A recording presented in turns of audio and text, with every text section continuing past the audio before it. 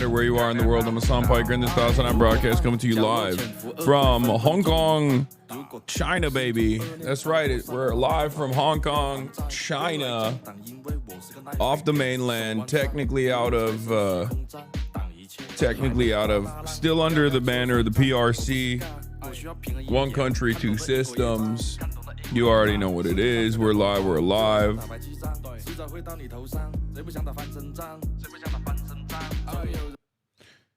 Zohran rizzed up Donald Trump as I fucking called it. I told you. It was a lock from a mile away. Did I not tell you that Donald Trump is a man who actually loves charisma, who actually fucking appreciates someone's telegenic presence? I fucking told you. I told you. We're going to be watching that right now. Obviously, I missed it live because I fucking fell asleep. I'm so mad. Because I literally prepped for this moment. I only saw a couple pieces of it. as soon as I woke up. But I knew exactly what it was going to be like. I'm skipping the fucking personal news. I'm going right into it. Because dude, Zohran rolled a natural 20. Holy shit. Did not expect him to go that hard. Brother. I fucking told you. Oh my God, I told you. You're sick? I'm sick in the head, dude.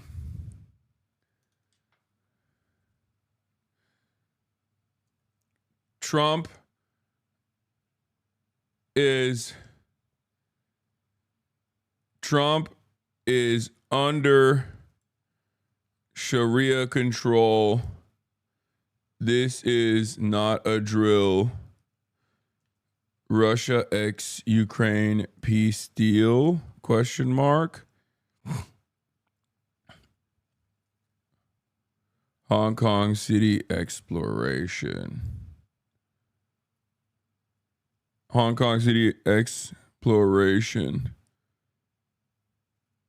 Later.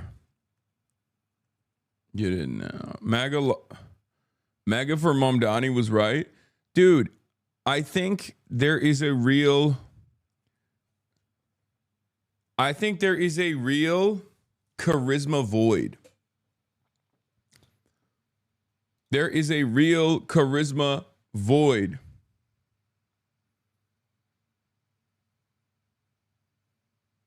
Okay, there is a real charisma void in politics. And Donald Trump is low-key not devoid of motion for that reason, because he has charisma, like for his base especially, right? So he definitely recognizes that. He definitely appreciates that. Bro, I think you or me could charm the fuck out of Trump. I think so too. I think people who are capable, you don't have to like roll a nat 20. I mean, Zohran is uniquely charismatic, but like what's really interesting about this is that you don't really have to roll a nat 20. You could just be like kind of normal and it does wonders, especially for a guy like Trump. Because think about it. Every guy he deals with on a fucking daily basis is like Lindsey Graham. And if every person you see is like Lindsey Graham or annoying sycophantic brown nosers who don't have any sort of motion whatsoever, and JD Vance, yeah, Zohran Mamdani's gonna look like a sex god, dude. On the Democratic Party front, if the people that you're dealing with are people like Hakeem Jeffries and Chuck Schumer, you're going to meet a guy like Zohran Mamdani and be like, oh my God. He's not like particularly, I mean, he's a charismatic guy, but he's not like, you know, I wouldn't even say that he's like Obama level. Maybe he's Obama. Maybe he'll get there eventually, but you have to remember, Donald Trump likes Bernie, or thought Bernie was a very big threat, right?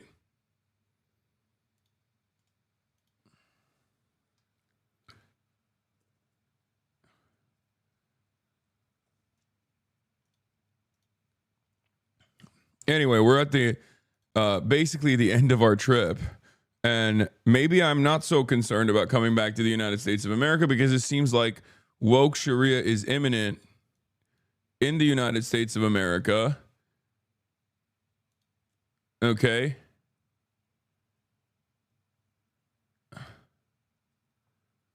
Zohran showdown with Trump.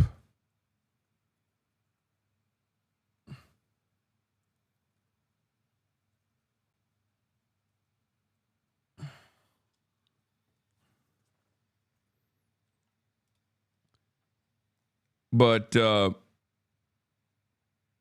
anyway, here, I'm blasting off already. I'm going to go right into it. European chatters going to sleep at 11 p.m. and waking up at 8 a.m. just to see Hasan still streaming from China.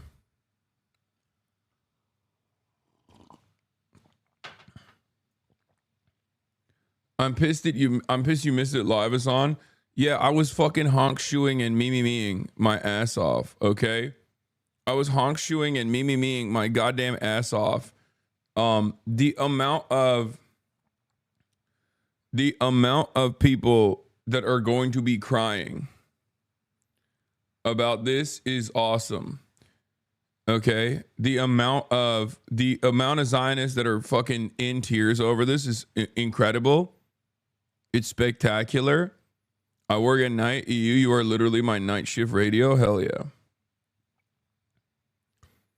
All right, let's just get right into it. This comes as Jeffries and Dem leaders voted to condemn socialism. Yeah. They fucking suck. Who cares? They can suck me. Okay. Meeting, a really good, very. I'm diving right into it because there's so much to talk about here. This city of ours that we love to do very well, and I wanted to congratulate the mayor. He really ran an incredible race against. What is this? Caroline was streaming still like 4 hours ago, Lamau. Yeah, I went to bed at 9 o'clock last night. Straight up. I went to bed at 9 p.m. last night. I got back. We ended the stream and I instantly knocked out. And I could not wake up until like, I just straight up could not wake up until 5:30 p.m. or 5:30 a.m. Sorry. Yeah, it's Saturday here, 11/21/2025. Or no, sorry, it's Friday, November 21st, 2025 over there, 2 p.m. local time. It is 6 a.m. Saturday, 22nd, 2025 here in Hong Kong. Apparently Austin got catfished. Why the fuck do you guys know that? I suspect he's just like documenting everything that he's doing on the fucking Discord. That's probably why you know what's going on there. But yeah, I'm diving right into it, baby. I'm diving right into it. We got to get into it. This is so fucking... Dude, I was late to this because I just saw the TikToks Trump talking well about Mamdani, which is a W, so I'm excited to see your opinions. I mean, don't... Make no mistake, this is not real, okay? This is not going to be... Will Neff leaked it. Oh, it happened on Caroline's stream.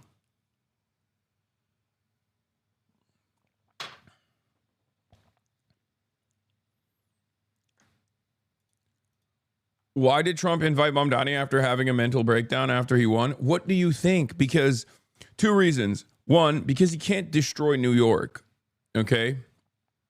For his own personal... He can't destroy New York because that's where he's from. And also because Zohran Mamdani is the mayor of New York. And Donald Trump also has to literally... Like, Donald Trump is a good politician partially for this reason, okay? I hate him. I disagree with him. I think he's a clown. I think he's incompetent. I think he's an animal. I think he's a fascist. However, he is a quote-unquote good politician if you recognize that he is getting whatever his agenda is across, right? He gets to dominate. He gets to do whatever the fuck he wants. And a part of that is because he has an eye for talent, right?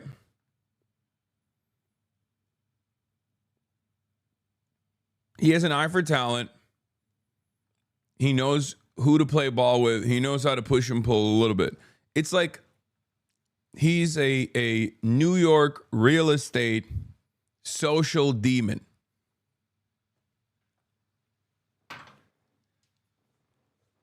He likes to be around people that he thinks are cool. He recognizes game. He is, after all, like in his life, the only thing that he's been successful at is reality TV show guy. Okay? That is the only thing he's been good at.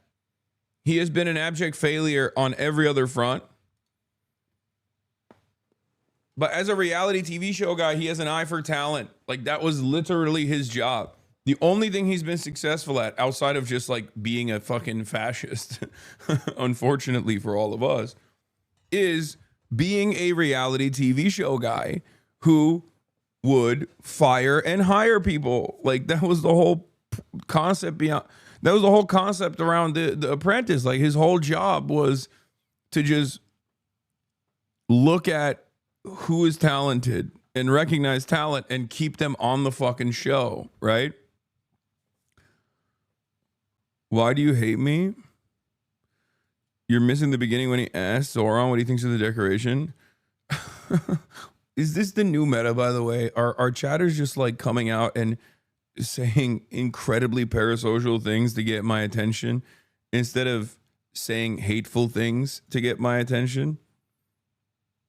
Is that what's going on? Is that the new meta? Because I really hate it. Why are you talking and not pressing play on the conference? A lot of smart people, starting with the early primaries against some very tough people, very smart people. And he beat them easily. And I congratulated him. And we talked about some things in very strong common, like housing and getting housing built and food and prices, and the price of oil is coming way down. That anything I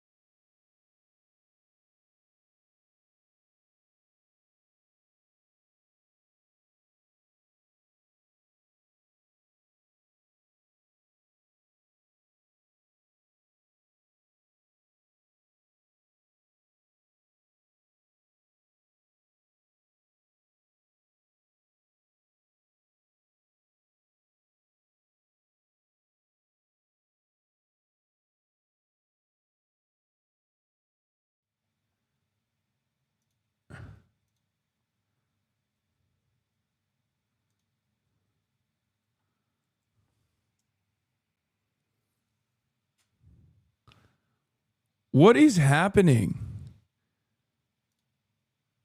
What is happening? What is going on?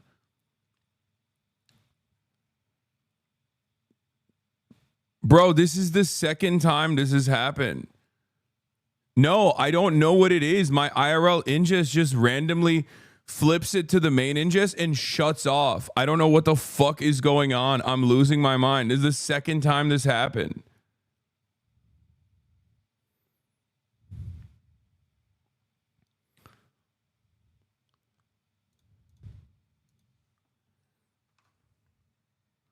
No, this is not the internet. This is not the internet.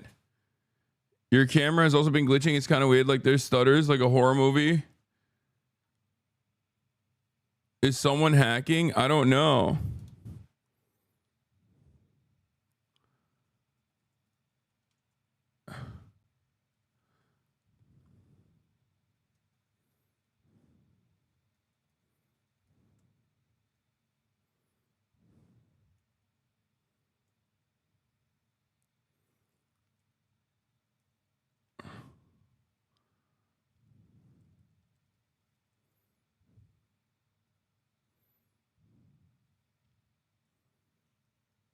You're scaring me, Hasan.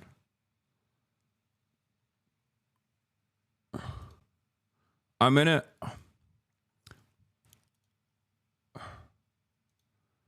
I think you set up your sentences to LA infrastructure. Okay. I don't know what it is. This is just like a very big problem. For the record, this is a huge issue because the internet is fine. Bro couldn't even go to the toilet without a glitch happening. No, it's not. I didn't even go to the toilet. I was in the room, Chad. I was fucking making coffee. This happened yesterday as well. Remember when we went to the dim sum place? Bro, we do not care. Just move on. Man, shut your bitch ass up. Shut your bitch ass up, okay? Bro, we do not care. Move on. Suck my fucking dick. I have to explain to what I'm explaining what is taking place. This is the second time it happened. It happened yesterday as well.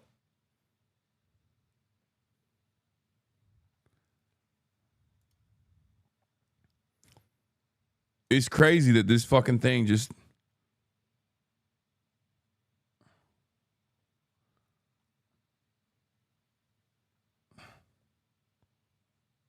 Anyway, I'm glad it happened now. It cut when your fat ass stood up. Shut your bitch ass up too.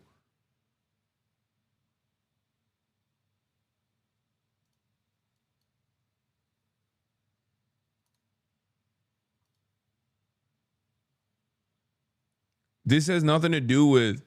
This has nothing to fucking do with the internet. This has nothing to do with anything. The internet's fine. This happened when I was away from the computer as well.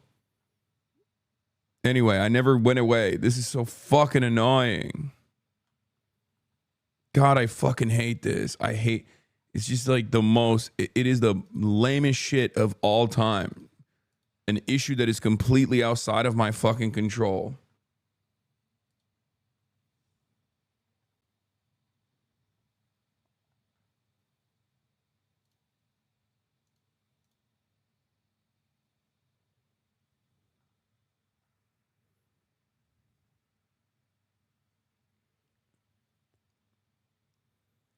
No, it's not Twitch End. It's not Twitch End. It's IRL Toolkit. It's IRL Toolkit.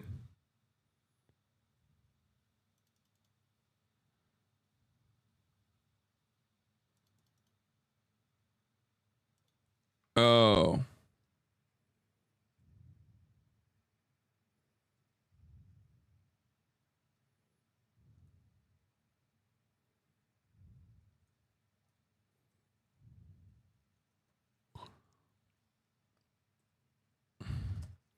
They're saying it's because it's trying to get to the BDB destination.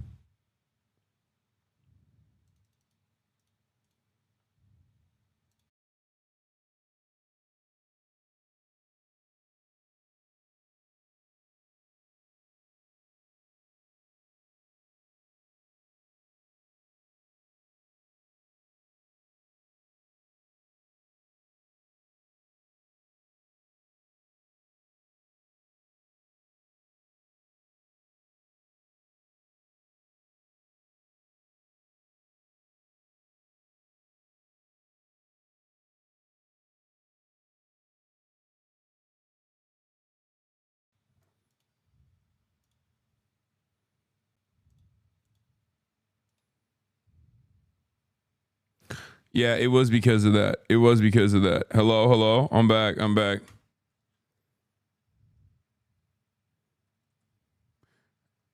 No, it was. Chat. It was because of the BDB destination. It was. It was breaking the stream.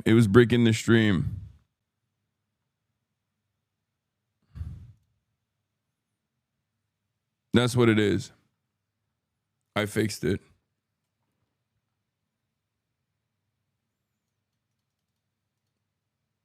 Ethan on everything called you Joseph Stalin. What do you have to say? Joseph Stalin.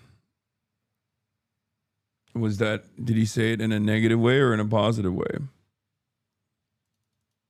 You can't have both up.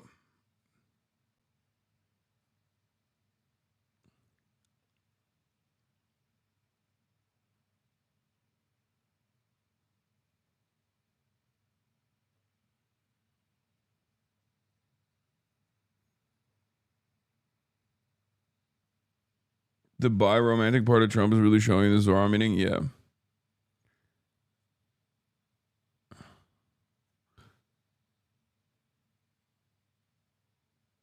Who's Ethan on everything?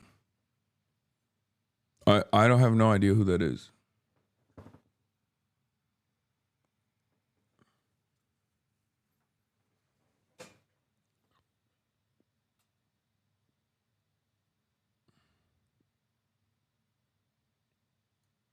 Ethan?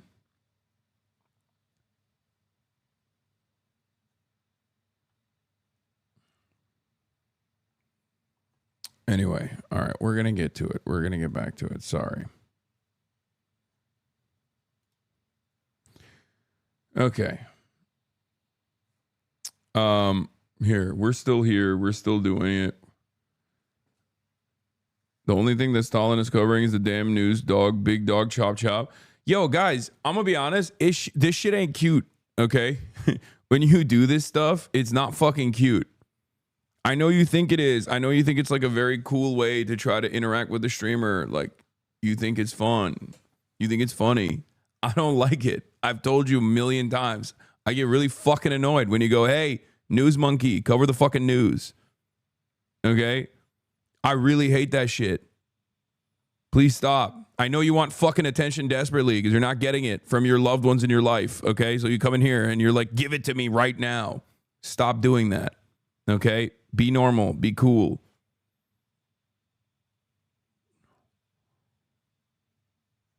I hate that shit. Yeah, even when people say move on, move on, move on, move on. That shit annoys me too. Just wait.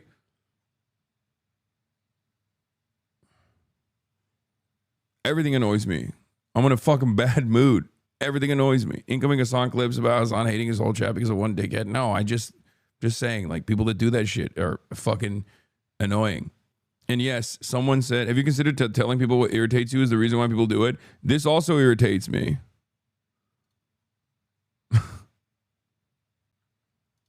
You referred to Mr. Mamdani as a communist. Could you describe why All right. you feel that way? I'm going to get my coffee. I hope the stream doesn't fall apart again. Stop him from arresting Prime Minister Netanyahu if he visits New York? Well, we didn't discuss your second part of the question. And on your first part, I mean, he's got views that are a little out there, but who knows? I mean, we're going to see what works, or he's going to change also. We all change. I changed a lot. From when I first came to office. It's now quite a while ago. It's quite a while. My first term was great. We had the greatest economy in the history of our country. We're doing even better now. We're doing much better now than we did even the first term. And I can tell you some of my views have changed. And we had discussions on some things. I'm not going to discuss what they were, but that I feel very confident that he can do a very good job. I think he's going to be. I think he is going to surprise some conservative people, actually, and some very liberal people. He won't surprise them because they already like him. And Bro, he's glazing Zohran. Of course he's glazing Zohran. It's the same reason why he always talks about how he likes Claudia Scheinbaum. Says like she's a very powerful lady. Very powerful lady. Very powerful. This lady, she's got power. She's very good. Donald Trump recognizes someone with talent and instantly, anyone with talent, anyone with power, anyone with something that they have offered to Donald Trump, he loves them. It could be an Arab sheik who's giving him $10 billion.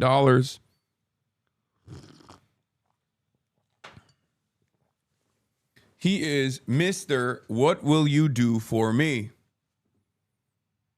He also, and I think Michael from Pennsylvania is right when he says this, he is a New York nationalist. I think Michael from Pennsylvania is absolutely correct with that statement. He likes charisma, and he also really loves New York. This was part of the reason why I thought there was no way he was going to actually cook New York.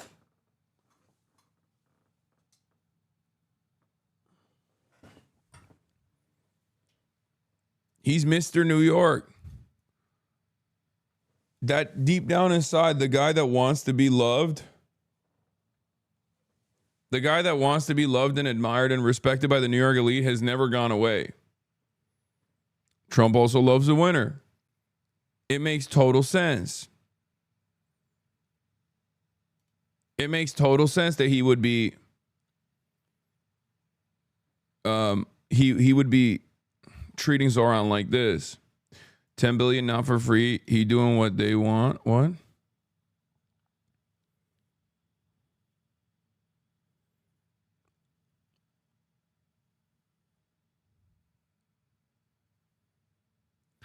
Does this worry you that Zohran is moving to the center?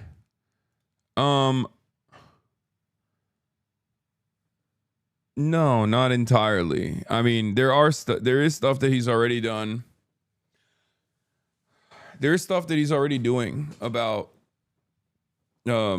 like Jessica Tisch, like keeping Jessica Tisch on board, and things that I disagree with him on in terms of like how he has dealt with the Chiose situation.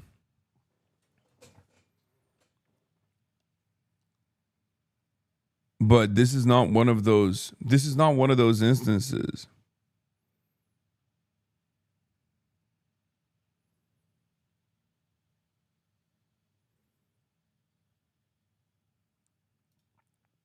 But like I said, only time will tell. Remember, this motherfucker's not even the mayor yet. Like, he's technically not even the mayor yet. He's the mayor-elect, right? Wait till January for him to be mayor first.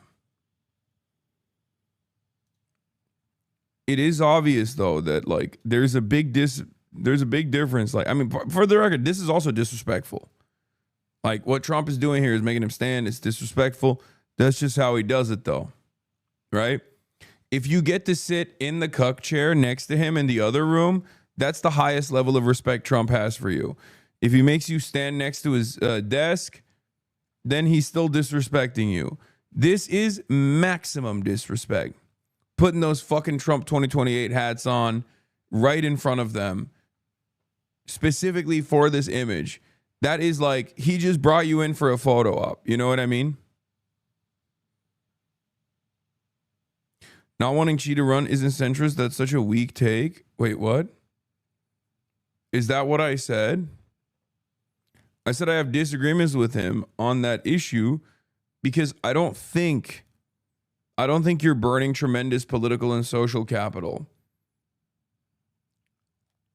I think as far as the opportunity goes, as far as the timing of it, I think the momentum is there, and I think the weakness is there, especially on the national front. So I don't think it's as big of a long shot as the way these guys see it. In spite of Hakeem Jeffries' overwhelming popularity in his own district.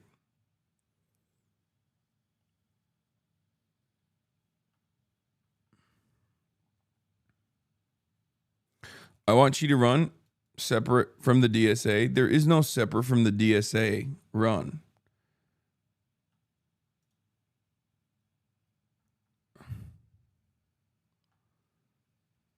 Anyway, let's continue. It sounds like you had a productive discussion, but just days ago you referred to President Trump as a despot who had betrayed the country. You said you'd be his worst nightmare and accused him of having a fascist agenda. Shaking hands and smiling with the man who oversaw the genocide you campaigned on opposing is disgusting, no matter how much of a power play it is. Wait, what? Dog, what the fuck are you saying? He's the fucking president. What are you saying right now? Yo, y'all need to fucking wake up, okay? Some of you unironically behave in the crustiest, most anarchist, most fucking unbearable, hyper woke, rad lib loser ways possible. That's the fucking president, okay? If the Hamas political bureau can sit across the fucking table from dudes who called the assassination of their children a week prior, then you have to develop a better understanding of how this stuff works. Okay? What the fuck are you talking about? Donald Trump is saying he's going to shut off money flowing into New York City. You have to talk to the president. That's so, oh my God, I'm losing my fucking mind. I'm losing my mind at the insanity. You have to be 12, right? Like, this is the, you know how we always say, oh yeah, that's funny, you're 12, when we talk about like Republicans. I think that's like the left's version of being 12. The left's version of being 12 is when you're like, oh, excuse me, I can't believe you're platforming Donald Trump. You know what I mean? Like, that is your version of being a fucking 12-year-old.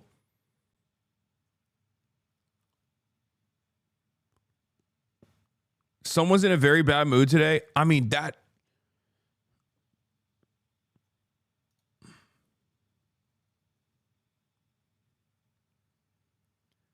I'm sorry. This is, when I see chats like that, I do understand why so many of these fucking annoying liberals are constantly talking about how unrealistic my worldview is about politics or whatever, because they met someone like that in the wild and they just have never watched my stream, I guess. So they fucking automatically assume that that's the type of person that I am, I guess.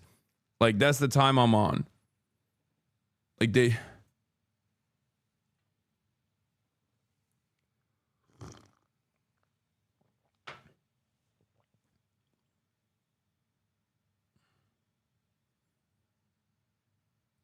Brother, he's got a responsibility for, you know, what, 7 million? How many people live in New York?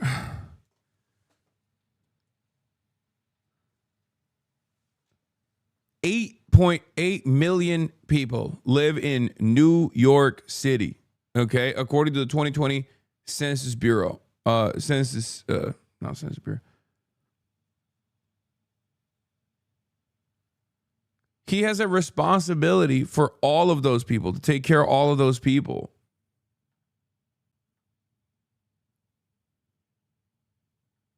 You sound like a Cory Booker voter right now. This is your liberal take, bro. You're a liberal. Man, shut your bitch ass up. Shut your bitch ass up. Shut your bitch ass up.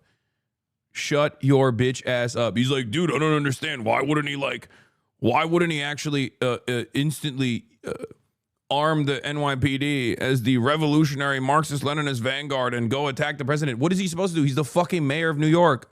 Shut up. Shut the fuck up. You are stupid, and you need to know you're stupid. If that is your take, you are a stupid person, okay? And you have to also understand, like, what do I always say about fucking Chuck Schumer and Hakeem Jeffries? I'm never like, oh, I can't believe they're meeting with the president. I'm saying, I can't believe they're not actually dealing with the president. You are 12. You are 12. You're a 12-year-old. You have to be a 12-year-old.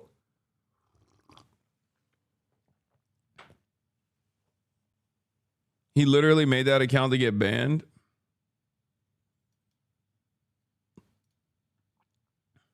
Yeah, he should have just like tried to. He should have tried to engage in fisticuff. My contribution to the revolutionary cause is accusing other people of being liberals online. I'm doing my part. Yeah. No, people don't understand politics is not even the case. Like, they have a childlike brain, a childlike sense of wonderment, and a childlike brain. That's what it is.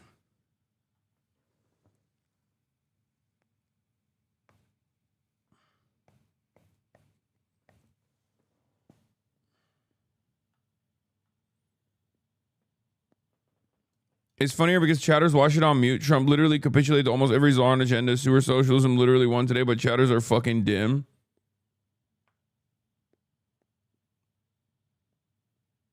I'm telling you right now, I think it's mostly because I think I'm still cynical of Donald Trump. I think he recognizes talent, he recognizes charisma, and he wanted to lean into it. But I don't necessarily think that this will yield super positive results or anything. But we already saw this. What? These are liberals chat, nah, Hasan. To be clear, I oppose socialism in this country, but I voted no on HCR 58 as it fundamentally is dishonest. Words matter by falsely equating socialism with communism. This resolution attacks some of our closest allies in comparison with communist tyrants like Stalin and Pol Pot. Yeah, like these are the guys.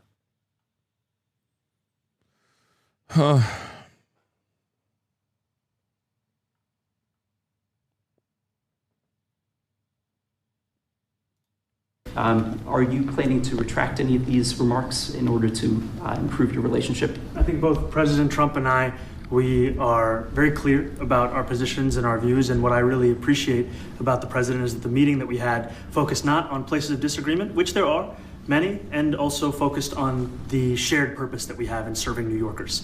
And frankly, that is something that could transform the lives of the 8.5 million people who are currently struggling under a cost of living crisis, with 1 in 4 living in poverty.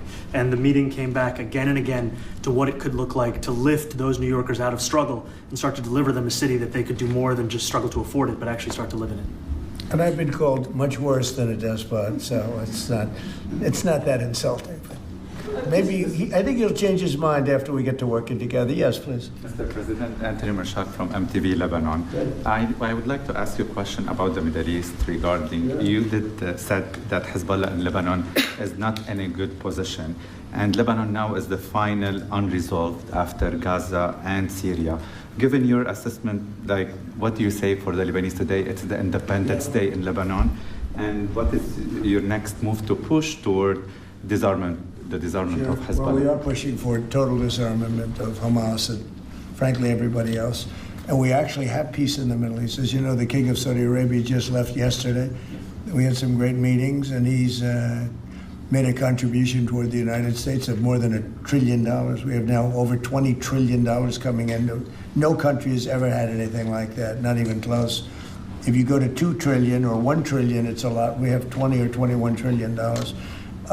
Yeah, I want to issue a trigger warning, everybody. I'm platforming Donald Trump, and I want to apologize ahead of time. I want to do a land acknowledgement. This is stolen land. I know I couldn't do land acknowledgement 2 days ago because we were in mainland China, but today we can do a land acknowledgement. You know, this is technically a British colonial outpost here. It's stolen land. You know, just let you know that I apologize for that. I apologize profusely for my legitimization of fascism. And I apologize even for Zohran Mamdani, honestly, who also is, I platform Zohran Mamdani, who's platforming Donald Trump. And I'm also in the process of platforming Donald Trump. So I just wanted to say I'm so sorry.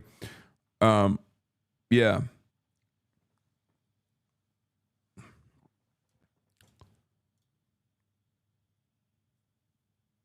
I thought Zohran was cool, but thanks for introducing us to your personal friend Trump. I take platforming of him as an implicit endorsement. Yeah. Just wanted to say. I wanted to. So performative. Where's your tea, though? Yeah.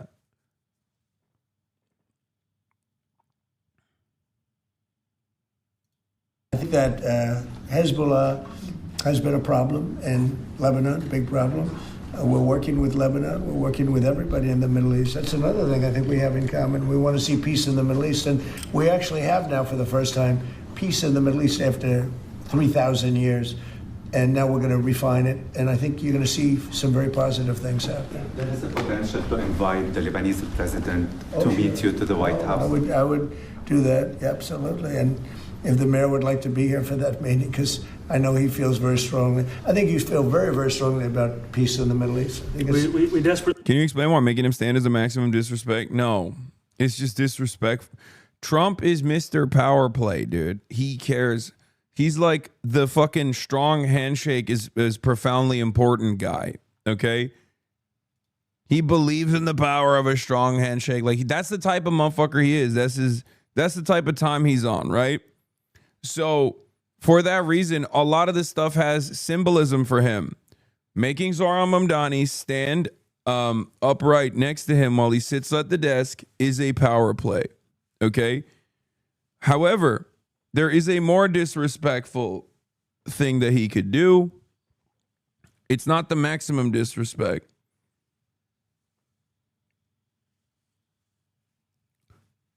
Like at least he's like making him respond to questions and stuff instead of just like making him stand there quietly, you know? I think part of the, or you know, using him as isn't all that kind of gay law? I mean, it's like old school businessman shit, like boomer parents that talk about the importance of a fucking strong handshake. Like that's,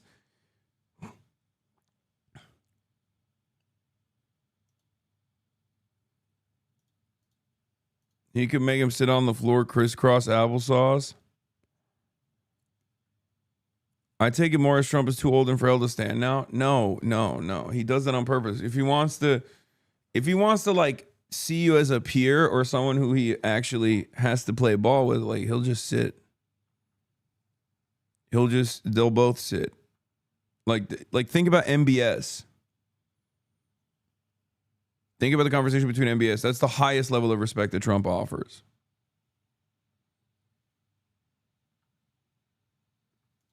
And that's something that I shared with the president, that when I spoke to New Yorkers who had voted for the president last November on Hillside Avenue and Fordham Road, I asked them why. I heard again and again two major reasons. One was that they wanted an end to forever wars. They wanted an end to the taxpayer dollars we had funding violations of human rights, and they wanted to address the cost of living crisis. And I appreciated the chance to discuss both of those things. You said a lot of my voters actually voted for him, and I'm okay with that. I have this hat as well. I'll do that. I'll sign it. Give it to me. I'll sign it in a minute.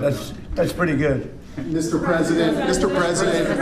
President, you've threatened to send federal troops to New York City. You both have differences when it comes to ICE agents in New York City. Mr. Mamdani, you've called ICE a rogue government entity. I wonder how you reconcile your differences on both of those issues. Well, I think we're going to work them out, and I think that if we have known murderers and known drug dealers and some very bad people, you know, we want to get them out. And the mayor wants to have peace. We discussed this at great length, actually, maybe more than anything else.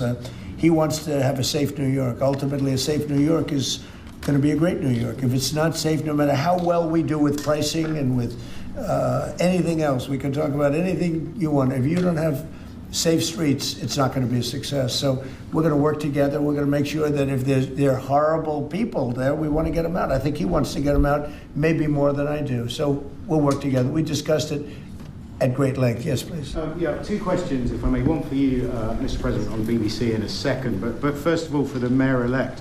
You're both from different parts of the political spectrum. You're both populists, though, and I just wonder to what extent the president's campaign style, his techniques, his social media use inspired any part of your campaign. Well, I actually told the president that, you know, so much of the focus of our campaign has been on the cost of living crisis. And when we asked those New Yorkers who had voted for the president, when we saw an increase in his numbers in New York City, that came back to the same issue: cost of living, cost of living, cost of living.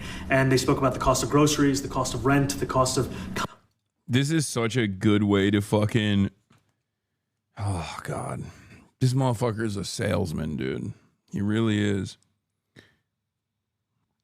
One of the best ways to convince a person is not to force your opinions down their throat, but it's instead to make it seem like they came to this conclusion.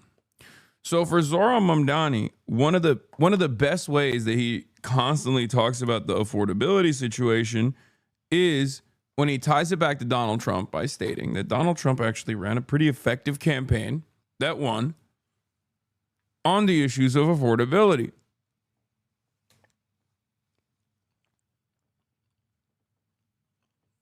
He makes it seem as though they are completely aligned on this issue. Now, of course, Donald Trump hasn't done dick about affordability, but it's also true that he actually ran on affordability. So Trump knows that this is successful. Trump knows that this is an issue that he has to address. So he can't just fucking sit there. He can't just sit there and be like, no, I don't care about affordability. He hasn't figured out a way to cut away on that a 30 milligram you just threw in. You think there's 30 milligrams Zins? I mean, there might be, but no, I'm using American Zins. It's 3 milligrams in the morning And then 6 years later. So it is an incredibly... Did they have Zins in China, or did you secretly export those? I very openly exported them. And not exported them, I just brought them with me. And I consumed virtually every single one. There's like 2 Zin tins remaining.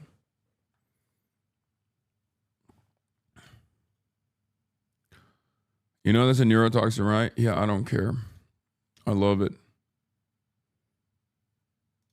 The cost of childcare.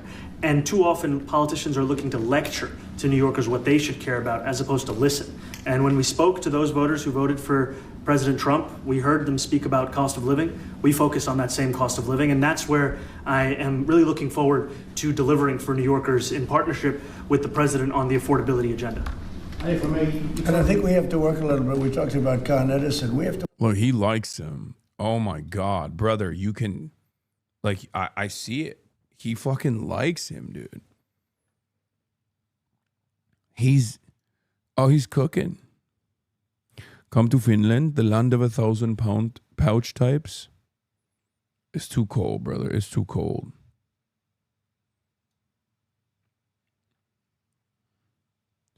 Trump is in a unique predicament because he's obviously withering away with his support in his base. He has to beef up his populist bona fides.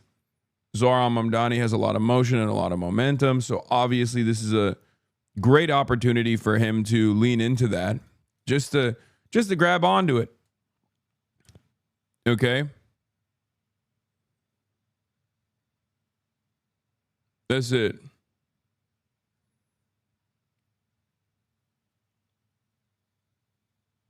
He also, I think, sees this as a decent opportunity to drive a bigger wedge in the Democratic Party.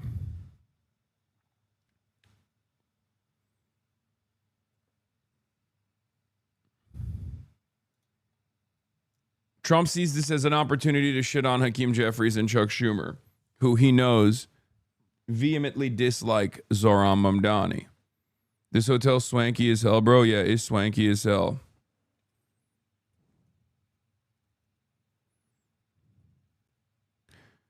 He has a unique eye for talent. Trump loves winners. He has a unique eye for talent. And he knows this will make the establishment Dems look horrible. He'll continue calling Zohran a communist. He'll continue calling Zohran a communist the next day. But for now, your hotel rooms are getting progressively smaller from Beijing to Hong Kong.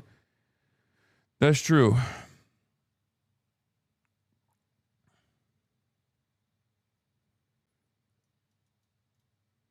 You haven't gotten to the best parts? I'm going to get to the best parts.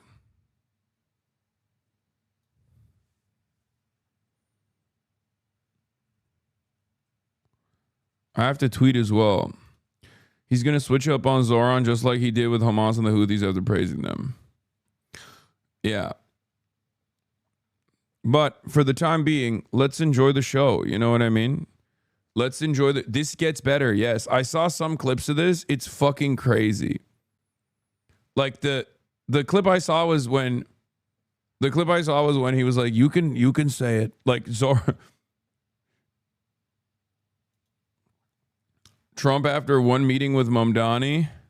I've been taken up to the third heaven. I've been jacked into the big point. Yes. My fucking favorite meme. Let's go. Oh, no. Yes. Wow Mao. This is the greatest thing that Wow Mao's ever made. I've seen it. I can't even compute all of it. It's so fantastical. You've not seen nothing. You ain't heard nothing. You ain't smelled nothing like this. I don't have words to tell you. But I tell you, anybody tries to get in the way of the incredible plan the big guys got for us has got me pissed, and I'm just begging to stay on the team, man. Just put me in the game, Coach. Whatever you say, Coach. I know I'm weak. I know I'm pathetic. Man, you're amazing. I'm so lucky you made me. What do I do, Bob? Like a hunting dog, man. Just take me out of the house. Just turn me on them. Just tell me what I got to do. Tell me how I serve you. Tell me what I can do for you right now. Woo! Bro, that's... Yeah, no, that's how I... Brother, I'm going to be honest. Past 10 days in the People's Republic, that's the timing I'm on right now, okay? I'm like a hunting dog, Coach. Put me in. How would you rank your trips? I mean, this was such an incredible trip, dude. It was such a fucking incredible trip. I love China. Like, it's so sick. If you have spent enough time in this community, by the way, I will say visiting China is not going to surprise you too much. There are some aspects of China that will surprise you, I guess, but like when you visit China, you'll be like, oh, this is exactly what I thought it was going to be like. And it's mostly positive. How excited are you to be coming back to the good old USA? Oh, come on.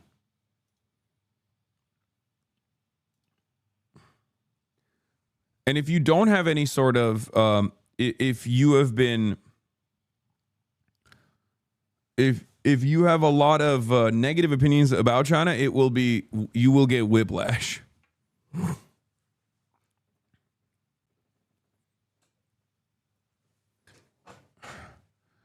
If you have negative opinions about China, if you're on like mainstream media time on China, you will be like, what the fuck is this? What the absolute fuck is going on? Now you see the contrast between mainland China and Hong Kong. You should understand what capitalism under the one country, two systems policy has brought to Hong Kong, and the impact of former colonial rule in the city is still quite severe. But don't worry, the policy of keeping Hong Kong capitalism unchanged for 50 years is only 20 years left. I don't even know how that integration will work, for the record. I was thinking about this quite a bit last night.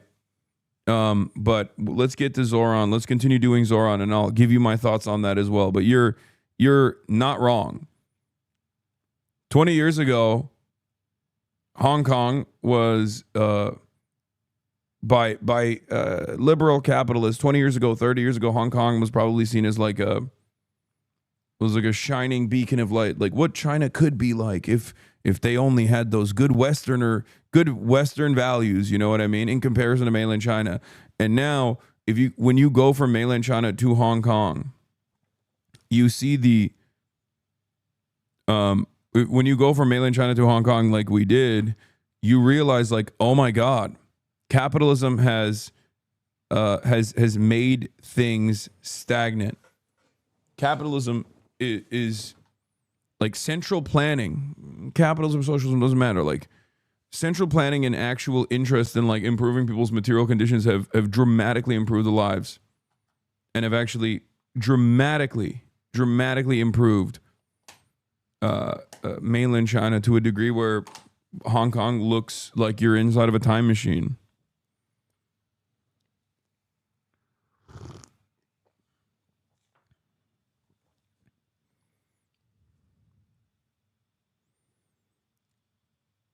It's crazy. Anyway, let's continue. A little bit on getting the prices, because, we've gotten fuel prices way down, but it hasn't shown up in Con Edison. And we're going to have to talk to them. If we're sending them fuel at a much lower price than it was a year ago, which is true, we have to get Con Edison to start lowering the rates. Absolutely. And if I may, last week you told me you were pushing ahead with your plans to sue the BBC for up to $5 billion. You're going to speak to Prime Minister Starmer as well. Is there any progress or any updates on those issues? Well, we get along very well with the Prime Minister. We made a deal with UK. I like him. He's a fine person. And, I think they have some big energy problems. They've got windmills all over the place. They're going to have to start using other methods because their energy is out of control. Should Mamdani be cozying up to Trump, though? He's not cozying up to Trump, man. Trump is the president. Zohran Mamdani is the fucking mayor of New York. Trump is the president of the United States of America, which also happens to be the president of New York City, okay? When you are the president, it's kind of like the mayor, but for everyone, okay? Since we have an interesting way of analyzing things here, I'll simplify it for you. Zohran Mamdani is the mayor of 8.8 million New Yorkers. Donald Trump is kind of like the mayor, but for 330 million Americans, right? Which includes Zohran Mamdani, for the record. Still doesn't justify platforming, though. Okay, you guys need to stop playing around, please.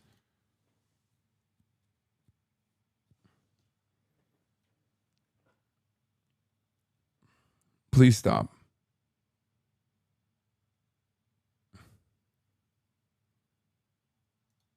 About in the UK, it's out of control, and he's got that problem. He's got a big immigration problem, as you know, and he's got a big energy problem. And we talk about he's a good man. Prime Minister's a good man. You have a chance to speak this week. I haven't spoken this week. Mr. President, have you spoken to President Zelensky, or do you intend to meet with him, President Zelensky, about your plan? Are you going to meet with him? I've spoken with their people. We have a plan. It's horrible what's happening. It's a war that should have never happened. It would have never happened if I was president, and it's a shame. And I thought they should have acted quicker. But it's a cold winter, and a lot of the you talk about utilities, but a lot of the big energy-producing plants have been under attack, to put it mildly, to put it nicely. Yeah, we have a way of getting peace, or we think we have a way of getting peace. He's going to have to approve it. Just so sad, so many people. You know, last month they lost 25,000 soldiers. This is something, we haven't seen anything like this since the Second World War. And they're averaging 6,000 or 7,000 a week between the two of them, dead soldiers. And it goes on, and I think they're getting reasonably close. But you are getting jealous of Trump, admit it. They are cute for real. Yes, I'm jealous of Donald Trump. Why is Chess sipping bleach? I don't fucking know. I will admit, maybe it's because like I'm in Hong Kong. But like, I mean, Hong Kong is so beautiful too, but I am a little excited to get back home and just like kind of whip my life back into shape and whip this community back into shape as well.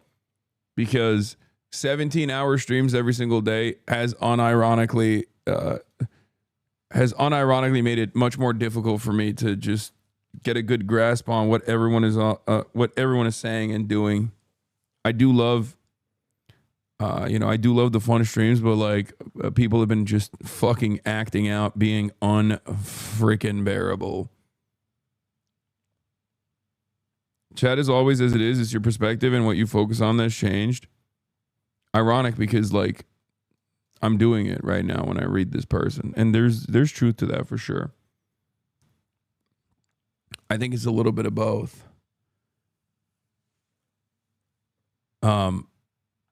It's a little bit of both. And for the record, I'm not going to take a vacation to do a reset after this because I'm instantly going to Ireland.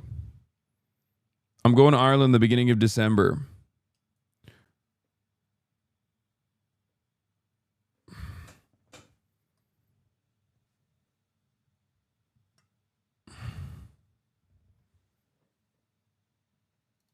I don't want to predict. I would have said that would have been one of my early ones. I did 8 peace deals of countries, with the blokes, including in India, Pakistan. You could even go. In fact, they're coming here in a week or two. Go to the Congo and Rwanda. That was 10 million people dead, and we worked something out on that. But so many, and the one I thought would have been for me, because I have a very good relationship with President Putin. I thought that would have been maybe quicker. But it does take 2 to tango, and now you just see all the death. And you know, it doesn't affect us other than the fact that we don't want to see all those people that really, it's on the other side of the ocean. It's a war that should have never happened. It did happen. I blame the person also sitting right behind this desk.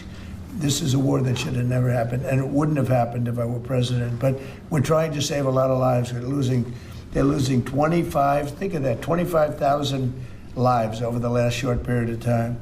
That's Ukrainian and Russian, and it's a shame. What happens if President? I want to ask the mayor-elect about a House resolution just passed overwhelmingly to condemn socialism, including with 86 Democrats, all of House Dem leadership, and the minority leader, Hakeem Jeffries, despite his endorsement of you. What's your reaction to that? I have to be honest with you, I focused very little on resolutions. Frankly, I've been focusing... Condemn socialism. I understand. I think the focus is on the work at hand. I can tell you I am someone who is a democratic socialist. I've been very open about that. And I know there might be differences about ideology, but the place of agreement is the work that needs to be done to make New York City affordable. That's what I look forward to. And I want to clarify your answer to Stephen Nelson. He asked about your comment calling the president a fascist, and your answer was, both President Trump and I have been clear about our positions and our views. Are you affirming that you think President Trump is a fascist? I've spoken about... That's okay, you can just say yes. Okay.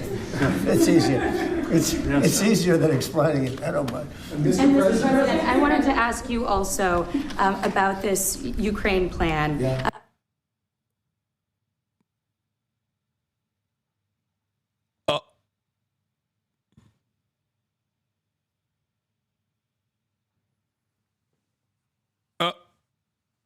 I don't mind.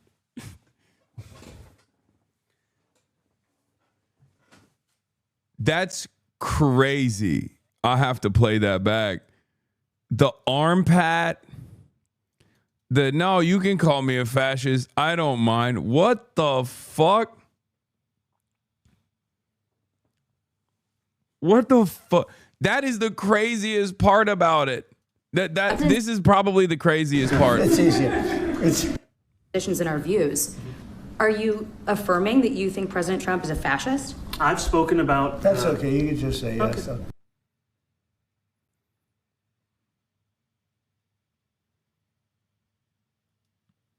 From here, Trump starts bouncing the right-wing reporters off left and right. Donald Trump stepped in front of the fascism question for him.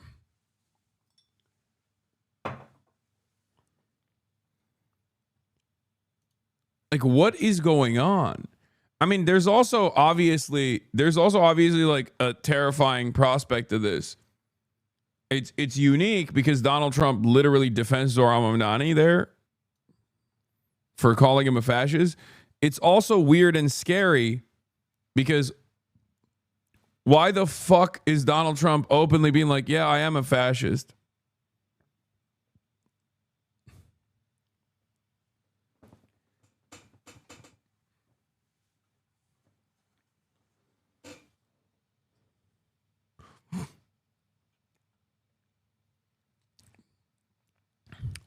That part is not great. Okay. It's easier. It's easier than explaining it. I don't mind. And Mr. President, I wanted to ask you also about this Ukraine plan. Yeah. President Zelensky said today that his country would risk either giving up a partner or giving up its dignity. There's been criticism that this deal proposal... He doesn't like it? It's unclear. He was sort of tenuous about it. He'll have to like it. And if he doesn't like it, then, they should just keep fighting, I guess. The suggestion that he made, though, was that if he doesn't accept it... Donald Trump is too dumb to know what a fascist is? No. No. That right there is actually deflating the term fascism. The reason, Donald Trump in that moment is basically saying, yeah, you don't have to, he's saying, he's giving Zohran an out and saying, you don't have to back away from your position here and make yourself look bad. You're a winner. This is your moment in the spotlight. I don't really care about this term at all. They just call me that, just like they call me racist, but it doesn't mean anything. Okay? That's most likely his belief system here. That's like, he's basically saying like, don't worry about it. Like, it's fine. It's not true, but you know, it is what it is type of situation.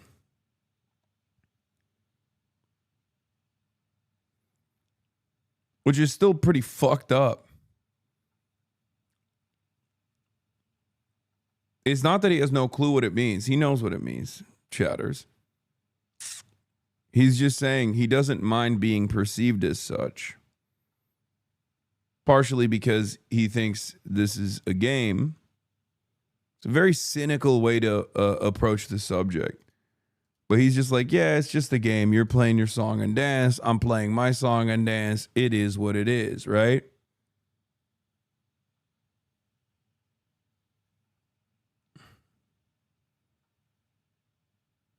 You're wrong. Trump is just looking at it as a bad word for politicians. Okay.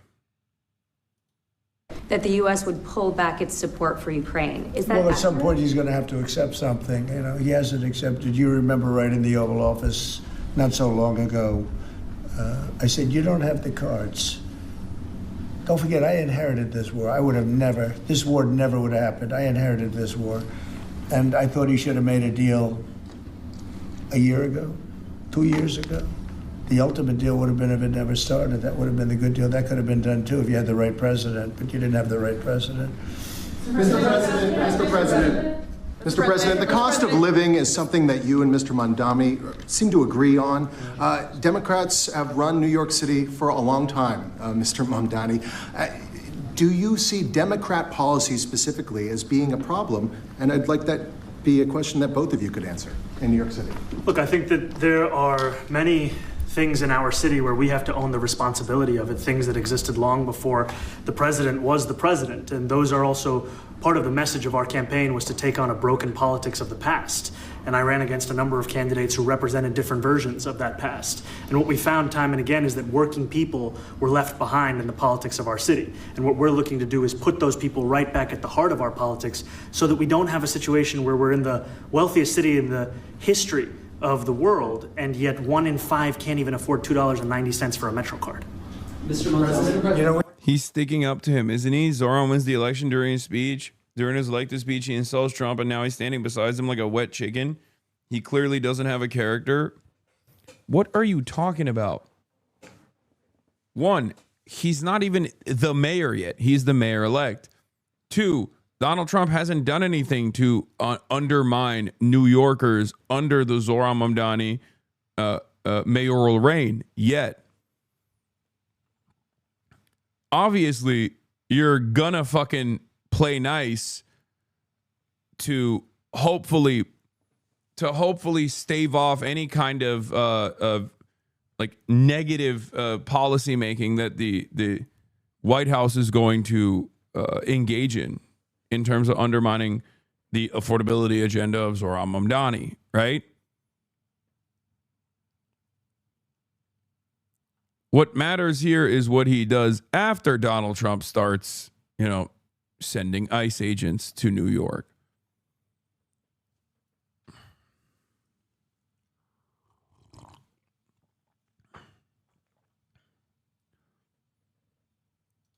We had some interesting conversation, and some of his ideas really are the same ideas that I have.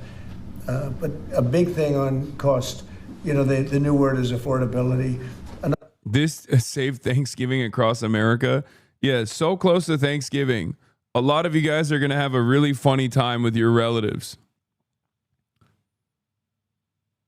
After months and months of Zohran Mamdani is a communist, it's terrifying. He's really bad. Donald Trump just basically deflates a year's worth of insane negative commentary and coverage from Fox News with one single meeting, with one single light tap on the shoulder. Donald Trump just basically came in and was like, no, this guy is handsome, he's funny, he's charismatic, he's going to do well. He calls himself a communist. It's all right. He calls me a fascist. I'm all right with that. We're just playing politics, right? Come on. We both love affordability, don't you think? Like, there is This is aura. Okay? This is just fucking, there's no other way to put it. You got a 34-year-old anti-Zionist, Muslim, socialist mayor of New York that was called a fucking terrorist, anti-Semitic terrorist, Islamist jihadist every single fucking day.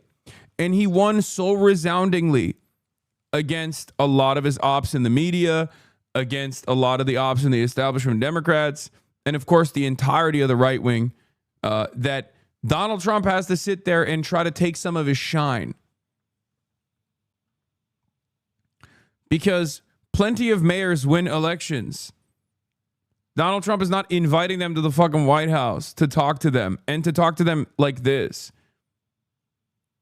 You have to think, why is Donald Trump doing this? The reason why Donald Trump is doing this is because he wants a little bit of that. He wants a little bit of that motion. Okay? That's it. He's low-key clout chasing Zohran Mamdani at a time when he recognizes his base of support is withering away. That's crazy. Where are all the Fox News commentators saying that Zohran was ammo for the right? What is the right going to say about him? I mean, they're going to go back to it. Trump is going to go back to it. Trump is going to talk about how Zohran is a fucking scary communist. It's really interesting, though, because I brought this up during the election as well, which is Donald Trump was obviously very aggressive about Zohran when he was running for office, but he wasn't as racist about Zohran Mamdani, ironically enough, as Andrew Cuomo was, as fucking Kirsten Gillibrand was. Kirsten Gillibrand says Zohran Mamdani wants to do Islamic jihad and kill all the Jews. Donald Trump never said that. Like, think about that. Isn't that fucking insane? I brought it up throughout the election cycle. I was like, Donald Trump, partially because of all of his dealings with, you know, all the Gulf leaders and whatnot, he sees Muslims as like magic money men. He was less aggressive about Zohran's background. He was less aggressive about Zohran's background during the election than fucking establishment Democrats were. Some establishment Democrats were way more racist about Zohran.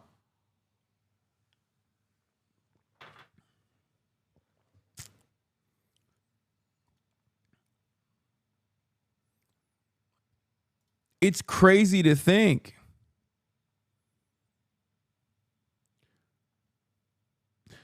I also do love this because this meetup, I'm sorry, this meetup absolutely bricks the brains of Hosberists.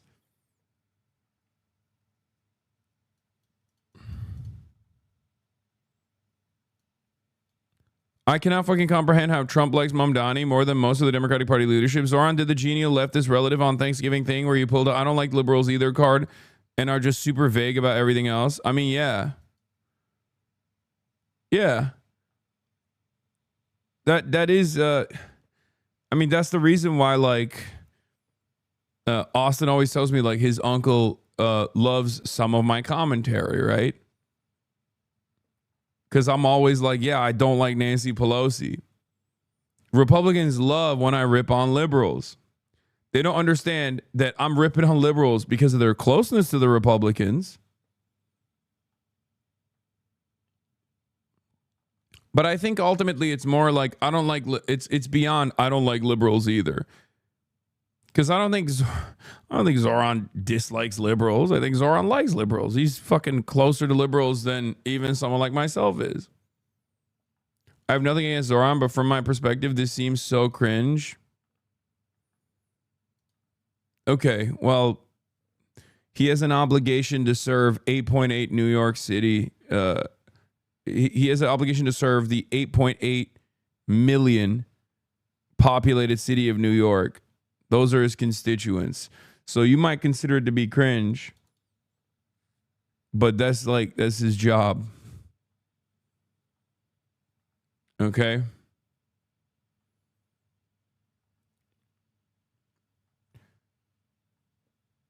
When you hit 30, you are chopped. You are cringe, but you are free. Thank you. I agree. But it's just groceries. You know, it's sort of an old-fashioned word, but it's very accurate. And they're coming down high. They were, you know, we had, both of us, we had the highest inflation in the history of our country the last 4 years under... You're blinded by IDPOL? Me? Blinded by IDPOL? What is the identity politics here?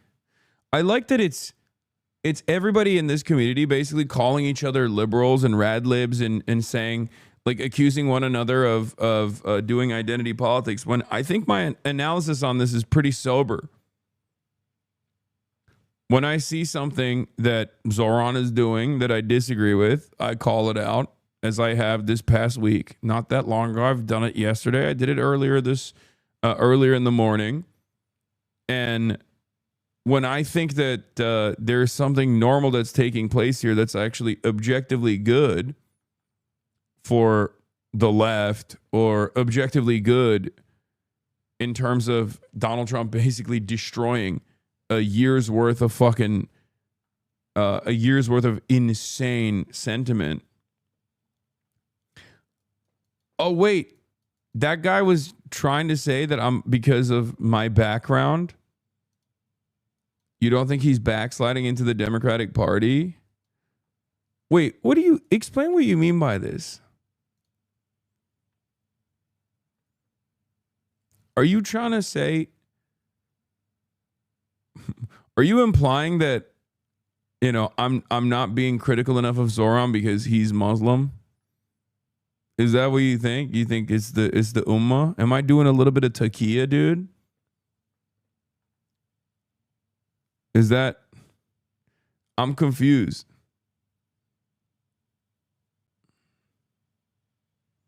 The fuck? You repeatedly say you like him because he's a 34-year-old socialist. Okay. This is not identity politics, you fucking baboon. I think there's a different reason why you would say IDPOL. That's ideology. The fuck? And Muslim, yes.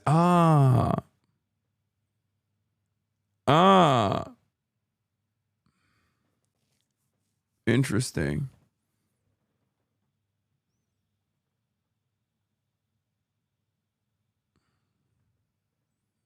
But only because you bring it up. So what was it when I said that I disagree with Zohran, and I think it's because he's green that he should not have immediately came out and petitioned against Chi Ose running? Was I able to break through the shackles of identity politics, chatter? You think I give a fuck about someone being Muslim? Okay, Mehmet Öz is literally not only fucking Muslim, but also Sunni Muslim and Turkish. Okay, do you think I like Dr. Oz? His name is my dad's name. Like, there's no more... I mean, I feel a sense of closeness. I must feel a sense of closeness to Dr. Oz, don't you think? He's Turkish. He's Muslim. You know? Why does it not work in the same way? I wonder if there's a different... I wonder if there's other considerations at play here, you know? All right, I was wrong, and I'm sorry for the generalization, but I still think the backsliding and we're not being critical enough. You're wrong. I am being critical of Zohran.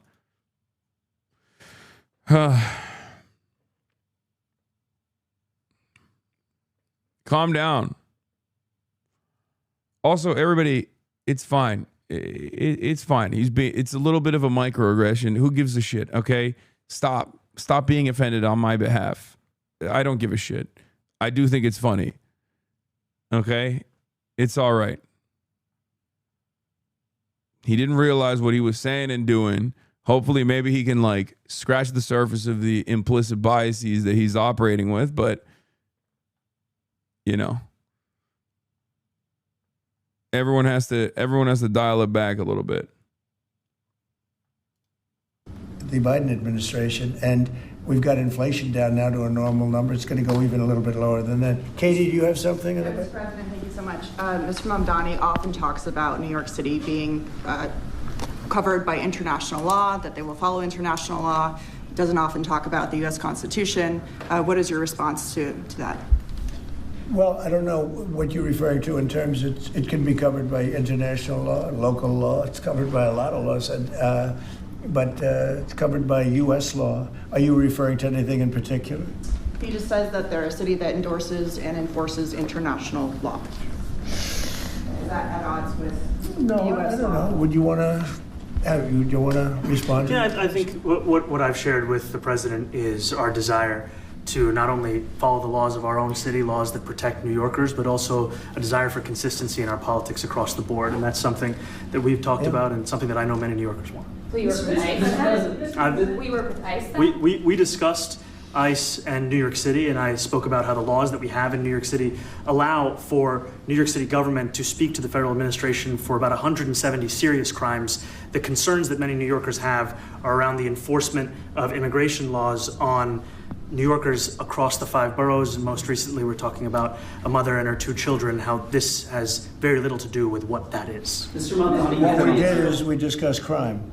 More than ICE per se, we discussed crime. And he doesn't want to see crime, and I don't want to see crime. And I have very little doubt that we're not going to get along on that issue. He wants to, and he said some things that were very interesting as to housing construction, and he wants to see houses go up. He wants to see a lot of houses created, a lot of apartments built, etc. And you know, we actually people would be shocked, but I want to see the same thing. Mr. Mamdani, Kind of fucked up for Zohran to not check in with HasanAbi's chat before meeting with the president just to see if it's okay.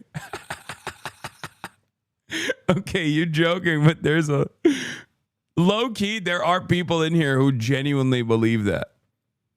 Like, there are people who are operating with that exact attitude where they're like, I don't understand what's going on here. Why didn't he fucking come to us? It's rude of him, really.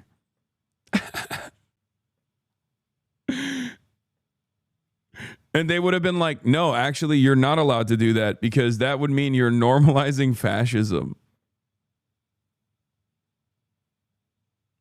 Yeah. Zohran Mamdani, the Hasan Pike delegation is cutting ties with Zohran Mamdani. Okay? The honeymoon period is over.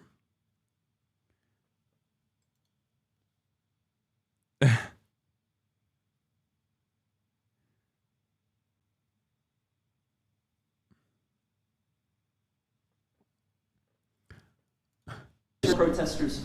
Jack? Yeah, Mr. President, I wanted to know one of the policies as well that Mayor-elect Mamdani talked a number of times about on the campaign was shifting the tax burden for property taxes from what he called minority communities to white-based communities and putting more taxes on white people. No. Jack fucking Posobiec is in that room. Are you fucking joking? Oh my God. Oh my God, dude. Ew, gross. Gross. Unacceptable. Switching up on Big Zo as soon as he found a bigger political streamer, Trump, to hang with. Yeah. No, he's the one who switched up on me. He forgot his day ones, dude. He forgot his day ones. That's what it is. Lunatic reporter, you cannot call him a reporter. He is at best a white nationalist Twitter poster, okay? I can't believe this shit.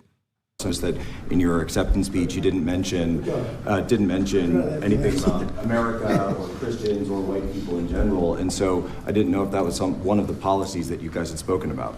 We focused on affordability. We focused on the cost of living crisis. What I will say is that I am very much interested in property tax reform because what we see right now in New York City is a system that is so inequitable that it can't even stand up in court.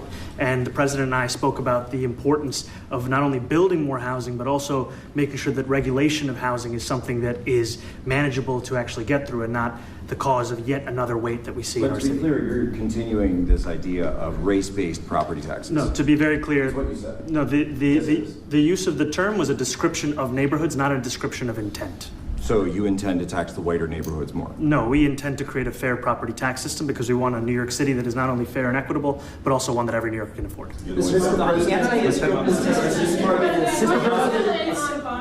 go ahead. Mr. Mamdani, anti-Israel protesters just targeted a synagogue in New York. Are you concerned about Jewish New Yorkers feeling welcome and safe in the city? And President Trump, you've threatened to cut off federal funding to New York City. What policies would prompt you to do that? Would that be city-run grocery stores? Would it be something else? Yeah, this is another thing that fucking annoys me to no end. Okay. Yeah, once again, another like Jewish place of worship being used to literally illegally sell stolen property on in the West Bank, in direct violation of New York City rules, in direct violation of international human rights, in direct violation of all the fucking laws. And then when people protest outside of it, everybody goes, oh my God, I cannot believe how anti-Semitic people are.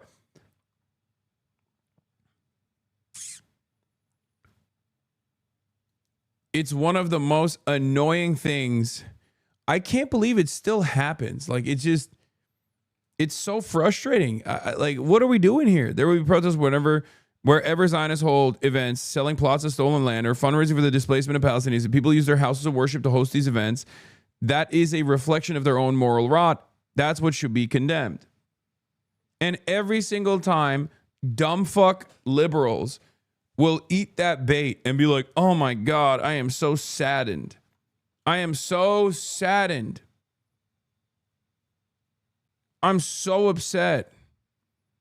Not at the fact that these guys are basically fucking violating every single rule and every single law and demonstrating one of the most like immoral things that you can do, like doing it in a fucking place of worship. That's not what's saddening for these people. It's the fact that people actually are criticizing it. It's the fact that people are actually protesting against it. It's like, shut the fuck up. Lock in, man. What do you think is the bigger problem here? The fact that people are protesting against like people selling illegally selling stolen fucking houses in an apartheid state, in a place of worship, or the people protesting against that outside of the place of worship? The fuck? Can you zin in China? Brother, I have never stopped zinning in China.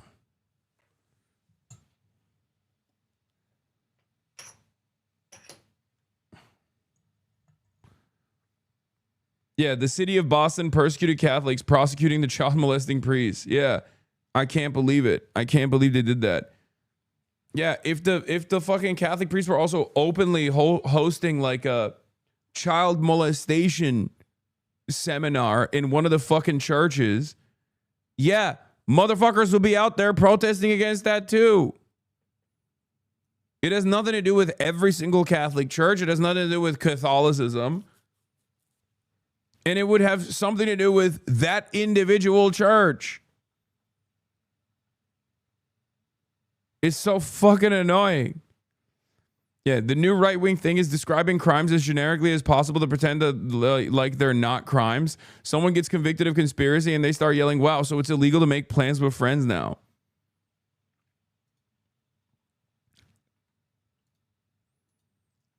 Text from a GOP operative on the Trump Mamdani meeting. To be honest, I think this pours gasoline on the internal war within the Dems.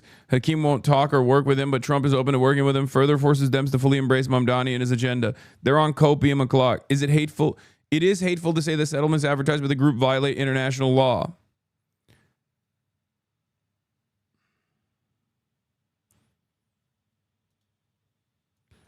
What is this? Can you look at my pre's comment? If it's not a good comment, I'm gonna fucking put you on a spaceship. What is this? Aside from Bernie Sanders, there's not even close to another politician in the country who could stand behind Trump in the Oval Office and defend humanitarian beliefs. Not even close. Okay, it wasn't good enough. Take a second off. Don't ever do that again. That was the fucking brilliant comment that you were like spamming me to read. Sorry for any typos. Okay, another second off. Now you're down 2 seconds.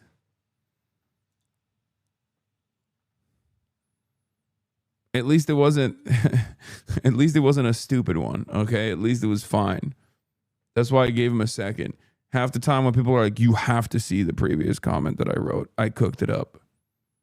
I cooked up the greatest comment of all time. And then it's just like the dumbest thing I've ever heard. At least this one was fine. It just wasn't as unique. If it's not a good comment, I'm going to fucking put you on a spaceship.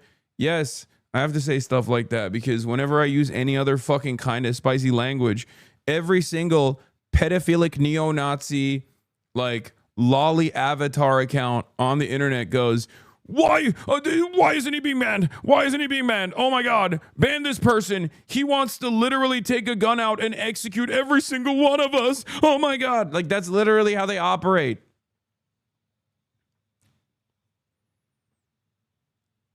I'm shaking right now. I literally heard this streamer say that he's going to pull a chatter out to the Times Square and execute him. Oh my God.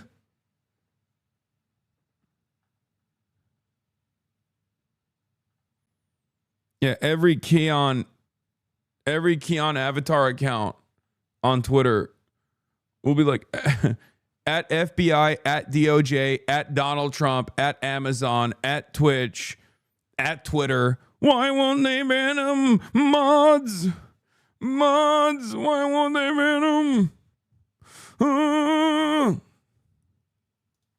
Well, I think if we didn't get along, whether it's cut off or just make it a little bit difficult or not give as much, we want to see, I use the term, we don't want good money going after bad, and we don't want that to happen. I don't think that's going to happen.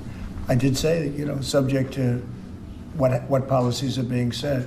We had a meeting today that actually surprised me. He wants to see no crime. He wants to see housing being built. Yeah, Dan Clancy is Hasan's handler. Exactly. Oh, Dan Clancy's Hasan's handler. Dan Clancy loves Hasan. He's just keeping him. He wants to see rents coming down, all things that I agree with. Now, we may disagree how we get there. The rent coming down, I think one of the things I really gleaned very much today, he'd like to see him come down, ideally, by building a lot of additional housing. Yeah. That's the ultimate way. He agrees with that, and so do I. But if I read the newspapers and the stories, I don't hear that. But I heard him say it today, and I think that's a very positive step. No, I don't expect. I expect to be helping him, not hurting him. A big help, because I want New York City to be great. Look, I love New York City. It's where I come from. I spent a lot of years there. Now I'm right here. We took a big setback with the mayor that we had, Dave de Blasio. I thought it was a tremendous setback. Yeah, once again, by the way, call of the year. Not the hardest one to make, but I told you he would have played ball with Zohran. And here he is, balling on it, okay? Here he is, playing ball. I did not expect him to cooperate like this. No, you don't understand Trump. If you thought that Donald Trump was going to go after someone like Zohran in a negative manner in person, you do not understand how Trump operates. Trump loves charisma. The reason why he invited Zohran Mamdani here. Yeah, the reason why he invited Zohran Mamdani here is because of this. Okay? Trump endorsed Mamdani before Schumer did. Trump was less Islamophobic to Zohran Mamdani during the campaign than Kirsten Gillibrand was, than Andrew Cuomo was. Donald Trump understands where to push and pull. That's why he won the presidency, man. He knows. He's a room reader. He knows who's popping. He's doing it because his base is frustrated at him with affordability, and he sees Zohran Mamdani's victory as an affordability victory. Okay? So he's trying to be like, hey, see, we're on the right side. We're on the right track. We're on the same side, you and I. It's pretty funny that some Hosburists are considering this to be basically October 7 all over again, by the way, which I'm going to get into in a second. But Yusuf Munayer's take on this. Zohran Mamdani, regularly slammed for being a political novice, just pulled off an absolute political masterclass. He requested a meeting with Trump, got Trump to endorse his efforts, and defanged the right's constant attacks on him. Absolute incredible stuff. And the reason this was possible is because Trump understands the political winds, where people are on affordability, and can't go against Mamdani, who has become the face of that issue for millions of Americans. Also, don't think Trump was not aware and not reveling in the fact that he was making the Democratic Party establishment come out looking like complete asshats, but they walked right into that one. That is exactly what's going on. Remember, Donald Trump never did the Donald Trump never did the Islamo-communist jihadist shit. He only did the Zohran is a communist, Zohran is a communist. Like, isn't that crazy? Do you not find that to be even a little interesting?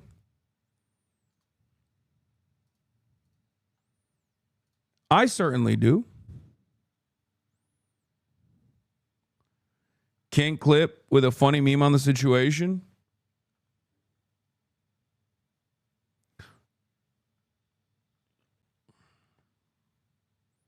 He did say he would deport him. Yeah, he called him a foreigner.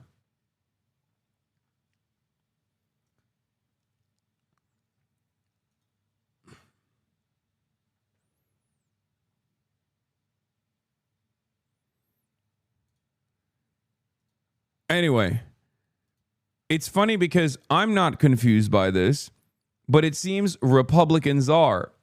And the reason why I'm not confused by this is because as a Trump stan, I understand him better than his own cult does.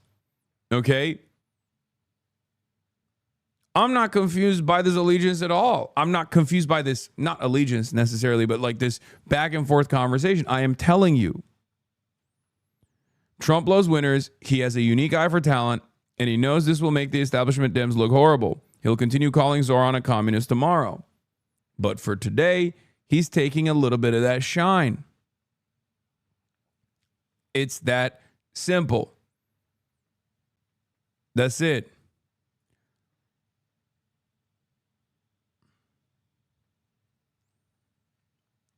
Like, Donald Trump also, you also have to understand, like, what motivates this man, right? What motivates Donald Trump?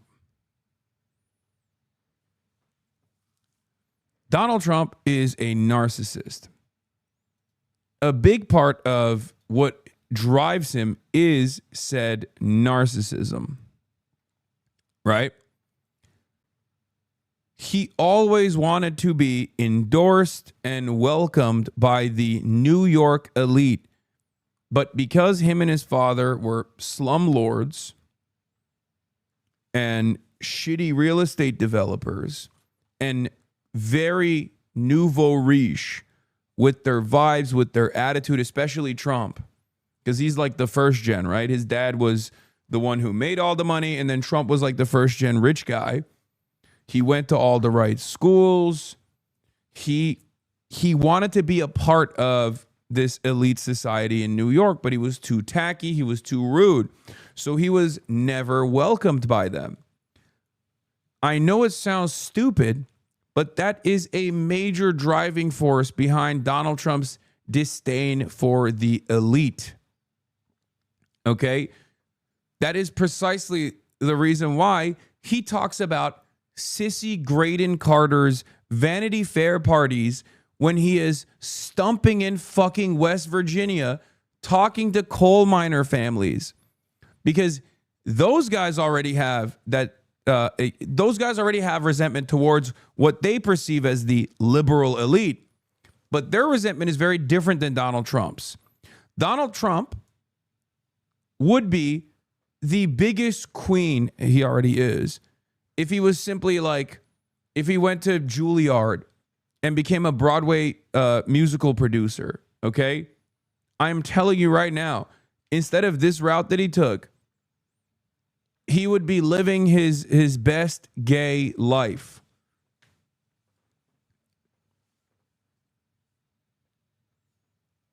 If he had taken that route and instead got welcomed by the New York high society, but instead that fucking drive for wealth and drive for power and endless need for acceptance and admiration unironically caused him to fail upwards and become the fucking president.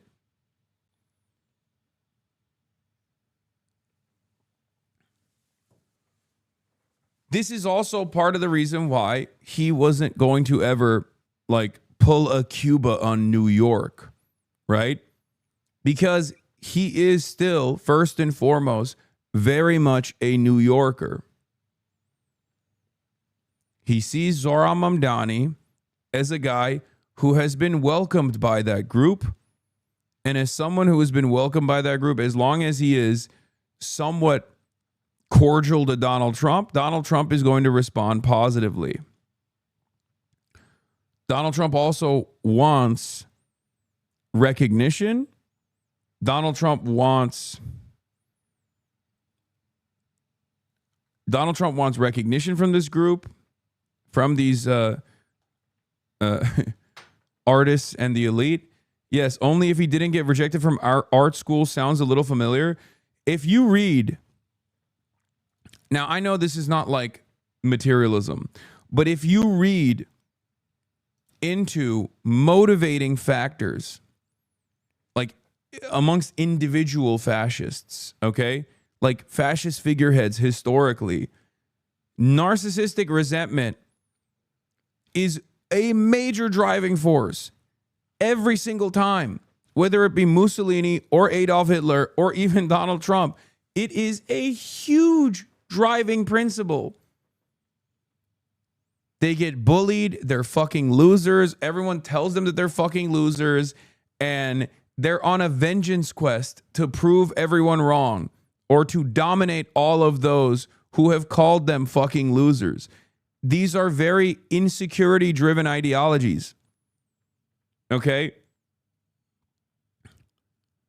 And yes, Mussolini being a violinist or not being as good, Mussolini being a failed violinist, I guess I'm trying to really make this meme stick at this point, or Adolf Hitler dropping out or not being able to get into art school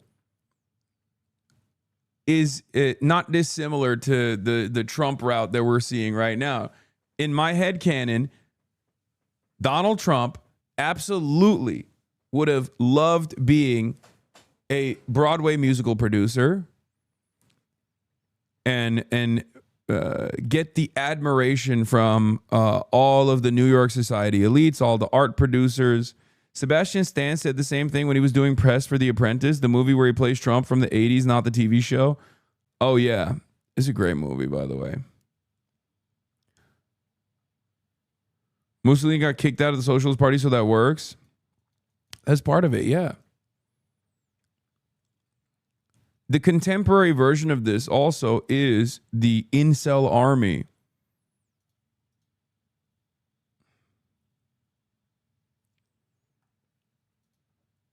I think that's how a lot of, like, I think confidence, or rather lack of confidence and insecurity, is one of the greatest driving forces for historical fascist movements and contemporary fascist movements.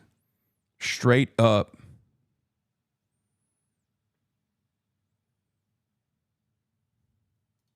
The city. I think this mayor can do some things that are going to be really great.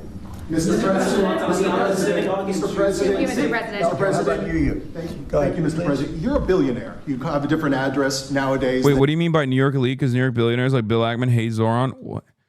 Dude, you think Donald Trump likes Bill Ackman? No, I'm talking about like the movers and shakers of culture. Not Bill Ackman. Nobody worth a damn respects Bill Ackman. I'm talking about the cultural elite. And I'm talking about old money, okay? like Anderson Cooper's family, okay? The Vanderbilts. If you believe in great man theory, sure. No, I don't believe in great man theory at all. Contradictions understand capital also contribute. No, we're talking about the socialites. Anna Wintour.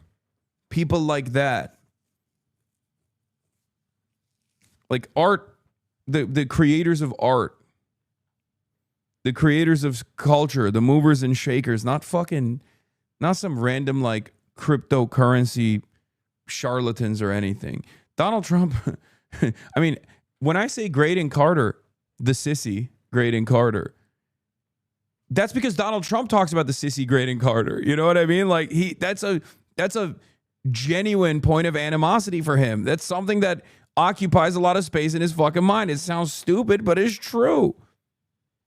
He wants the people working at Condé Nast to like him. Yeah, I think the noise gate is finally working, by the way. I don't know how I fucking made it work. Andrew Lloyd Webber's up there. Donald Trump has praised Andrew Lloyd Webber. Andrew Lloyd Webber used to live in Trump Tower. Donald Trump talked about how great it was that Andrew Lloyd Webber lived in Trump Tower. He talked about how shitty it is that, like, some of these guys still like him, but they can't say it publicly. You know, you can never say you like Trump. Like, that's the type of shit. Used to, but you used to Phantom of the Opera. It was so beautiful. Hold on, I'm going to pull this back a little bit. Tremendous setback for the city. I think this mayor can do some things that are going to be really great. Mr. President, Mr. President, How about you? Thank you, Mr. President. You're a billionaire. You have a different address nowadays than you used to, but you used to call New York City home. Would you feel comfortable living in New York City under a Mamdani administration? Yeah, I would. I really would. Woo! That is, oh my God. Oh my God. Oh, that's such a good question and such a good answer. Oh my Lord, what are my ears hearing right now? What is coming out of this man's mouth? He said, yes, I would. Oh, that's an endorsement, folks.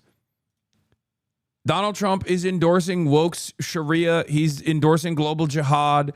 He's endorsing Islamo-Gauchism. He's endorsing Islamo-communism. God damn, dude. Are you fucking serious? Are you be for real right now? Oh, my Lord. After the meeting. Absolutely. What makes you comfortable? We agree on a lot more than I would have thought. I think I want him to do a great job, and we'll help him do a great job. Okay, Okay, this goes even beyond my expectations. Never mind. I know I said I precog this already, but like this goes beyond. This goes beyond the precog. He is glazing. Oh my Lord. But in many ways, you know, we were discussing when Bernie Sanders was out of the race, I picked up a lot of his votes, and people had no idea because he was strong on not getting ripped off in trade and lots of the things that I've practiced and been very successful on. Tariffs, a lot of things. Bernie Sanders. Someone check on Deborah Messing. Deborah Messing already, it brings me no pleasure to report this. Deborah Messing reportedly offed herself after she watched this meeting.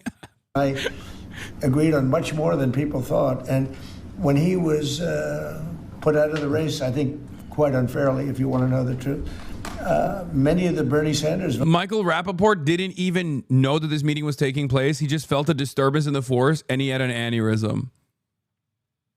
Like, this is just like Hosburists are falling left and right. They're just like, oh, they're... Please, Mr. President, why? People are surprised, but if Mao or Stalin were still alive, Trump would 100% glaze them. Not even... That is 100,000% a lock. Are you kidding me? 100,000%. You'd be like, Mao, great guy, very powerful, very tall too. Didn't know how tall he was. Turns out I wouldn't expect it, but he was very tall.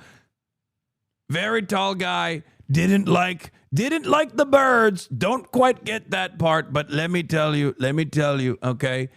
The longest march, they're saying, I can't walk like that, but Mao, he was walking.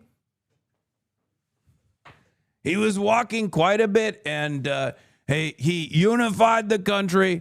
He dominated the forces. Just like I dominate the Democrats, he pushed, and pushed, and he got the Kuomintang. He got Chiang Kai-shek. Not a big fan of that guy. He's quite the liberal. Just like the Democrats, I pushed the Democrats towards the sea, and Mao pushed Chiang Kai-shek towards Formosa. Believe it, folks.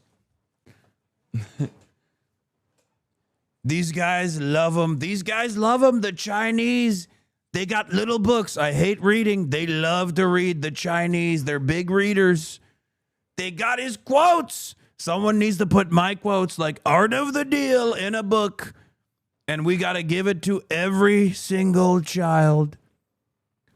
And he's got MAGA red. The book is red. It's little and it's red. And we need a similar red book.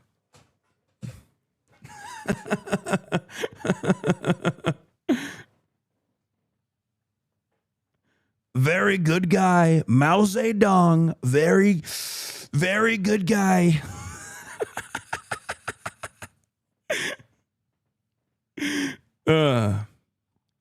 Maybe we'd do a golden book. Not a red one, but a golden one, even though I love the color red. They say red is the color of communism, but in America, red is the color of Trump.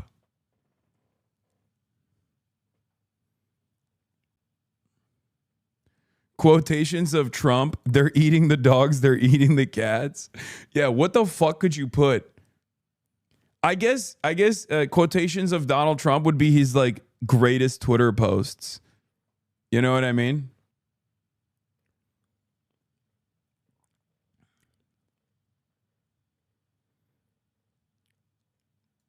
Those voted for me.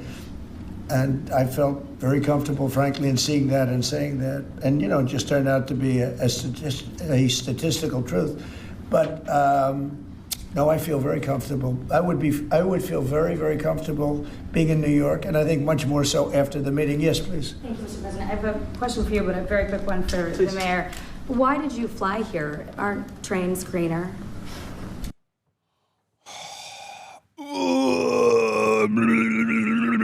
Oh, God, I fucking cannot stand.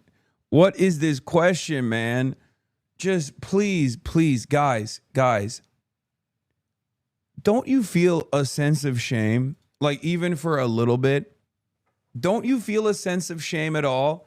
You're in the room with the fucking president, man. The president of the United States of America. And this is a unique meeting. It's a unique meeting. He's meeting with the fucking communist, socialist mayor of New York. And that's the fucking question you got? It's like, wow, why did you use the most efficient mode of transportation?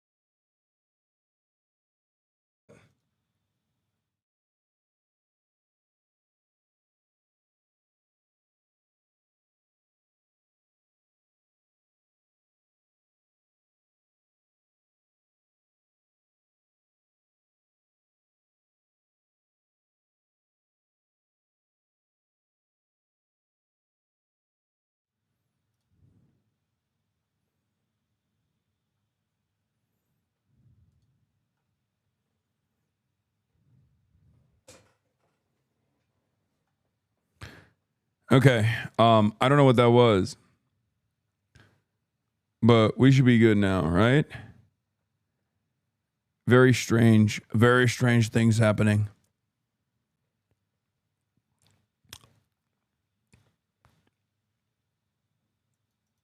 Does this not worry you that they may have gotten the Mamdani? I wouldn't even accept this meeting if I were him. Oh, you wouldn't accept a meeting with the president if you were the mayor of New York? Well, that's cool.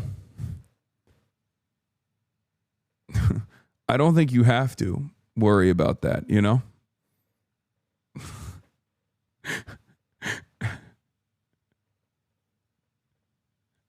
Guys, look. This is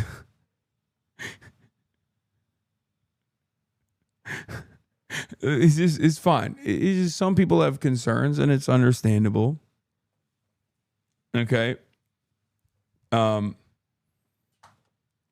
don't think this is a bad thing. Okay. I don't think this is a bad thing, especially considering how well this played out. This is a very good thing. Okay. Not a bad thing, but a good one. That's my take.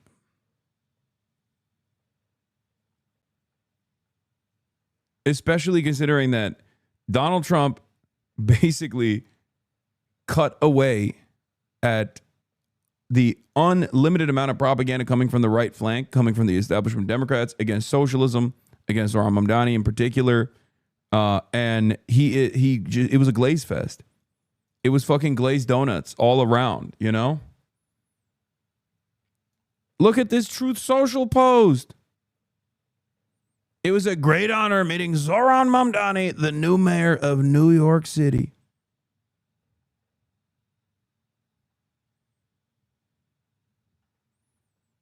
Like, what are we doing? This is good. This is good. This is a good thing. It's not a bad thing, but a good thing. You know what else is a good thing? A hype train that's incoming, ladies and gentlemen. Is OSHA really bad in China, or was I duped? I've seen some escalator incidents some years ago. I don't know what you mean by that.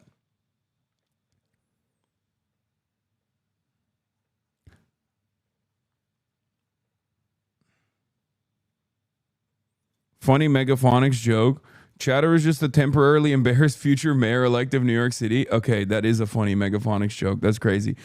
The Piker Broadcasting Service is sponsored by you, the viewers. Okay? The only form of revenue that I generate comes from you, the viewers. The Piker Broadcasting Service is sponsored by you, the viewers, for you, the viewers. Your voluntary subscriptions in the form of a $6 a month subscription or a free one in the form of a Twitch Prime that you can get by connecting your Amazon Prime account to your Twitch account is the only thing that keeps the broadcast ad-free. And also, I know what OSHA is. I don't understand what OSHA has to do with fucking, you know, what's going on in China currently, or even like escalators. I didn't understand what OSHA has to do with anything. Like building the escalators, do you think that they're not, like the workers are not OSHA compliant on the job sites or something? I don't know.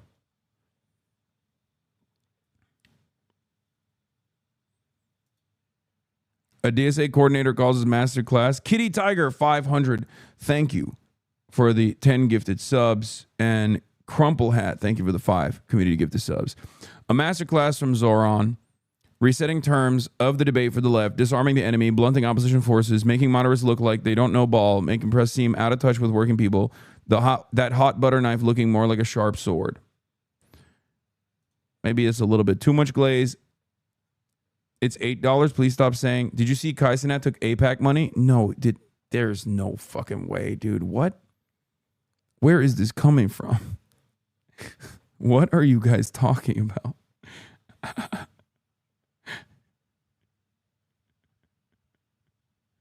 It's a meme, I assume. I'll use every form of transit, and I want to make sure that they're all affordable in New York City, and that's why making buses fast and free is a centerpiece of our campaign. There is a bus that goes. Well, but I know, but if you flew, that's a lot quicker too. No. Like, dude, look at that. Look at that. Trump is defending the boy. He said, yeah, it's a lot quicker than the bus. Yeah, like, what are you, fucking stupid? What a stupid question. Thank you. I can't believe it. What do you mean? Why don't you take the fucking bus? The bus actually emits carbon emissions. Why don't you bike to fucking Washington, D.C. from New York? What is this? I hate how stupid people are sometimes. This is one of those times. It's so stupid that even Donald Trump is like, come on, dude. Fucking come on.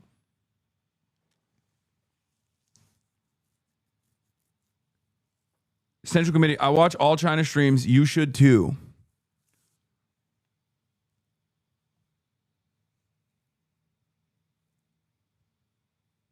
Why would you ask a passive aggressive question like that? Isn't directly gargling Ford's balls more effective? No, it's just like, it's always the dumbest hypocrisy fishing that these guys engage with. And unfortunately, here's what it is, okay? This is a filter. I like to think of it as a filter. It means that you are incapable of nuanced thinking. It means that you are incapable. Hypocrisy baiting is a major filter. It's a filter for intellect. A lot of people who fancy themselves to be brilliant orators, skilled communicators, well-read individuals, high-minded critical thinkers are oftentimes filtered by this line of thinking. Okay? That's all this is. Oh, you said you're a socialist, but you're rich. Isn't that at odds with your worldview? No, it's not. Let's move on. It's a filter. Like, it's Soldier Goy Tellem has been talking about this a little bit about with respect to Zohran's dad, Mahmoud Mamdani, right? It's the I'll show you if I can find the exact one. Like, a lot of people will point to objectively correct analysis, like assuming that Soldier Goy Tellem, yeah. Another filter, for example, is analysis does not equal endorsement. People who look to analysis and automatically assume that it is endorsement are actually getting filtered, okay? The problem, of course, is that filter is nonsensical and ineffective.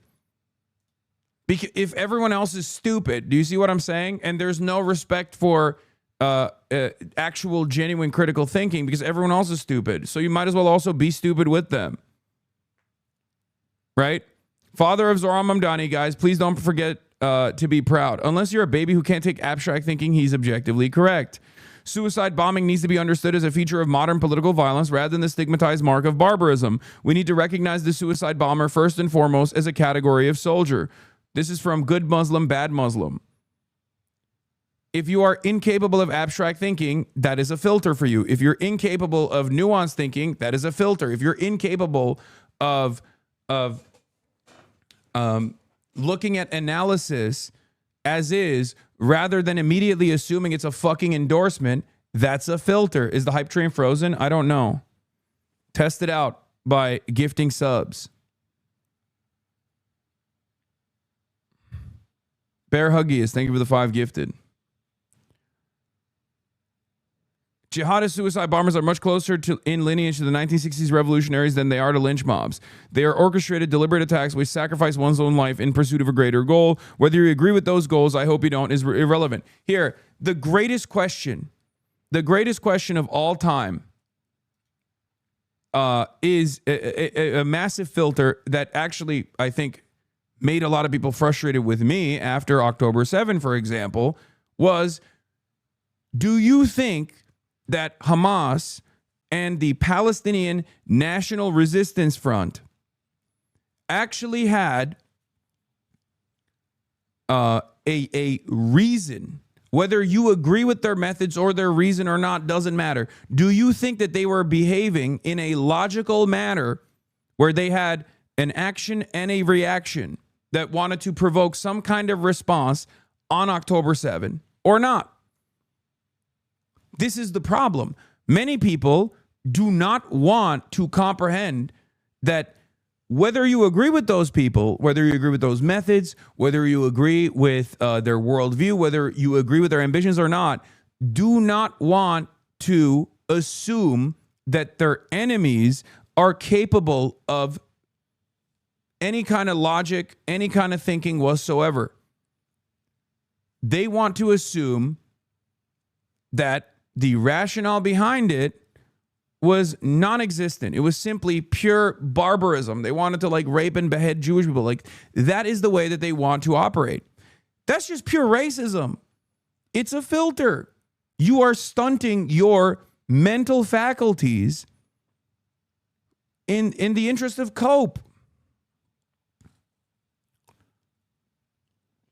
You will never be able to make change or solve anything if you are engaging in this self-soothing, okay? oh, all of our enemies happen to be barbaric monsters that have no discernible reason, no identifiable goals, and they're simply operating on pure barbarism for the sake of violence. Okay? It's a thought-terminating way to operate. It's a thought-terminating cliche. It's a thought-terminating way to operate. It's oftentimes very racist as well, because that's what racism is a thought-terminating cope. Do you know how much planning and consideration and understanding of modern machinery it took to orchestrate something like 9/11? So many collection action problems had to be overcame for that to succeed. It took years. These scare tactics really show you how much the global war on terror depended on Americans and Westerners believing basic political slogans at full face value without any attempts at deeper insight. To quote Susan Sontag, let's mourn together, but let's not be stupid together. One of the best versions of this, of course, is they hate us because they ain't us. 9/11 happened because they hate us because they ain't us. That is literally the collective understanding, like the most common collective understanding of 9/11. And this kind of idiocy unironically moves people away from critical thinking. It's very frustrating. I hate that shit. Okay, chill with dunking on my poor Americans is hard enough already. No, I'm not. I'm just saying, as Americans, we all have to be better. Okay? We have to be better. I want Americans to be smarter about this.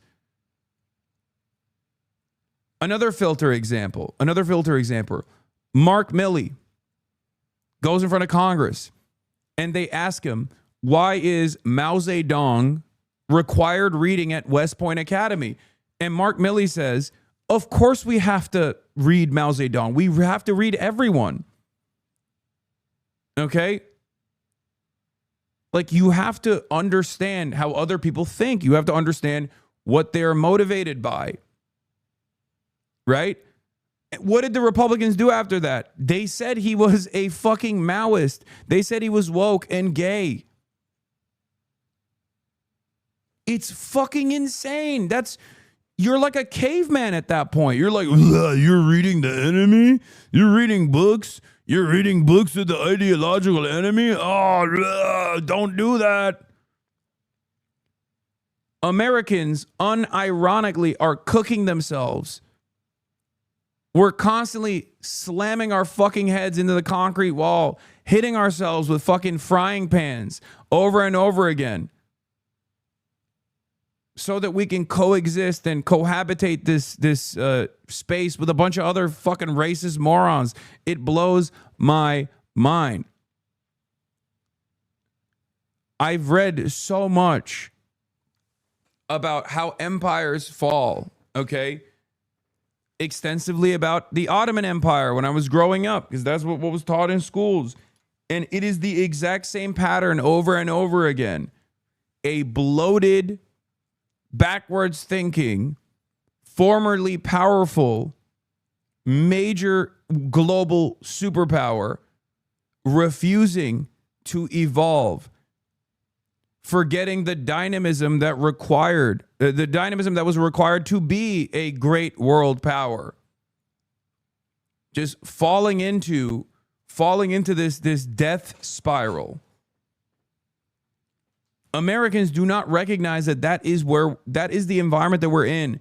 And I think a big part of that has happened because of the comfortable position that capitalist ideologues achieved in the aftermath of the dissolution of the USSR. Yeah, the Wow Mao bin Laden take that caused massive crash houses evergreen.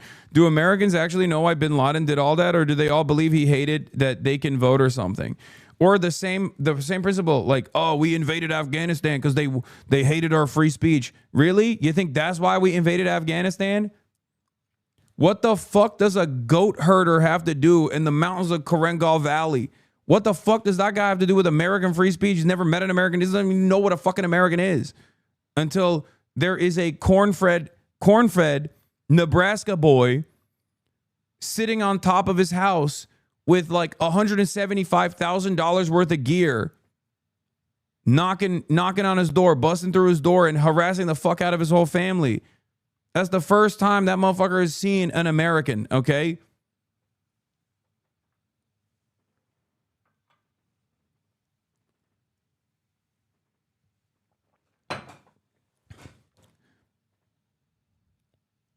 Lots of filters. You know, I mean, he's working very hard. For him to be, that's a very Palpatine take? I don't even know what that means. You know, the plane takes you 30 minutes and driving takes you a long time. Yeah, it's such a basic, exactly.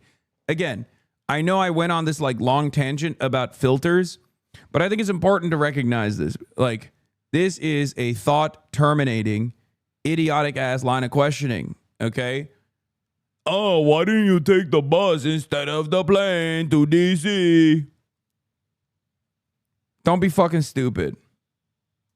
Clear up some confusion around a Washington Post report. There was this explosive report that the Coast Guard is no longer going to characterize swastikas and nooses as hate symbols.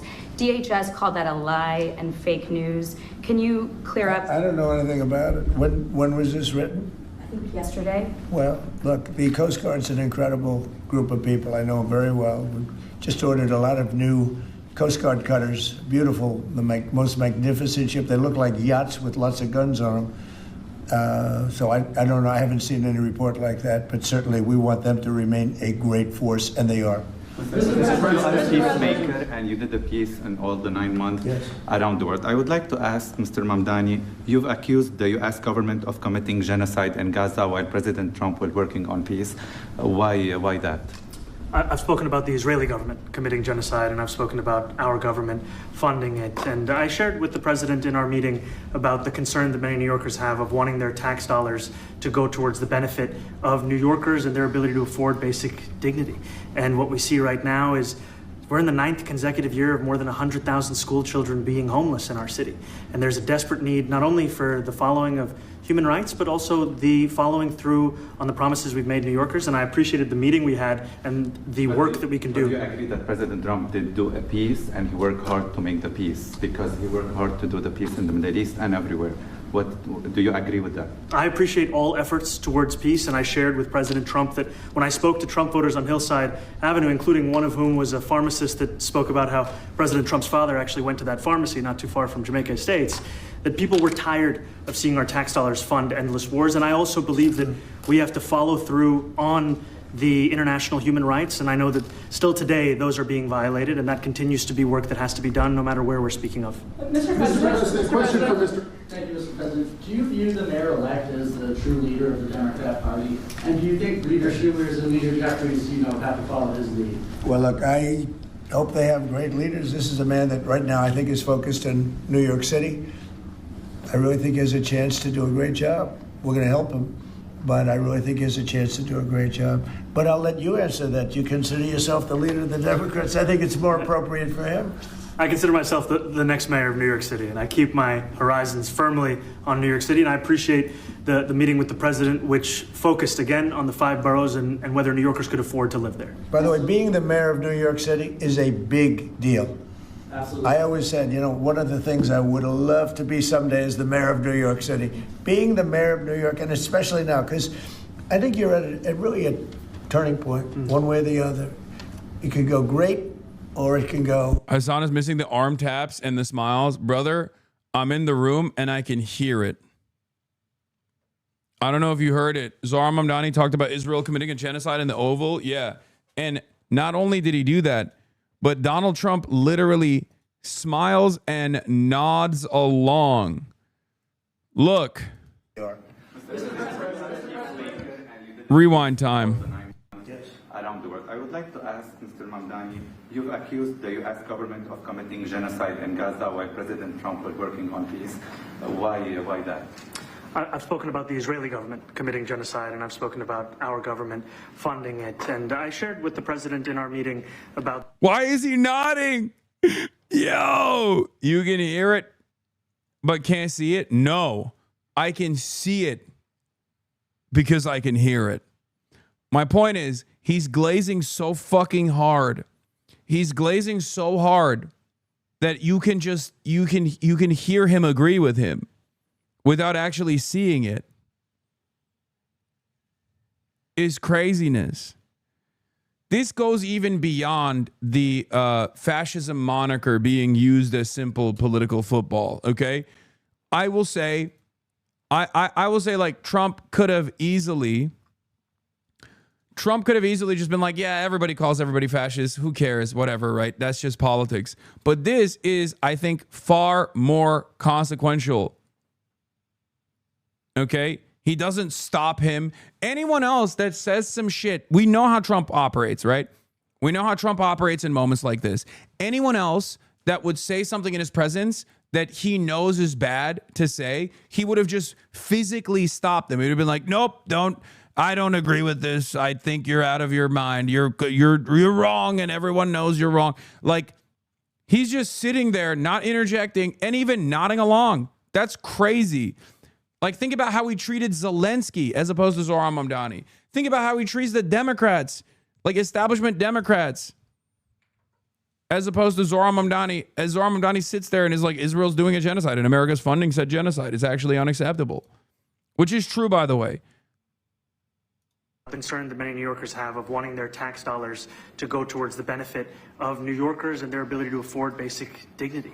And what we see right now is we're in the 9th consecutive year of more than 100,000 school children being homeless in our city.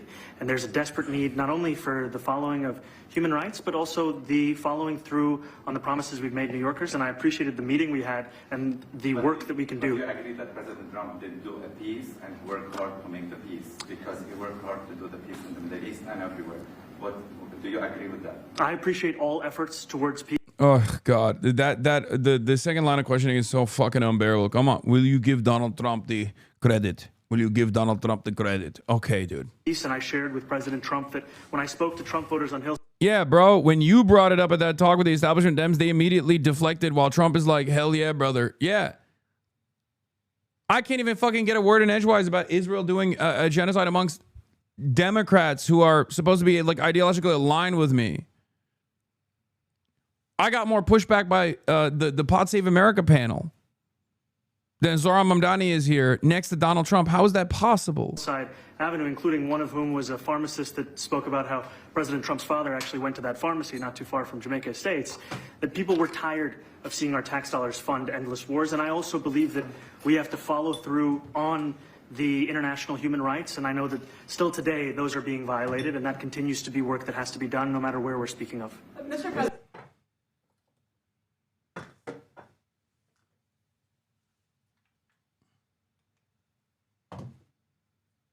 Because liberals are garbage in all shades, Trump can at least read the room. No, I think it's totally unacceptable, though. I think it's completely unacceptable. I think it's unacceptable that like liberals are losing this conversation to right-wingers who at least have the presence of mind to step out of the way when people are saying stuff like this. You understand? And by the way, liberals are very happy about this meeting as well. Look at Brian Stelter. Trump just deflated months of incredibly hostile Fox News and MAGA media commentary about Zohran Mamdani. The official DNC account is farming Zohran now? No, they have been. They've been farming Zohran. They've been farming Zohran for a while, even though the establishment Democrats are not. Because remember, the Democrats' Twitter account is being is probably like a younger staffer that controls that account.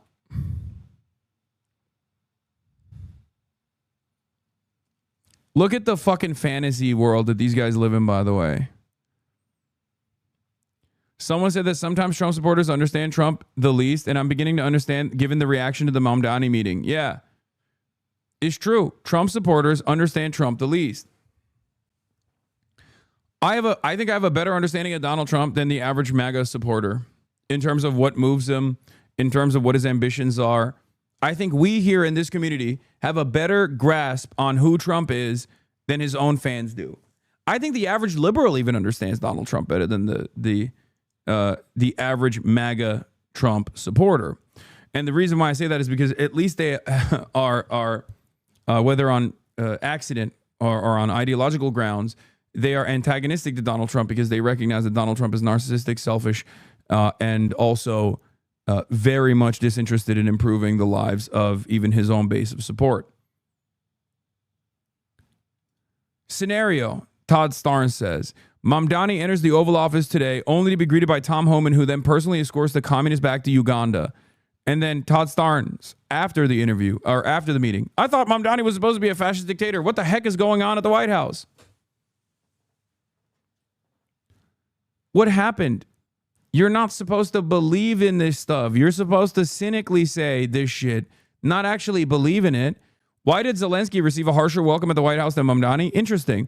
If socialists are doing a good job, then I guess nobody needs to vote them out during the midterms. If you're a Republican, why not just stay home in 2026 and 2028 since Mamdani's policies are amazing? I'm confused. No need to oppose the left, I guess. I guess socialism is comfortable now. No need to vote for the GOP in 2026 is the message I'm getting from that. Am I missing something? I'm not going to lie.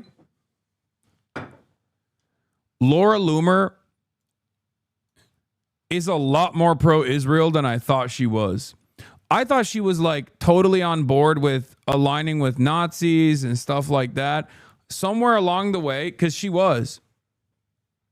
literally tried to fuck a Nazi famously at one of those, like in Trump, under Trump 1, when the Nazis were doing, like when the Groypers were doing their like America First parties and whatever, Laura Loomer would go there and would try to fuck them and be like, oh, you know, the Nazis always say I'm like, no, I'm a Jew, but you know, that's because I have a high Ashkenazi IQ and big tits or something. I don't fucking remember what it was.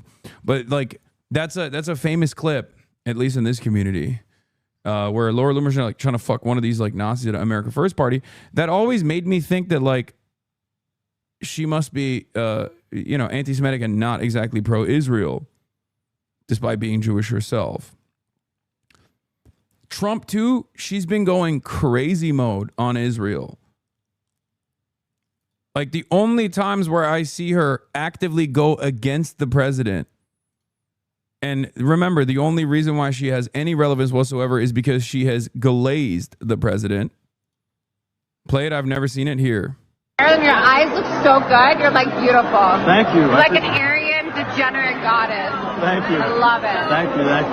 You're Aryan too. I know, but I'm Jewish.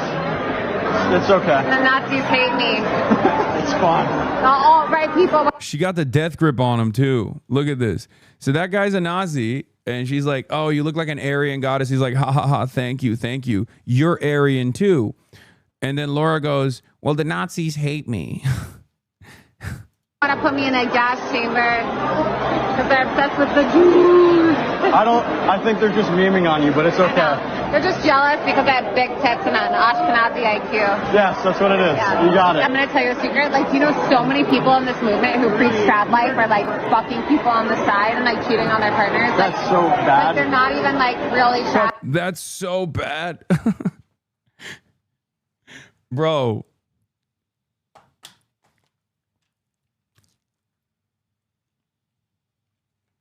This is a famous. Y'all have never seen this? Y'all have never seen this shit? Y'all have never seen this clip?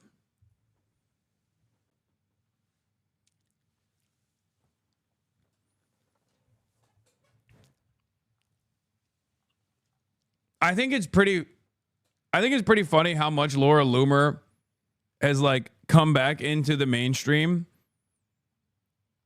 despite her very open insanity.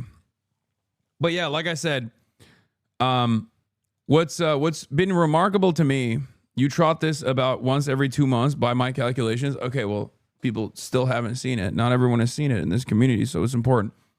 For those of you who don't know, Laura Loomer is literally like a trusted and close advisor to Donald Trump, in spite of the fact that under Trump 1, she was banned from every single social media application for being unimaginably Islamophobic, and famously chained herself to the doors of Twitter headquarters after being banned from Twitter. That was a fun little Laura Loomer moment. And Donald Trump during the election, cycle, called her a free spirit when people were like, why the fuck do you have this psycho on Air Force One? Why is she giving you advice on how to do debates? Yes, she actually chained herself to only one door of Twitter headquarters, so people were still able to go in and out, despite the fact that she was also being a psycho. Oh, she also put the yellow Star of David on her shirt, implying that it was just like the Holocaust that she was banned from Twitter. A different direction, and I think you really have a chance to make it great. Mr. President, you say you love New York City. Mr. Mamdani, does New York City love President Trump? New York City loves a future that is affordable, and I can tell you that there were more New York. Oh yeah, Laura Loomer, her first mark on American politics was when she used to work at Project Veritas alongside James O'Keefe, and she tried, and I know you're not going to believe me when I say this because it sounds utterly insane, but it's true. She tried who voted for President Trump to build. She tried to start an ISIS fan club at the university she was attending. I say tried because obviously it failed because the university was like, no, you can't do an ISIS fan club. And then they expelled her. That's who Laura Loomer is. You know the weirdest facts? I mean, what do you want me to do? This is my job. I am an American political commentator. It's not my fault that American political commentary requires me to know about insane people because American political commentary is objectively insane. American politics is objectively insane. What is this? Is that chocolate? Blackberry. There's rice-flavored Turkish ice cream? Why are you sending this? Loomer's first mark was the plastic surgeon's marker drawing on her face.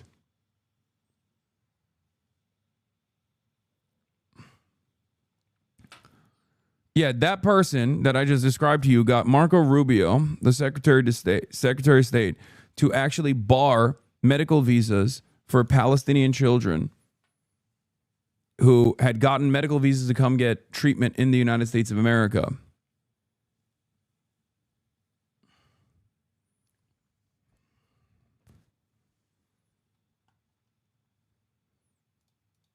In the most recent presidential election because of that focus on cost of living, and I'm looking forward to working together to deliver on that affordability agenda. I got a lot of votes.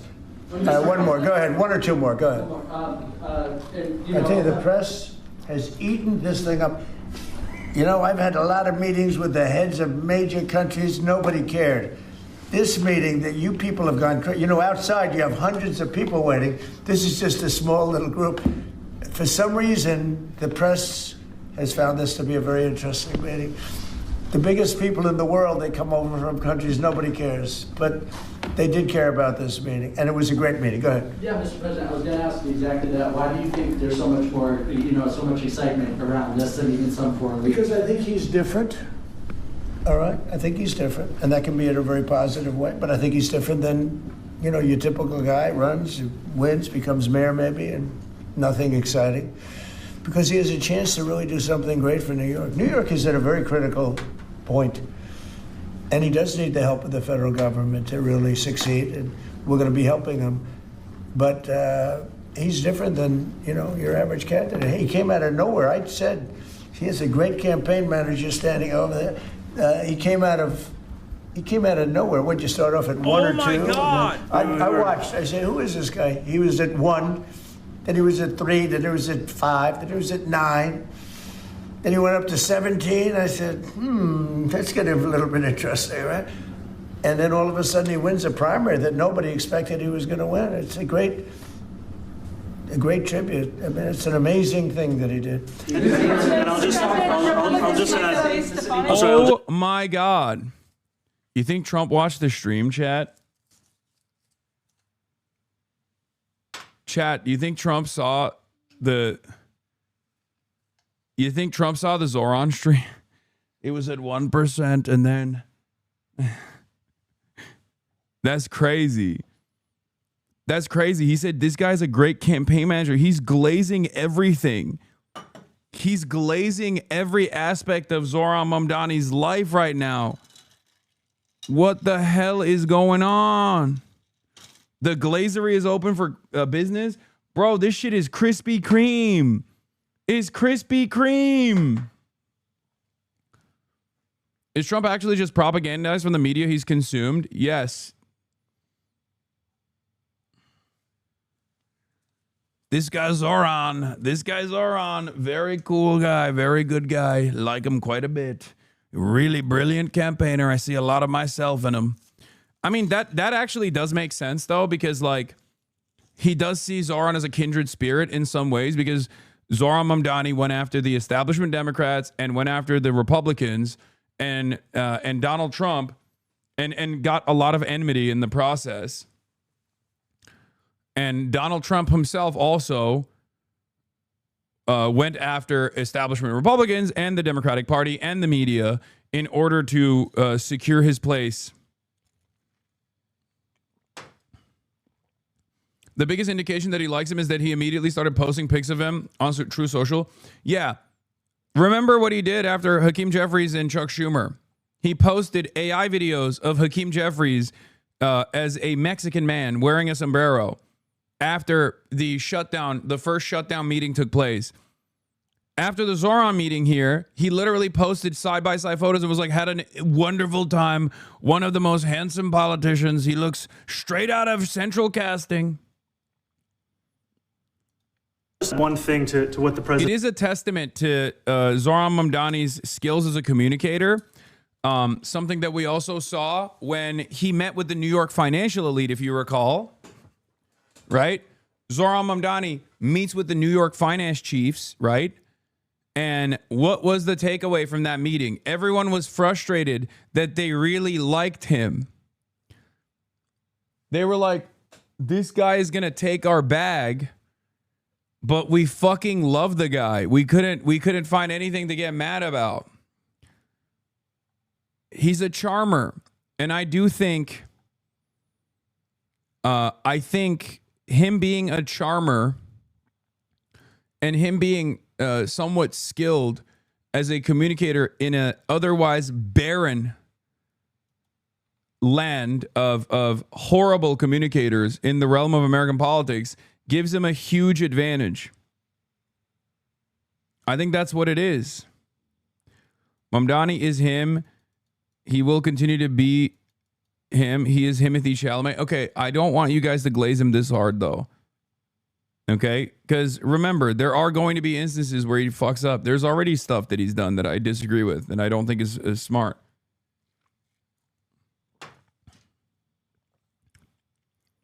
Can you please rewind a bit? Why? We already saw him eat it. Here. And then all of a sudden he wins a primary. Look. Here, let's run it again. He came out of nowhere. Would you start off at 1 or 2? And then I watched. I said, who is this guy? He was at 1, then he was at 3, then he was at 5, then he was at 9. Then he went up to 17. I said, that's getting a little bit interesting, right?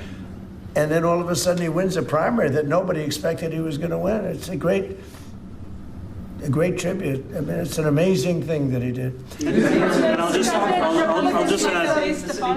add one thing to what the president said. Is one thing I also appreciated is in our meeting to appreciate a portrait of FDR and the incredible work that was done with the New Deal, and also in thinking about what it can look like when the federal government and New York City government work together to deliver on a... You're just jealous of Mamdani, but it's okay. We'll always prefer you.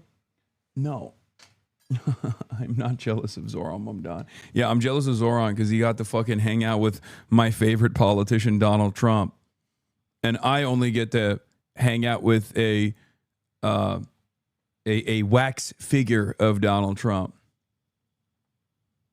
Portability can be transformative. You know, we have a great portrait of FDR that I found in the vault.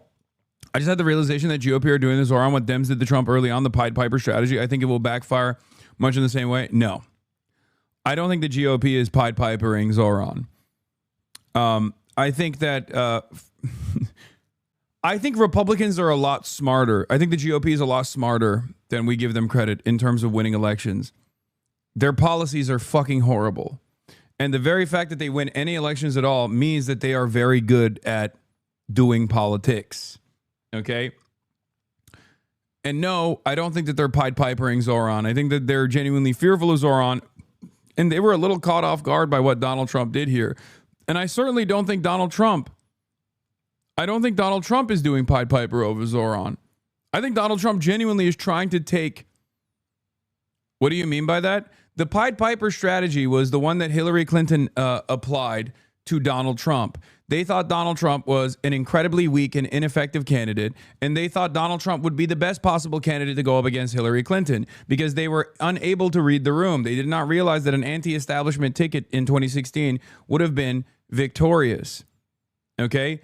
And in the primaries, they leaned into Donald Trump. The Democrats did. Hillary Clinton did. In the primary structure, they basically glazed Donald Trump and boosted Donald Trump's profile. The media played ball with this as well. The media also egged on Donald Trump, thinking that Donald Trump would be defeated easily by Hillary Clinton, right?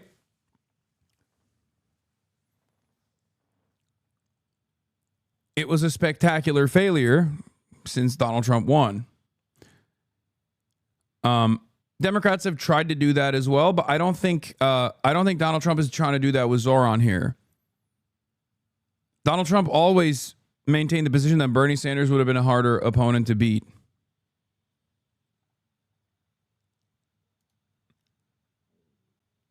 Prem, POTUS has good moments, but this is an all-timer. Trump smiled at Mamdani in a way he never has with JD. Meanwhile, he's outside the room grasping for any possible way to still glaze him, lol. POTUS has a lot of good moments, but this is an all-timer. I love that that is true, by the way, that Donald Trump is actually unironically infatuated with Zohran Mamdani in a way that he is not with J.D. Vance. That was missing. Eric Adams reaction? You got an Eric Adams reaction? What's funny about these guys is like Eric Adams, Andrew Cuomo, they're all compromised, and they all want this level of fucking respect from Donald Trump, and they will never get it because they're weak, they're ineffective. Donald Trump fucking hates them. He will use them. He will use them because he has leverage over them. But with Zohran Mamdani, he doesn't have leverage over Zohran Mamdani because Zohran Mamdani won convincingly against all odds.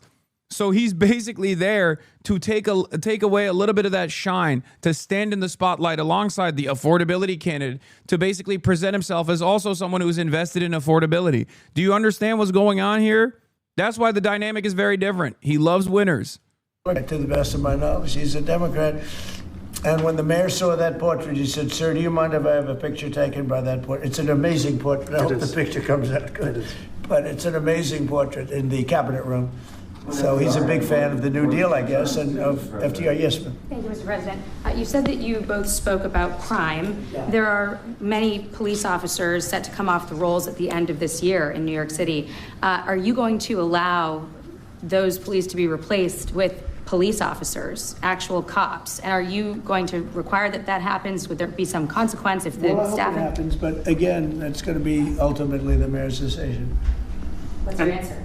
Is that I look forward to delivering public safety with the NYPD, and I've said over the course of our campaign that we have the number of police officers today. They are the ones that's budgeted about 35,000 headcount. And I think the key thing is that we have to make it easier for police to focus on police work, not ask them to respond to 200,000 mental health calls a year. So is that a reduction from what you're at right now? Are you committing to maintaining the same level of cops? I've committed over the course of the campaign to maintain the 35,000. That's the headcount that we had through the campaign. And not replace them with caseworkers, social workers? No, I've said that's the headcount that we want. What we need to do is make sure they can focus on serious crime. And he just retained a great police commissioner, I believe, right? Yes, we did. Commissioner Tisch.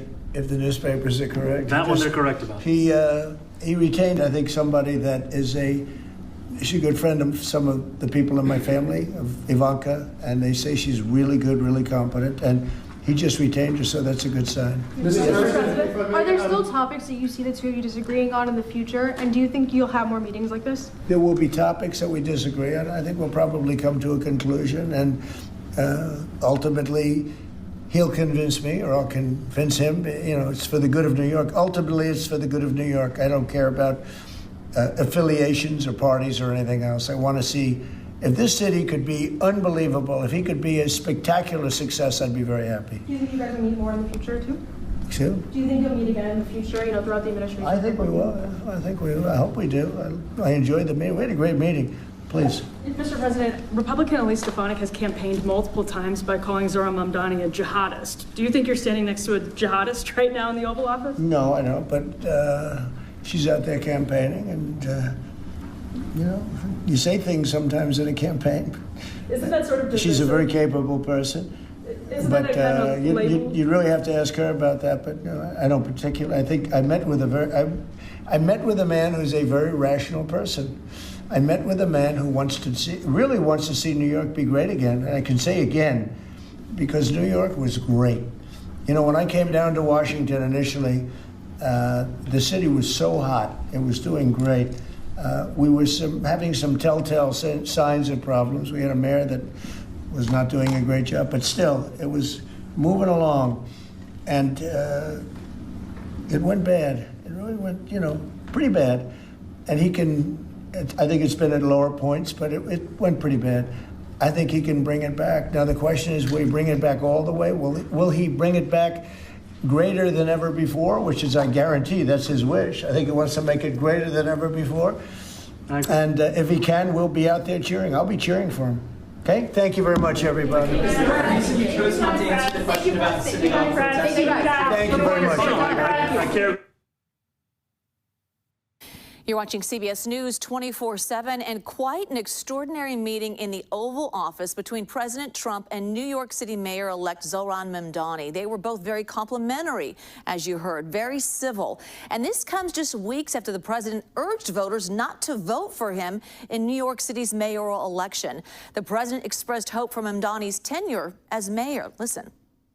I feel very confident that he can do a very good job. I think he is going to surprise some conservative people, actually. And some very liberal people he won't surprise them because they already like him. Mamdani as well, also very complimentary of Trump about their meeting this afternoon. I appreciated the meeting with the president, and as he said, it was a productive meeting focused on a place of shared admiration and love, which is New York City, and the need to deliver affordability to New Yorkers, the 8.5 million people who call our city their home, who are struggling to afford life in the most expensive city in the United States of America. We spoke about rent, we spoke about groceries, we spoke about utilities, we spoke about the different ways in which people are being pushed out, and I appreciated the time with the president, I appreciated the conversation, I look forward to working together. God, I love the fucking hog meltdown. God, I love the fucking hog tears. Oh my God, what a time. What a life. What a time to be alive. Trump just shorter campaign by saying he's not a jihadist. Yep. I mean, I think that, yeah, I didn't miss anything. I was listening while I was pooping, okay? I was listening while I was pooping. The bathroom is right next to the fucking, right next to my desk. Calm down. I guess I missed the dab up. Look at this still from the meeting. It's so over. Yeah. Find you somebody who looks at you like Donald Trump looks at Zohran Mamdani. With the door open is criminal. I fixed the noise gate so you can't hear shit. They cut the part where Trump said good answer.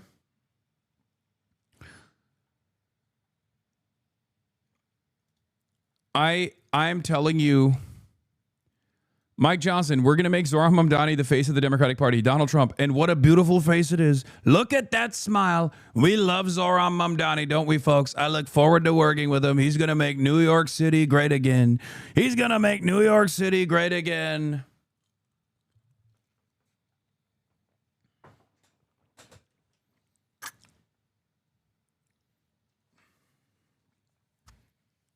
Trump is trying to use Zohran favorability to his favor. Yes.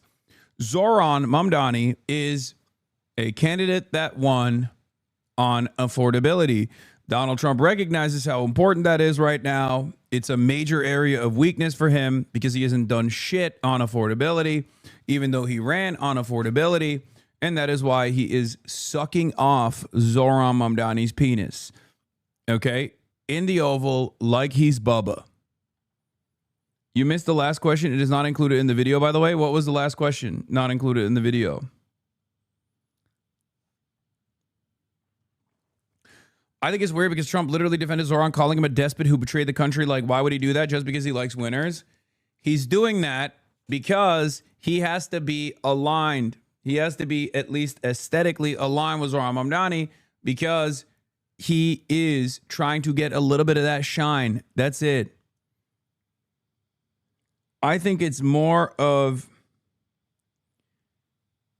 a bending the knee to him than vice versa. I know everyone will say, oh no, Zohran is bending the knee to Donald Trump, but I think it's the opposite. Trump glazed Zohran at the end, but the video feed cut it off. Wait, really? Deeply about Jewish safety, and I look forward to rooting out anti-Semitism across the 5 boroughs and protecting Jewish New Yorkers and every New Yorker who calls the city home.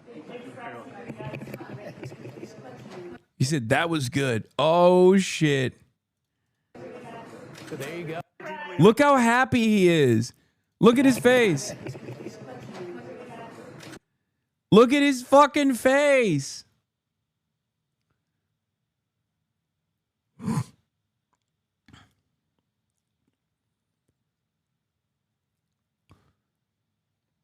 I'm telling you, man. I'm telling you. I told you he was going to be fucking way, way nicer to Zohran in person. Like, this doesn't mean he's not going to keep daggering him. He will. He will keep playing. He'll keep playing the song and dance like, oh yeah, Zohran Mamdani, he's crazy. He's a communist. He's a radical communist Marxist. He's out of his mind, whatever.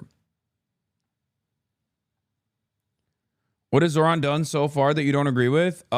Keeping Jessica Tisch on as police commissioner, I think, is devastating. I don't like that. And I also disagree with him and whatever his assessment is in terms of not endorsing, or in terms of just like immediately coming out of the gates and like actively tampering with Chiose's endorsement. And basically saying he shouldn't run. Like openly being contentious to Chiose running against Hakeem Jeffries. This is proof that Trump's entire ideology is just whoever he talked to 20 minutes ago. No, it's more complicated than that. It's more complicated than that. I don't agree with that.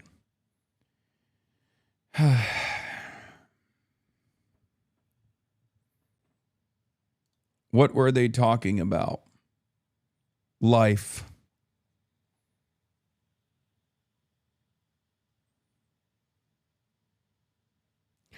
My assessment of that is knowing he needs to keep cops in line, and cops are all about their own.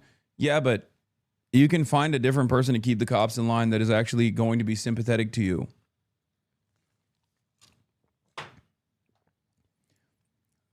Tisch is a billionaire family. Comes from a billionaire family. And that family spent tens of millions of dollars in attack ads against Zohran Mamdani. Jessica Tisch is also an ultra-Zionist. It's completely unacceptable.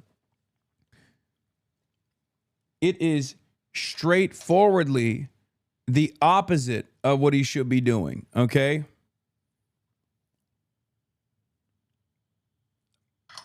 It goes against his promises. It goes against his agenda.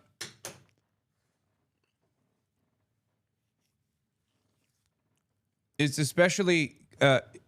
I just don't think it'll help with the governance. But what do I know? I'm not the fucking mayor.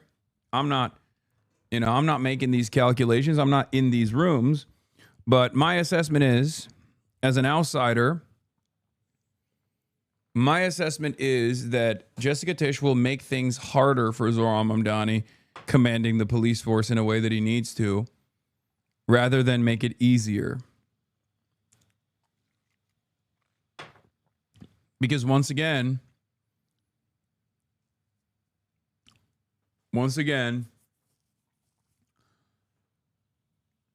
I think it's customary. Like, it's normal for the police commissioner to leave when there's a new mayor coming in. And Zohran Mamdani saying he's going to keep Jessica Tisch on the job was actually unique. Especially when the police commissioner and her family are directly antagonistic to Zohran, his worldview, whether it be on Israel or whether it be on socialism. he can just remove her at some point, but that will make things more complicated. There was a better opportunity to use the transition to put whoever he wanted in charge.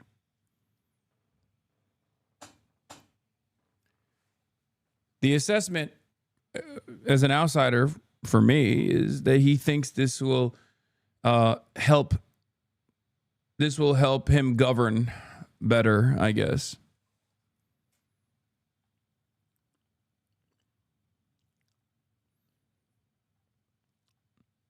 I have so much hate for people saying Mamdani is compromised. Like, I swear to God, what do you want? That he doesn't play ball in his 10 years of net failure? That's so unserious for some of you.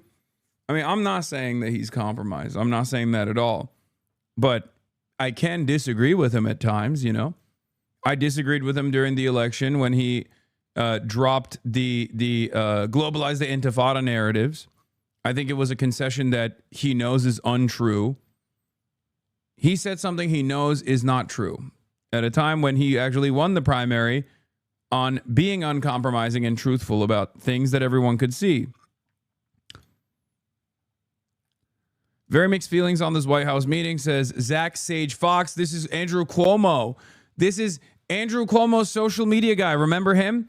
Very mixed feelings on this White House meeting. I love when people from different sides come together and work on issues for Americans, but Zohran is a blatant terrorist sympathizer with views that are vehemently anti-American and out of the mainstream. Socialism is no joke. I wish the president pushed him to reform and moderate. Didn't even try.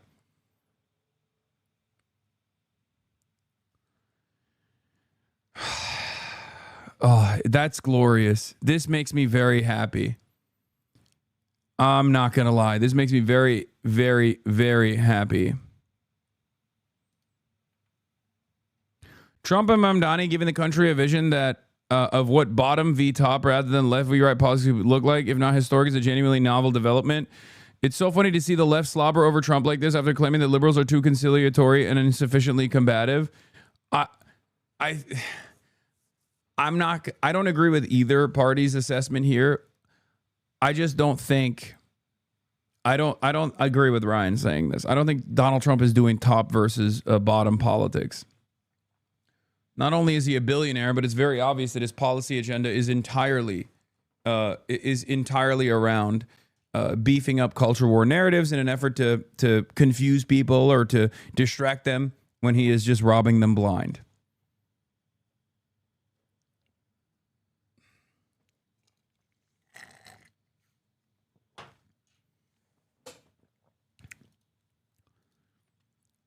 The commonality is that Trump and Mamdani understand that most Americans are unhappy with the status quo. This makes them more in sync with the electorate than the brain-dead neoliberalism and the GOP. This is a better assessment.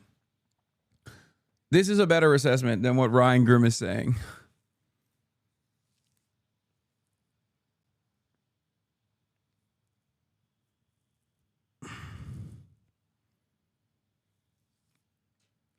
Donald Trump ran on a wave of anti-establishment anger and resentment, and he won on that anti-establishment wave and resentment. Ryan is 1,000% right, and you are acting like grass looking at the trees. You're saying I'm missing the forest for the trees? Are you serious? Donald Trump's entire worldview and his style of politics is sloppyism. Okay, using fake populism to garner support only to fuck over the working class by refocusing their efforts on culture war narratives, culture war issues, everybody transgender. That is the exact opposite of down-up politics, top-bottom politics, okay? Donald Trump is a Republican. Republicans don't do class politics, or rather, they do class politics all the time, but they do it at the behest of the billionaire class. Democrats also do it at the behest of fucking billionaire class too. But the Republicans are open about their disdain for the poor for the most part. Donald Trump is a newer version of this because he just fakes it like he's one with the working class.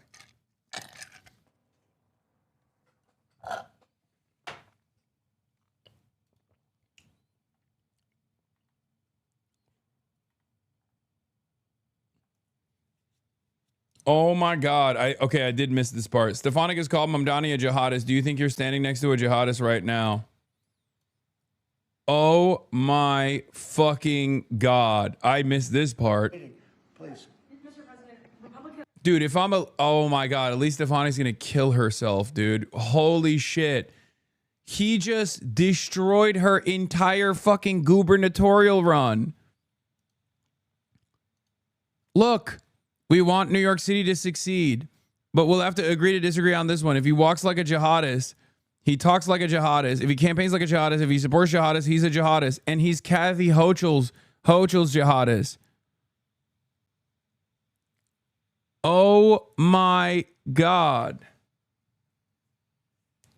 You didn't miss it? You literally commented on it when we were watching? No, I missed that it was about Elise Stefanik. Elise Stefanik has campaigned multiple times by calling Zohran Mamdani a jihadist. Do you think you're standing next to a jihadist right now in the Oval Office? No, I don't, but she's out there campaigning, and, you know, you say things sometimes in a campaign.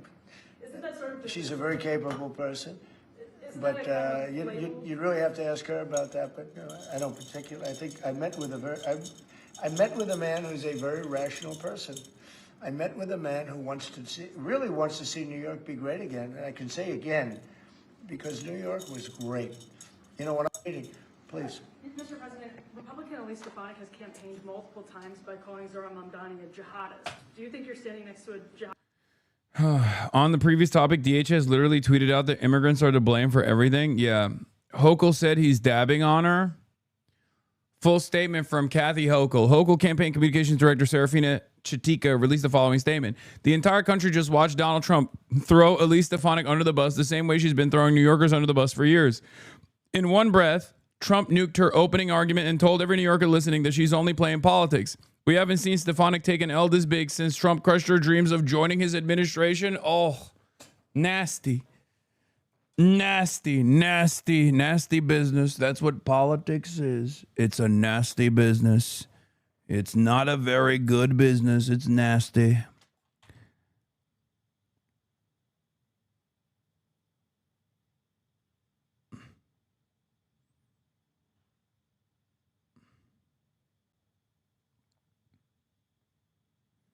Hold on. Ken K with another banger. Mamdani turned his haters into his waiters at the table of success is fucking true.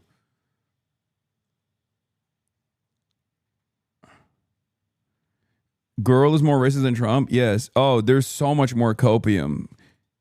Sid Rosenberg, remember the guy who said Zohran Mamdani would celebrate another 9/11 happening? If you truly love and know Trump, Sid, then this press conference should have been expected. Anyone who truly understands Trump expected it to unfold just the way it did. Exactly. So I'm right back in the chair I was sitting in my family room on October 8th. That Sunday morning, the day after October 7th. Same exact chair, same exact shirt. How weird is that? Didn't even realize that till just now. October 8th, 2023. Same chair. This is where I watched that press conference, if you will, between President Trump and Mayor-elect Mamdani. And I think a lot of you know how much I love President Trump. I think a lot of you know President Trump reciprocates that. In fact, I'll be in Washington, D.C. coming up in a couple of weeks when I am sworn in for President Trump's Holocaust Memorial Council. But with that said, did the GOP just get cucked?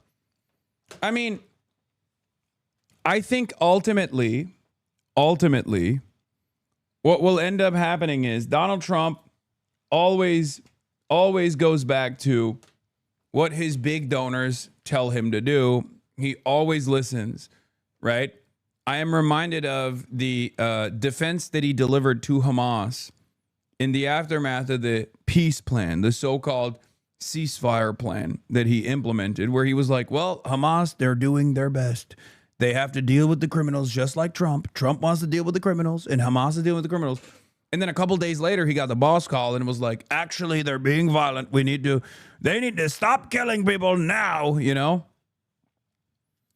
And I suspect that there will be another moment exactly like that, because a lot of the Zionist mega donors that he has, a lot of his Zionist mega donors are going to be making boss calls after this, freaking the fuck out that he was, I mean, he was functionally glazing Zohran, and Zohran is their #1 op, right?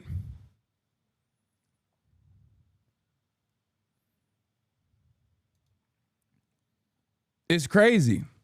For me, Sid Rosenberg, I'm going to say it at the risk of pissing off President Trump, that was a tough press conference to watch, okay? He is a jihadist. Elise Stefanik is right. Sorry, Mr. President. His explanations about genocide and anti-Semitism, President Trump should have been... I mean, we have to look at these guys like QAnon, man. I certainly do, but I hope other people also read it in the same way, where they're just like deeply insincere and genuinely psychotic people. If you look at someone like Zohran Mamdani and you're like, oh, he's a jihadist. If you look at someone like Zohran Mamdani and say he's a jihadist, he's an anti-Semite, like, you are so unimaginably fucking racist that it's difficult to have a normal conversation with you. How can I have a normal conversation with a person like this? Like, you are just not living on the same fucking plane of existence with the rest of us. Dude has the popular position on Israel. Okay? He has the popular position on Israel. He also has actively worked to overcome the false smears of anti-Semitism, many of which is directed his way because of his background, because of his Muslim background. Let's be fucking real on that too, right?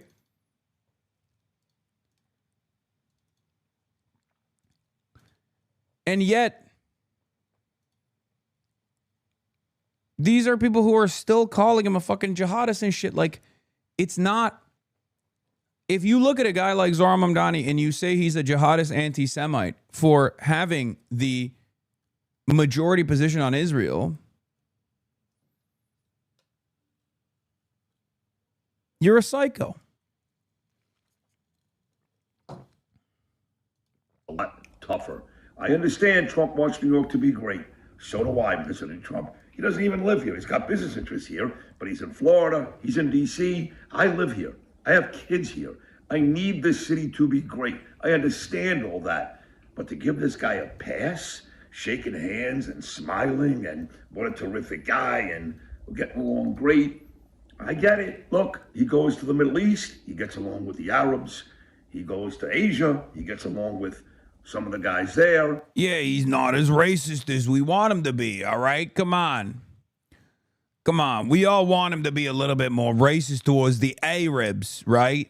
But he's not. He's not. He's not as racist towards the Arabs as we want him to be. It's all good, though. It's all fucking good, though. You know, at the end of the day, he's still giving us what we fucking want. Does this man have eyes to see? No, he is so thumb-like that his fucking eyelids have closed in on him. I get it. That's how Trump operates. It's genius, really. That's how he's able to solve all these world conflicts. But this today between Trump and Mamdani, probably the toughest watch for me of any political press conference I've seen, maybe ever. Sorry, Mr. President, he's not conning me. Not yet. Okay, this is the only Zohran critique I abide by. Okay? Zohran might not be a true leftist because everyone actually likes him. And it's ironic because the person who made this comment, I think, has blocked me. Yep. There it is. There you go. This is what being a true leftist is all about. As soon as I see the grayed out retweet like bars, I'm like, oh, there it is.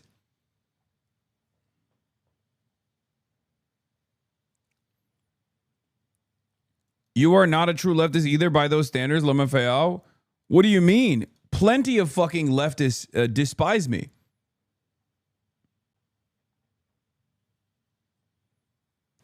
I assume, including this fucking guy.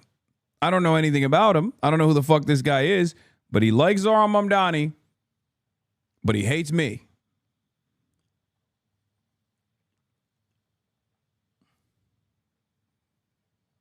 Think about that.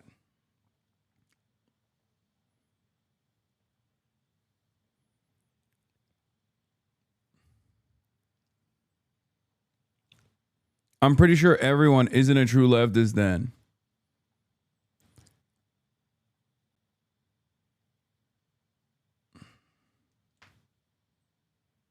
He's a reformist and not a revolutionary communist. I mean, I am a reformist.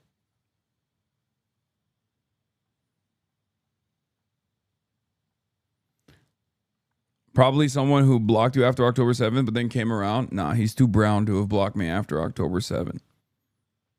It's probably some other reason. I never watched your content before this recent controversy, but it made sense when I started watching why so many people hate you. When you really challenge power to that extent, they will loathe you. I think in the simplest terms, people just don't want someone constantly telling them the shit ain't right. Okay? People want to be sedated. What we're doing here is still entertainment. And people don't want to constantly fucking hear about how awful everything is. Even though I try to do everything in my power to make it entertaining,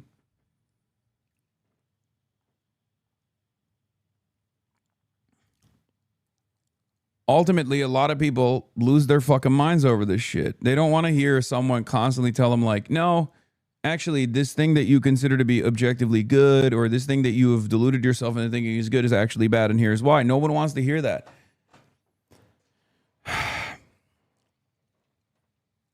People also don't have any nuance in the way that they operate. They don't have any room for disagreement. There's no room for ideological diversity. And I'm all about that. Ironically enough, contrary to what my haters fucking present me as, I consistently tell people that it is okay to disagree with one another. You don't have to throw the baby out with the bathwater all the time. This is, in and of itself, ironically, a thing that leftists also despise. Leftists hate that I say that sometimes. Some people disagree with me on that front, where they're like, how dare you? How dare you say that, you know, we can be more understanding of people, depending on, I mean, and be more cognizant of their background. Deliver that affordability. Anyway, let's continue with this. CBS News political reporter Zach Kodak joining us live now. Zach, a lot of eyes on this conversation, on this meeting. You know, quite a different tone before this election. The president really now giving his stamp of approval for Mamdani, the two of them having a conversation, if you will, as opposed to... What is this? Nah, man, you also have purity tests. Otherwise, you wouldn't be so isolated from other people denouncing Israel's war crimes. What? You also have purity tests? Otherwise, you wouldn't be so isolated from other people denouncing Israel's war crimes. Who am I isolated from in terms of people who denounce Israel's war crimes? I have purity tests.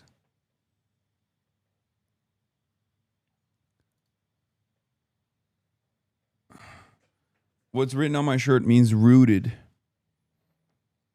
in Arabic. Please explain what you mean, chatter.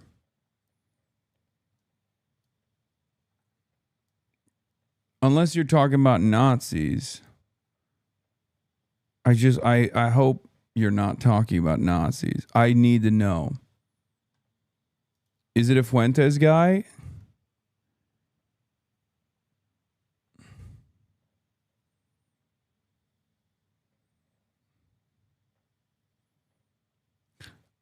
I am... no way, just libs and others. Who? Explain who you mean. Because there are a shit ton of people who actually yell at me. There are a shit ton of people in the anti-Zionist movement who yell at me all the time because they say I'm too forgiving. I'm too forgiving of people who have changed their minds after being pro-Israel and then realizing that Israel is committing a genocide. So I don't know what you're talking about. On that front, a lot of other ultra-leftists hate me for that reason.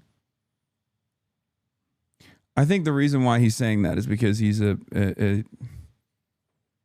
I suspect he might be like a Ethan Klein fan, but he's too ashamed to admit it.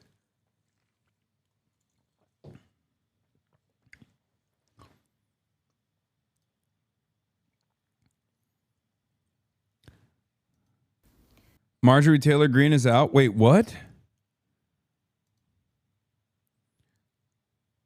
Out on what?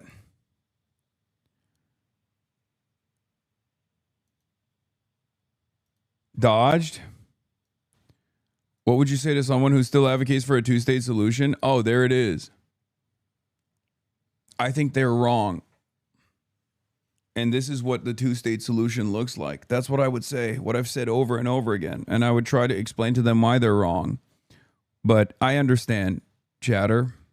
I get what you're trying to say now. I think we all understand what you're trying to say. Yeah. I will repeat it once again for you to hear and for everyone else to hear. We have a finite amount of time on God's green earth. Okay? And what you make of it and what you make of that time is important to me. Okay? If you simply claim that you are a part of this resistance against Israel, but spend every waking moment shitting on those who are either victims of Israel's genocide and responding to Israel militarily, politically, through commentary, if you spend all of your angst and anger towards enemies of Israel and victims of Israel rather than Israel itself, then you are not real. You're just simply saying certain things just so people don't yell at you. And I think for a lot of people, yourself included, who refuse to scratch the surface of this commentary, that's enough. You just want to hear someone go, Israel is bad. Nah, man, not that either. You don't have to be blind to why people react violently to state-sponsored violence. Okay.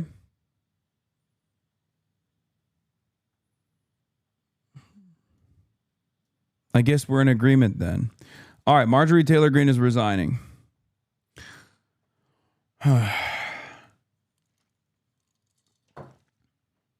Circle jerkers in chat not seeing this as a teachable moment for others? Yeah.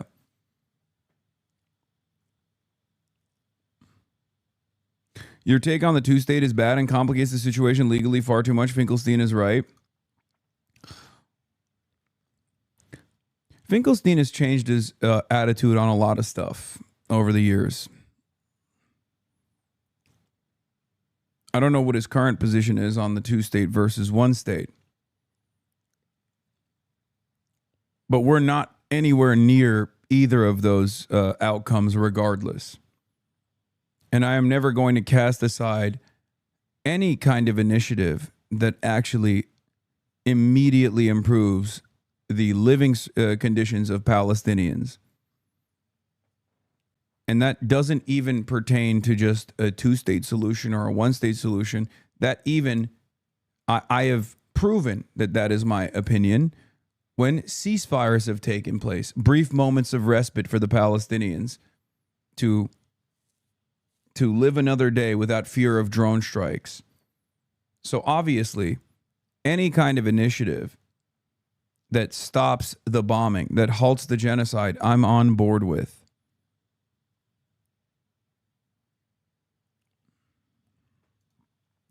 The two-state solution is already implemented. It's the solution that Israel likes to present. It already is. This is what the two-state looks like. It's a one-state. It's the state of Greater Israel. It's just an apartheid state. So I am in favor of the abolition of said apartheid state, of said apartheid structure. Israel says, oh, we're moving in the direction of 2 states, but there is already 1 state of Greater Israel right now.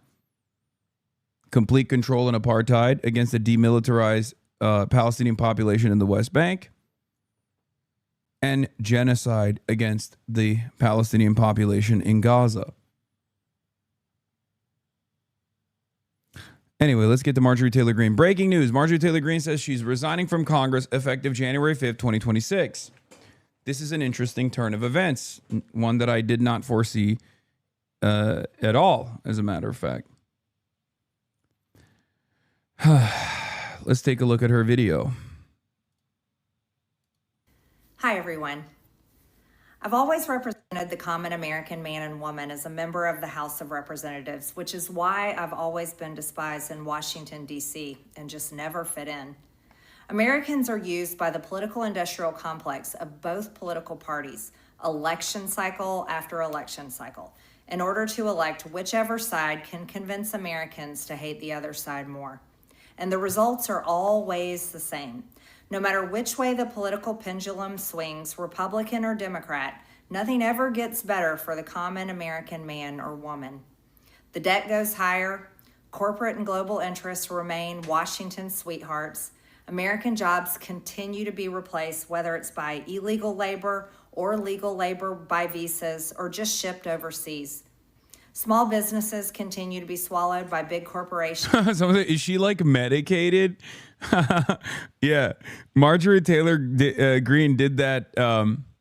I started taking mood stabilizers and realized I no longer have to be on. I no longer can be on Stan Twitter.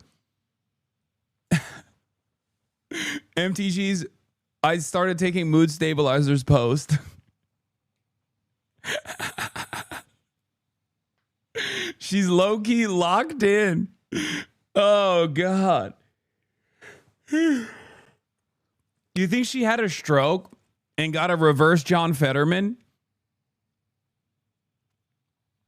Yeah, she got on SSRIs and realized she was just realized that all this like Trump standing was actually a byproduct of her mental health complications. Yeah, she got unfettered.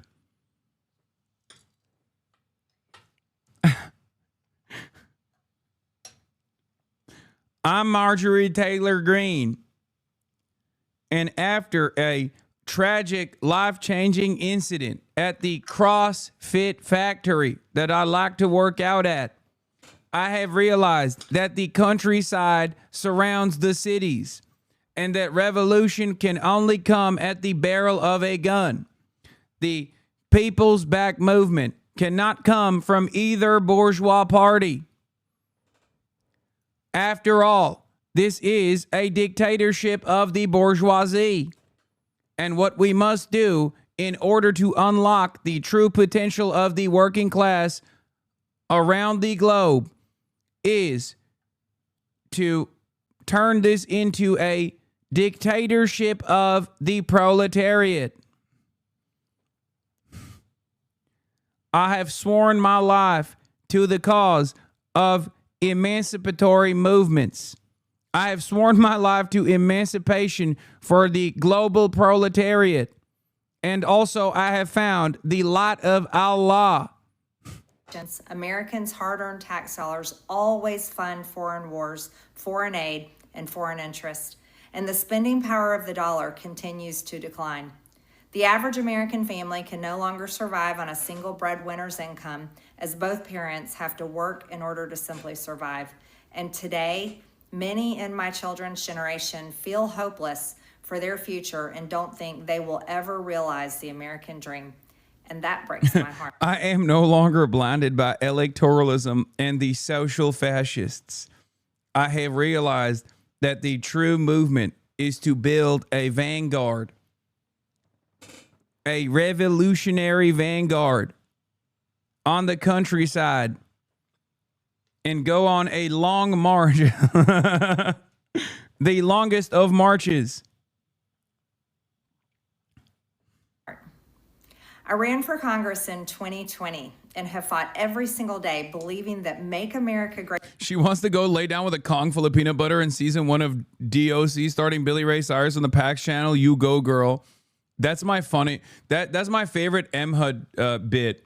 That Marjorie Taylor Greene likes to chomp on some Kong with peanut butter, like one of those ultra tough dog chew toys. Great again meant America first.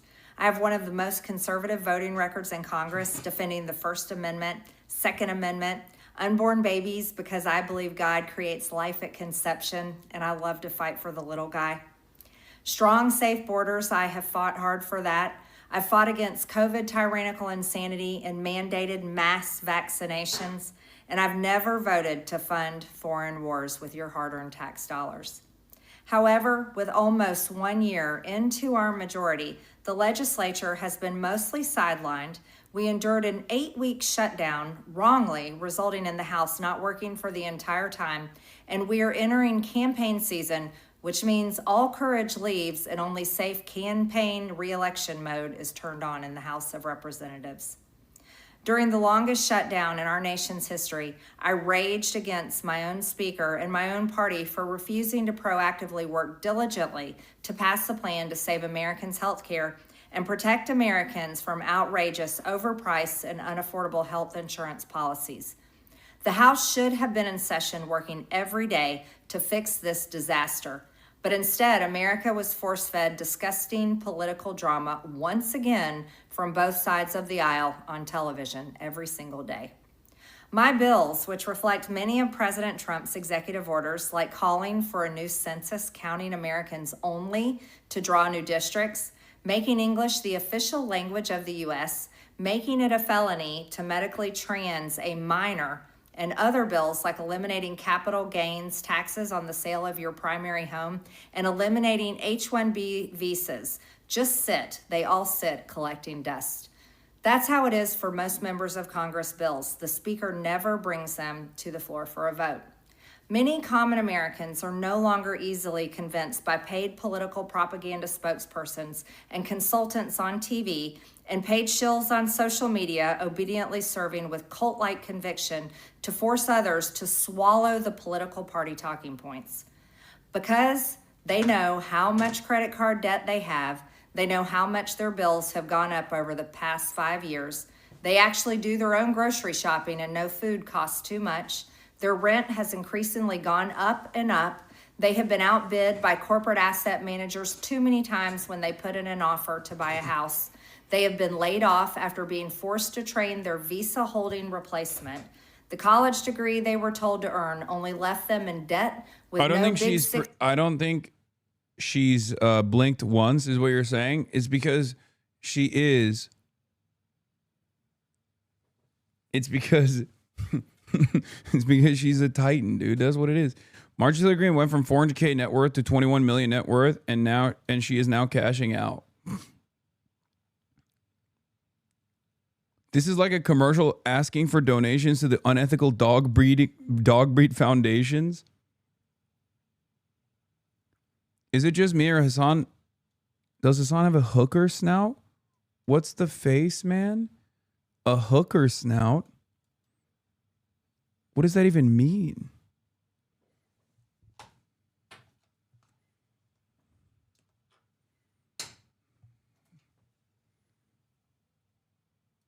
Hooker snout. Now I gotta look it up.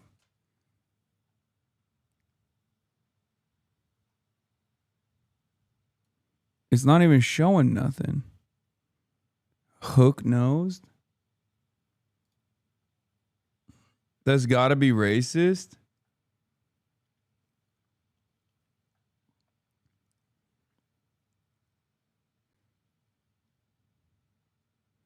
Careful, this is a European.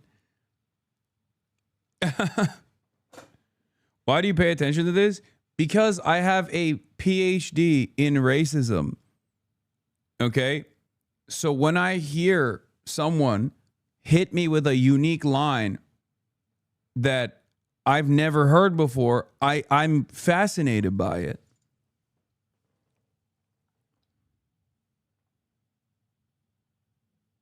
Anti-Semitic maybe? No, that means like hooked nose.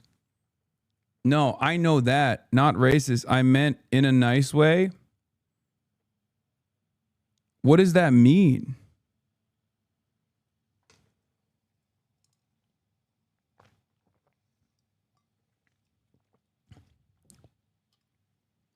But you wouldn't explain what that means.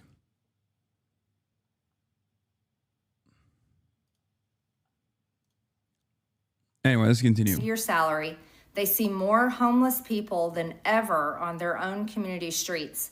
They can't afford health insurance or practically any insurance, and they just aren't stupid.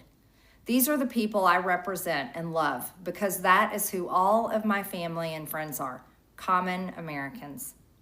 I've been blessed to represent the 14th District of Georgia for 5 years. The district is filled with some of the most wonderful, kind-hearted, God-fearing, patriotic, hardworking people you will ever meet. Good, regular, common Americans. I've worked hard to bring taxpayer dollars back home to help district needs.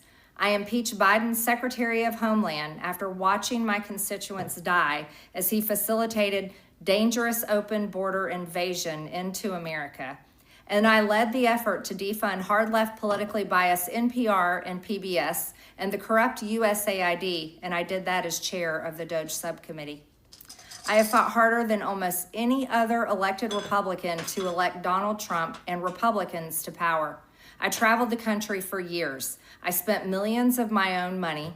I missed precious time with my family that I can never get back. And I showed up in places like outside the New York courthouse in Collect Pond Park against a raging leftist mob as Trump faced Democrat lawfare.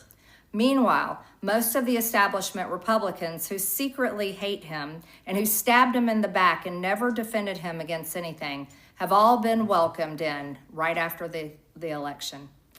And I will never forget the day I had to leave my mother's side as my father had brain surgery to remove cancerous tumors in order to fly to Washington, D.C. to defend President Trump and vote no against the Democrats' second impeachment in 2021. My poor father and my poor mother, it was way too much for all of us. Through it all, I never changed or went back on my campaign promises and only disagreed in a few areas, like my stance against H-1Bs replacing American jobs, AI state moratoriums, debt for life 50-year mortgage scams, standing strongly against all involvement in foreign wars, and demanding the release of the Epstein files. Other than that, my voting record has been solidly with my party and the president. Loyalty should be a two-way street, and we should be able to vote our conscience and represent our district's interests because our job title is literally representative. America first should mean America first and only Americans first, with no other foreign country ever being attached to America first in our halls of government. Standing up for American women who... I don't understand why, like, I still don't get why she's resigning though, you know? Like, I don't get why she's resigning. This doesn't make sense. Something tells me we haven't seen the last of Tater. No, of course not. But even then, it just doesn't make sense. Is she getting blackmailed because of her recent disagreements with Trump and Epstein? I don't fucking know. She gets into it later. She doesn't want to win her primary and then defend Trump in the midterms when Dems impeach him. She wants to save herself from an AIPAC primary. No, she's safe. She is safe. There is no world where Donald Trump could even undermine Marjorie Taylor Greene in her district. I'm fairly certain she's safe.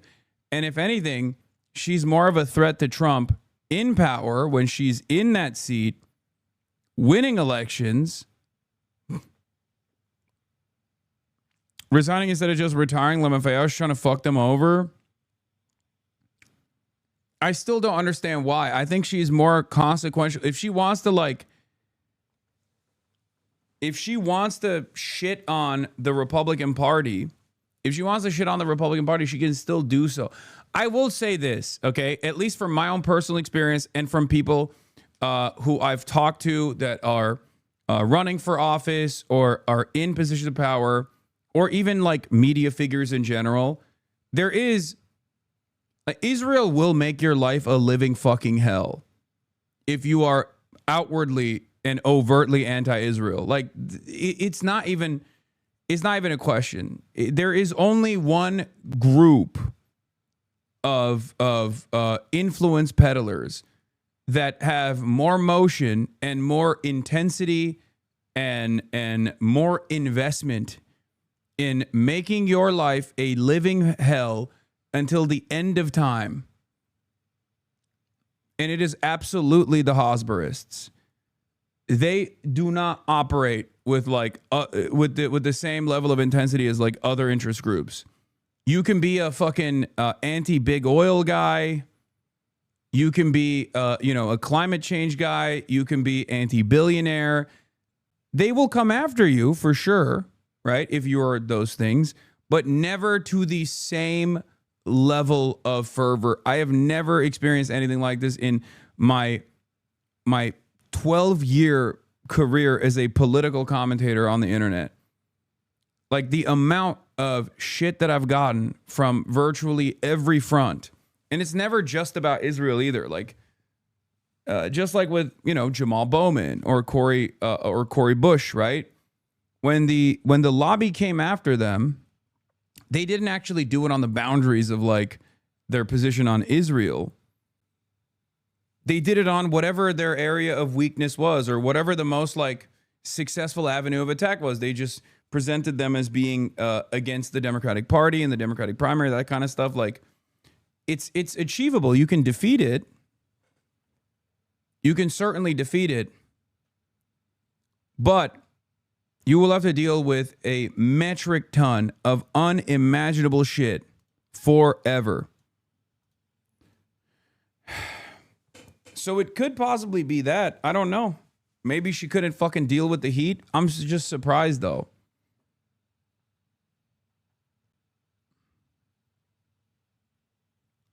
But it's not. It's not. I'm being super real about this.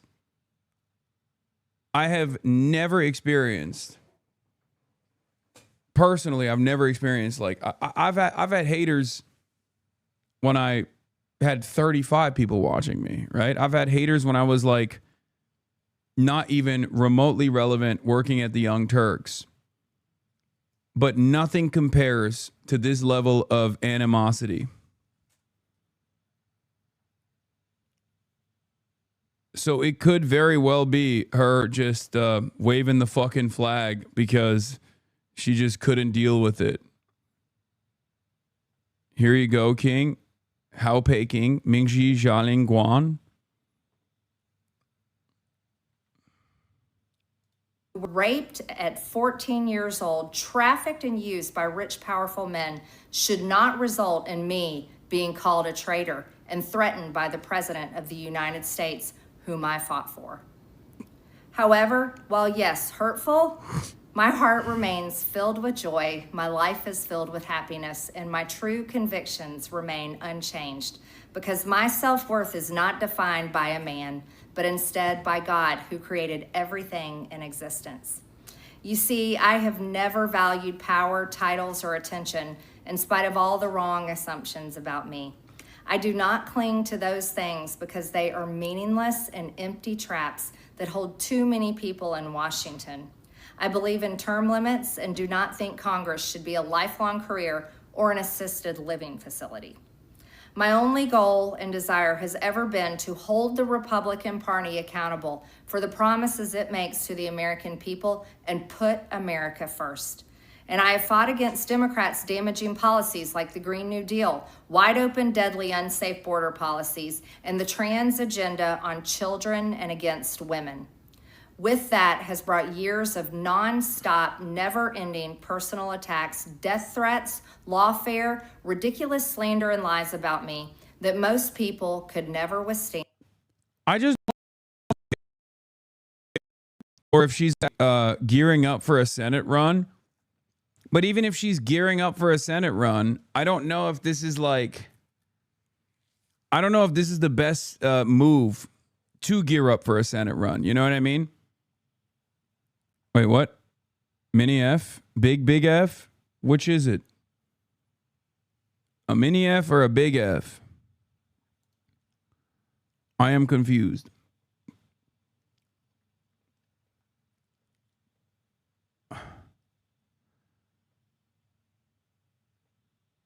It was a we're back mini stutter. You glitched. Okay. It flashed like bad.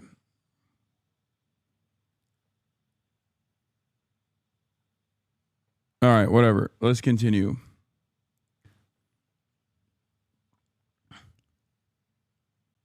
Saying you don't want to be there and then running to go back to DC seems like a dumb move. I mean, she's not the smartest person, let's be real, but like I don't know. I just think she's a shark that folded as soon as she got a fraction of the hate that she has sent towards people like Ilhan. That could be the case.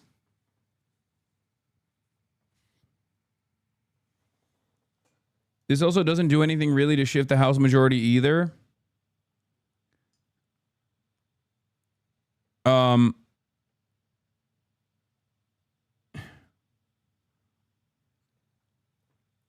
actually kind of confused by this. I don't know. I mean, she did make her bag. She did get the bag.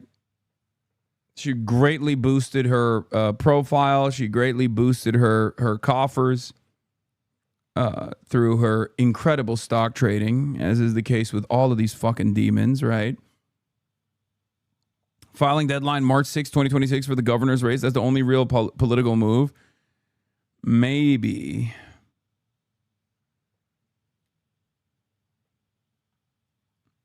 Maybe she wants to do podcasting. That could also be another thing. That is a real pivot.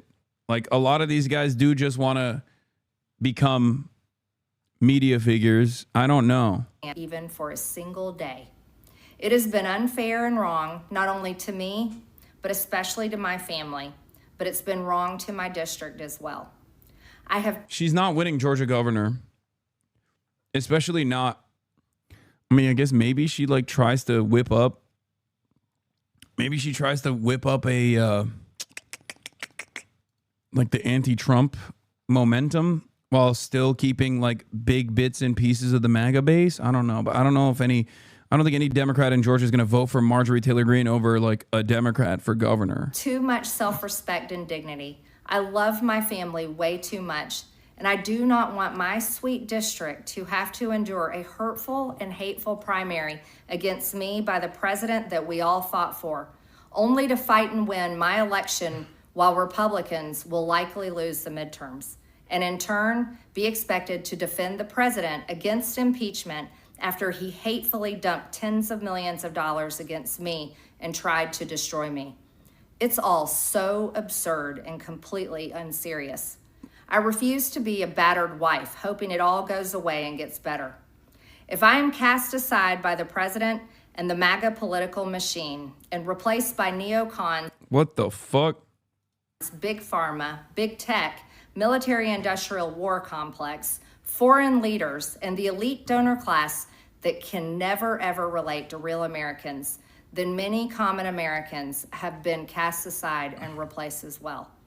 There is no plan to save the world or a 4D chess game being played.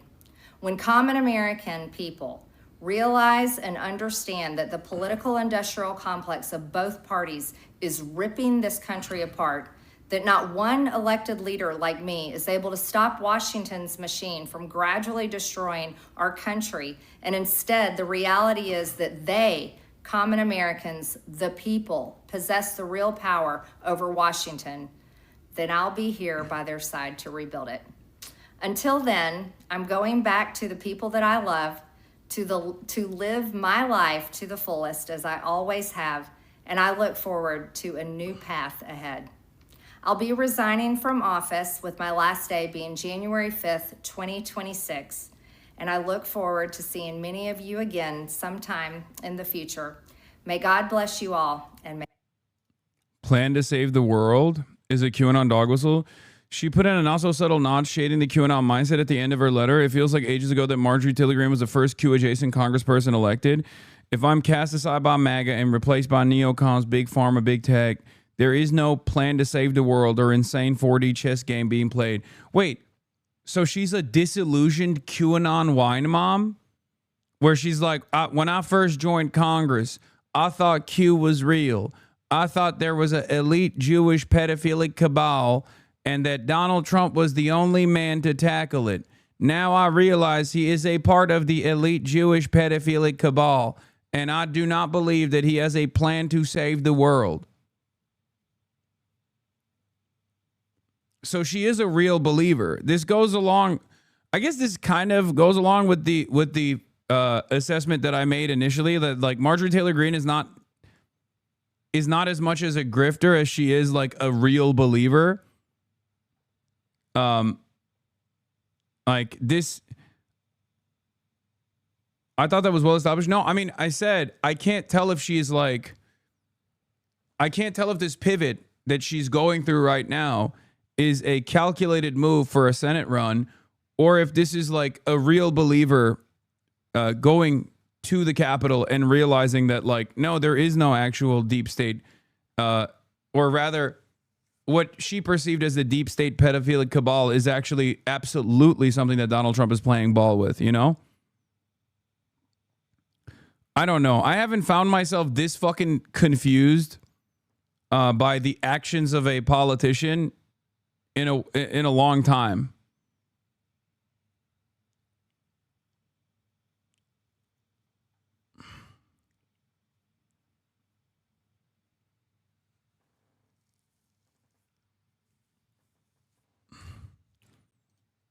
It's actually confusing.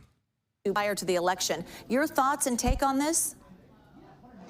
Well, Jules, I think it was somewhat of a surprise to all of us to see how well they were getting along, but I think at the heart of that is what they said they talked about before they let the cameras in, which is making New York affordable for New Yorkers. And I think really what that illustrates is the fine line between the far-right campaign that President Trump ran and the far-left Democratic Socialist campaign that Mamdani ran.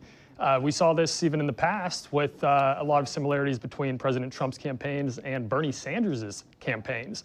I think the reality here is that while they are on different ends of the political spectrum, they are both populists, and they both realize that what Americans care about most right now, and we continue to see this in the polling that we keep doing, is affordability and bringing prices down for Americans and helping everyday Americans. I think the other thing that played a factor in the two of them getting along so well is they are both extremely charismatic politicians. I think both of them, a lot of their political strength.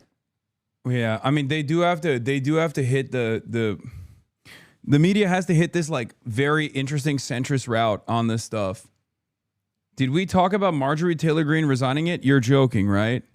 There is no way that you just joined the stream 25 seconds after I got done talking about Marjorie Taylor Greene resigning.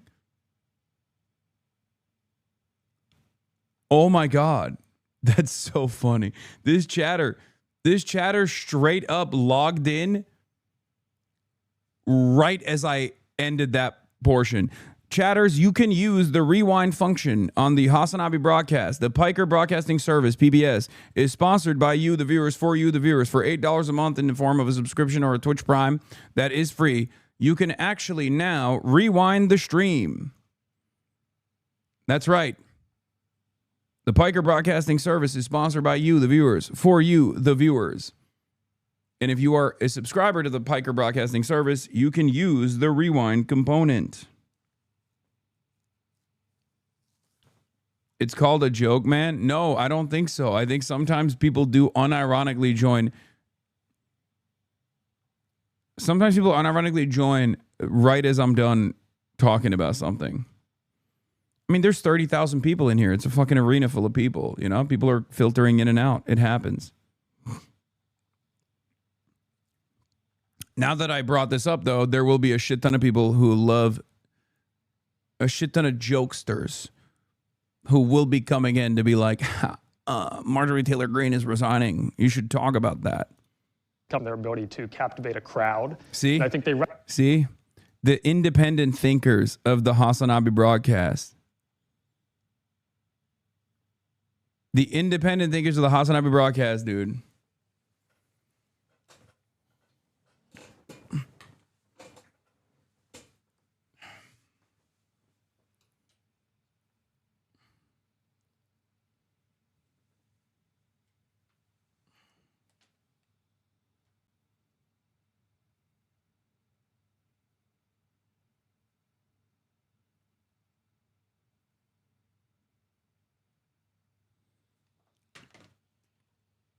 You spent only 5 minutes on it? What more can I do? I just don't understand what else to say about it. recognize that in one another, and they recognize that there are ways that they could actually help one another. Now, there are some difficulties here. We know that House Republicans, for the most part, are gearing... She's going to join TYT. I don't think that's as far-fetched as you think it is. I do not think that that is a far-fetched statement.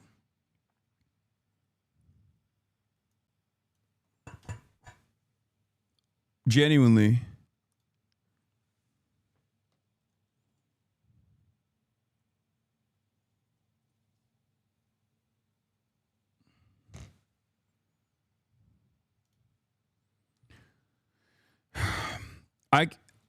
I'm telling you, dude, a lot of these guys love pivoting to media. And there are former media members who have now who are now working in the administration who literally despise it, who hate working in the administration and want to go back to their media jobs. These guys love doing media. Why are you dodging this issue?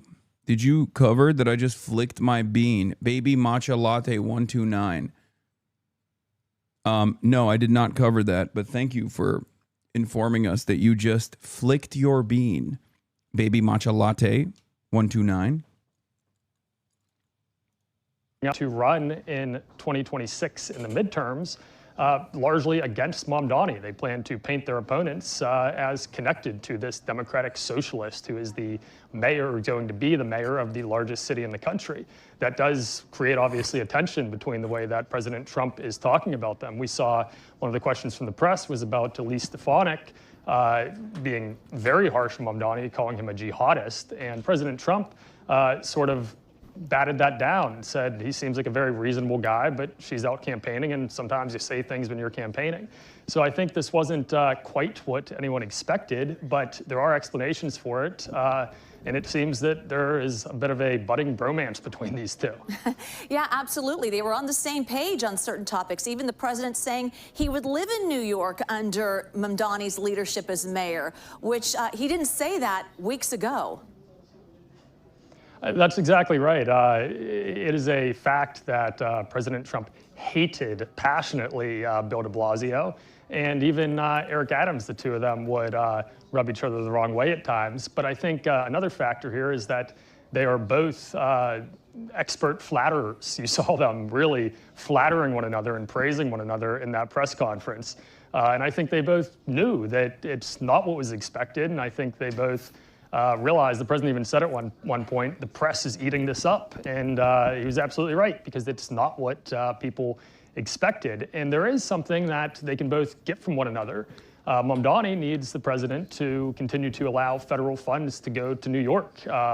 Just about a month and a half ago, at the beginning of the shutdown, we saw the president halt nearly $20 million in federal funding that would have gone to infrastructure projects in New York. In order to enact his agenda, Mamdani is going to need federal funds, and there's about $10 billion in federal funds that theoretically could be halted by the administration. So he needs that from President Trump. President Trump, on the other hand, has a wide-ranging immigration agenda, particularly focused on major cities. He's going to need Mamdani to not be too much against that. I can't imagine that he'll go fully along with that. I can't imagine he'll want ICE on the streets of New York. But nonetheless, the president needs him to somewhat go along with that. And there's no question that this president is a New Yorker and loves New York. He clearly desires for it to be a place that welcomes him when he goes back there. He's spent in recent years. Trump is a closeted Marxist-Leninist. Jusha is. He's showing his colors now that he talked with Zohran. Yeah, MAGA communism was real. I was so disrespectful to the ACP. It turns out MAGA communism was the true movement. I'm kidding. For the record, I'm not being sincere. Please don't take that seriously. This is the bonus of being a leftist. You know these people. You know these people better than their own fan base knows them, and you can play them like a fiddle. I feel like lots of people online will call this caving. I think he knows exactly what he's doing. Working poor seeks wealthy benefactor for the gifted sub. Help me out, chat. All peace and love. DSAL. Spread kindness for further. More time in Florida. And as he mentioned, he said it's a place he could see himself living in the future. So I think they both have things to gain from having a friendly relationship with one another. Yeah, absolutely. Zach Hudak in Washington, thank you so much. And joining us live now is Joel Payne, CBS News political contributor and Chief Communications Officer for Move. Okay, this is also a very funny thing that took place, for the record. Look at Hebrew media after Zohran Mamdani stood next to Donald Trump at the Oval Office and said the Israeli government is committing a genocide and our government is funding it. Here's Jerusalem Post, Times of Israel, and Khan News. Mamdani accuses U.S. of funding genocide by Israel during warm meeting with Trump. The Jerusalem Post. Mamdani accused Israel of genocide with U.S. funding during White House meeting. Mamdani, Israel's committing a genocide. President Trump, a rational man, not a jihadist. Oh, my Lord. Are you reading out anyone's chat? No. Oh, my Lord. Holy moly. Things are going swimmingly well in Israel. Yes, I am familiar with Marjorie Taylor Greene resigning from Congress. Is there a reason why was there like a New York Times button or something? Is that why a lot of people are tuning in right now? You seem so happy. Well, the reason why I seem happy is one, because I am happy. I'm in China. But the other reason why I seem so happy while covering the news right now is that the news is pretty good today, you know? Not every day, but today the news are pretty decent. It's a little weird, but it's also a little good.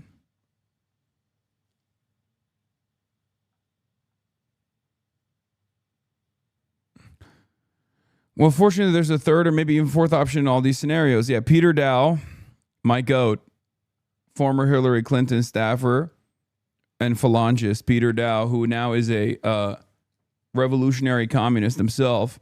Nick Fuentes, I'd work with Mamdani. Hakeem Jeffries, just voted to condemn socialism. Marjorie Taylor Greene, it's a genocide in Gaza. Obama speechwriter, what genocide? Tucker Carlson, slaughter of Gaza civilians is evil. Kamala Harris, Israel has a right to defend itself. Adam Johnson responds, well, fortunately, there's a third or maybe even fourth option in all these scenarios. Every 2 years, we have this realignment discourse. And I have to remind people that the defining feature of fascism is the co-option of rhetoric and aesthetics of left politics to peel people away to white nationalism that will, at the end of the day, always serve capital. There is no realignment. There is simply more sophisticated Nazis with a shitload of dark money and a liberal establishment that would rather hold on to a dying neoliberal ideology than align themselves with leftist policies in a meaningful way. This is the truth. Straight up.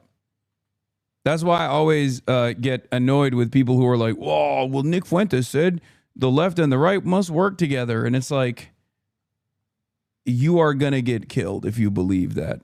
That is a belief system that has caused people to die in the past.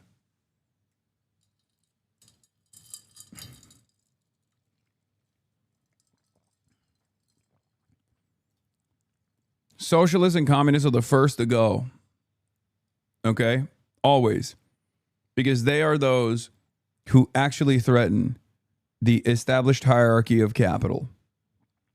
So they are first on the chopping block before anybody else.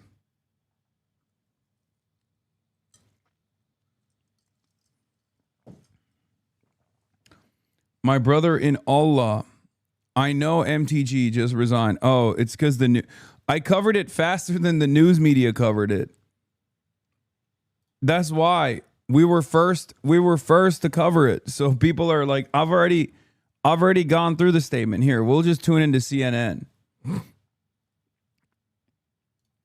and see what they're talking about. I assume they're talking about this now, right? They're breaking it probably. They must be. Wait, what? Pelosi. It was her first interview since she announced her retirement. That after. Oh my God. Are you serious?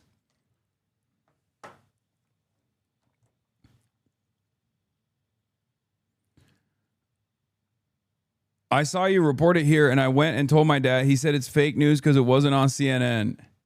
Yeah, because CNN is too busy glazing Speaker Emerita Nancy Pelosi. Also, I did this walk as well on camera.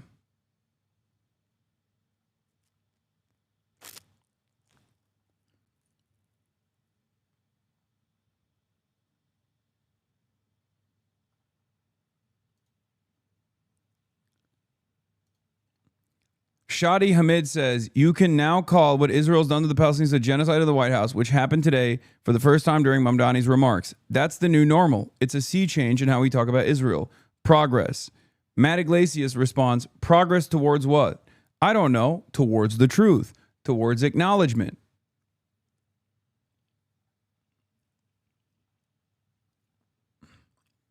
God, he is so annoying. I cannot stand Matt Iglesias.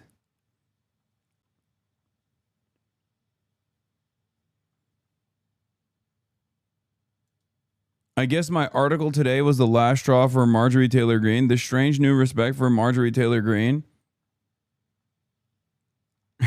Yeah, Marjorie Taylor Greene saw Matt Iglesias support her and was like, I am quitting politics permanently. I will never return to politics. Now that I have garnered the respect of Matty Iglesias, who has made a career of being professionally wrong, I have realized that I am on the wrong path. I must go back to the drawing board and maybe take on other hobbies, like, for example, knitting or CrossFit or having sex in orgies like I used to with my CrossFit instructor. I am done. My job here is over. I have started taking mood stabilizers, and it has made me realize that I can no longer stand a man.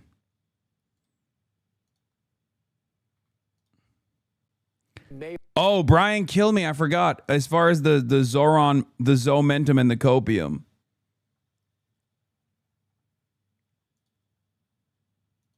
Let's take a look at what Brian Kilme just said. There you go, live from Washington, D.C. That's what we just watched. Now I'm in New York City. We were watching that press conference.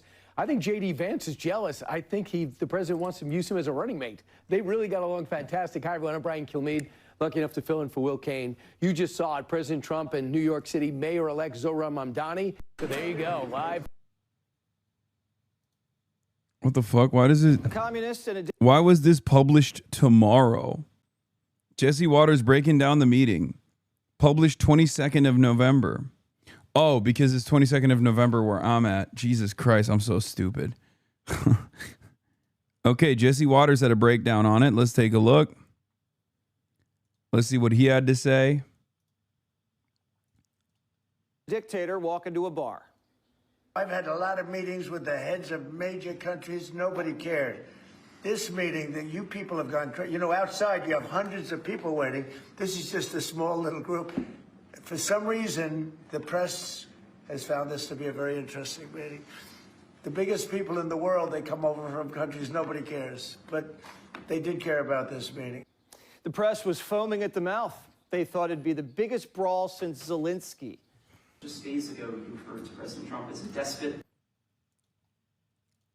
No, I didn't think so. I was very excited for it, and I thought it was going to be exactly like this. If you go back and see my coverage on it, I was like, no, this is going to surprise you, and it's going to be a lot nicer. Trump is going to be a lot nicer to Zohran than people think he is.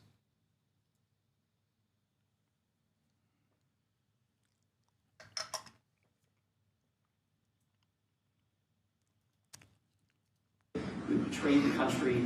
You said you'd be his worst nightmare and accused him of having a fascist agenda. Are you planning to retract any of these? Also, it's funny that Jesse Waters is like, oh, everybody is so stupid. They thought that this was going to be a real war brewing. They were so stupid. It's like, yeah, brother, you thought it was going to be a fucking war. Your network thought so. Showdown with socialism.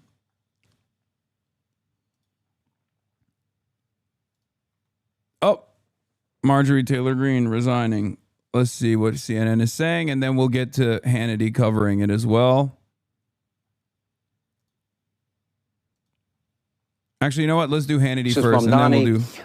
was there and asked to meet with President Trump. The president graciously accepted, despite some pretty harsh smears leveled by Mamdani on the campaign trail against President Trump. Here's a reminder. Just days ago, you referred to President Trump as a despot who had betrayed the country. You said you'd be his worst nightmare and accused him of having a fascist agenda. Are you planning to retract any of these remarks in order to improve your relationship? I think both President Trump and I, we are very clear about our positions and our views, and what I really appreciate about the president is that the meeting that we had focused not on places of disagreement, which there are many, and also focused on the shared purpose that we have in serving New Yorkers. And frankly, that is something that could transform the lives of the 8.5 million people who are currently struggling under a cost of living crisis, with 1 in 4 living in poverty. And the meeting came back again and again to what it could look like to lift those New Yorkers out of struggle and start to deliver them a city that they could do more than just struggle to afford it, but actually start to live in it. And I've been called much worse than a despot, so it's not that insulting. But maybe I think he'll change his mind after we get to working together. Been called a lot worse. Now, this could be a lesson for Democrats. Now, the president will put aside political differences, work with anyone, anywhere, anytime to make every corner of our country a better place. Take a listen. We've just had a great meeting, a really good, very productive meeting. We have one thing in common. We want this city of ours that we love to do very well. And I wanted to congratulate the mayor. He really ran an incredible race against, a lot of smart people. We talked about some things in very strong common, like housing and getting housing built, and food and prices, and the price of oil is coming way down. Anything I do is going to be good for New York. If I can get prices down, it's good for New York. And we've got them down, way down from last year. I just want to congratulate. I think you're going to have hopefully a really great mayor. The better he does, the happier I am. I will say there's no difference in party. There's no difference in anything. And we're going to be helping him to make everybody's dream come true, having a strong and very safe New York. And congratulations, Mr. Mayor. Thank you, Mr. President. Thank you. I appreciate it. Now, ultimately, this video of Mamdani and Trump in the Oval Office getting along, having a productive meeting is really only horrifying for Democrats. Where's the guy that was on the campaign trail saying he's going to beat Donald Trump's worst nightmare? Now, their far-left hero is shaking hands with the guy they called a fascist and a Nazi and a racist. This is so funny. They literally went from jihadist, criminal terrorist that Donald Trump is going to destroy to like, he's actually such a nice guy. Come back to reality. I am not holding my breath. Let me make a prediction. Over time, they will clash. They will clash heavily, and Donald Trump will win.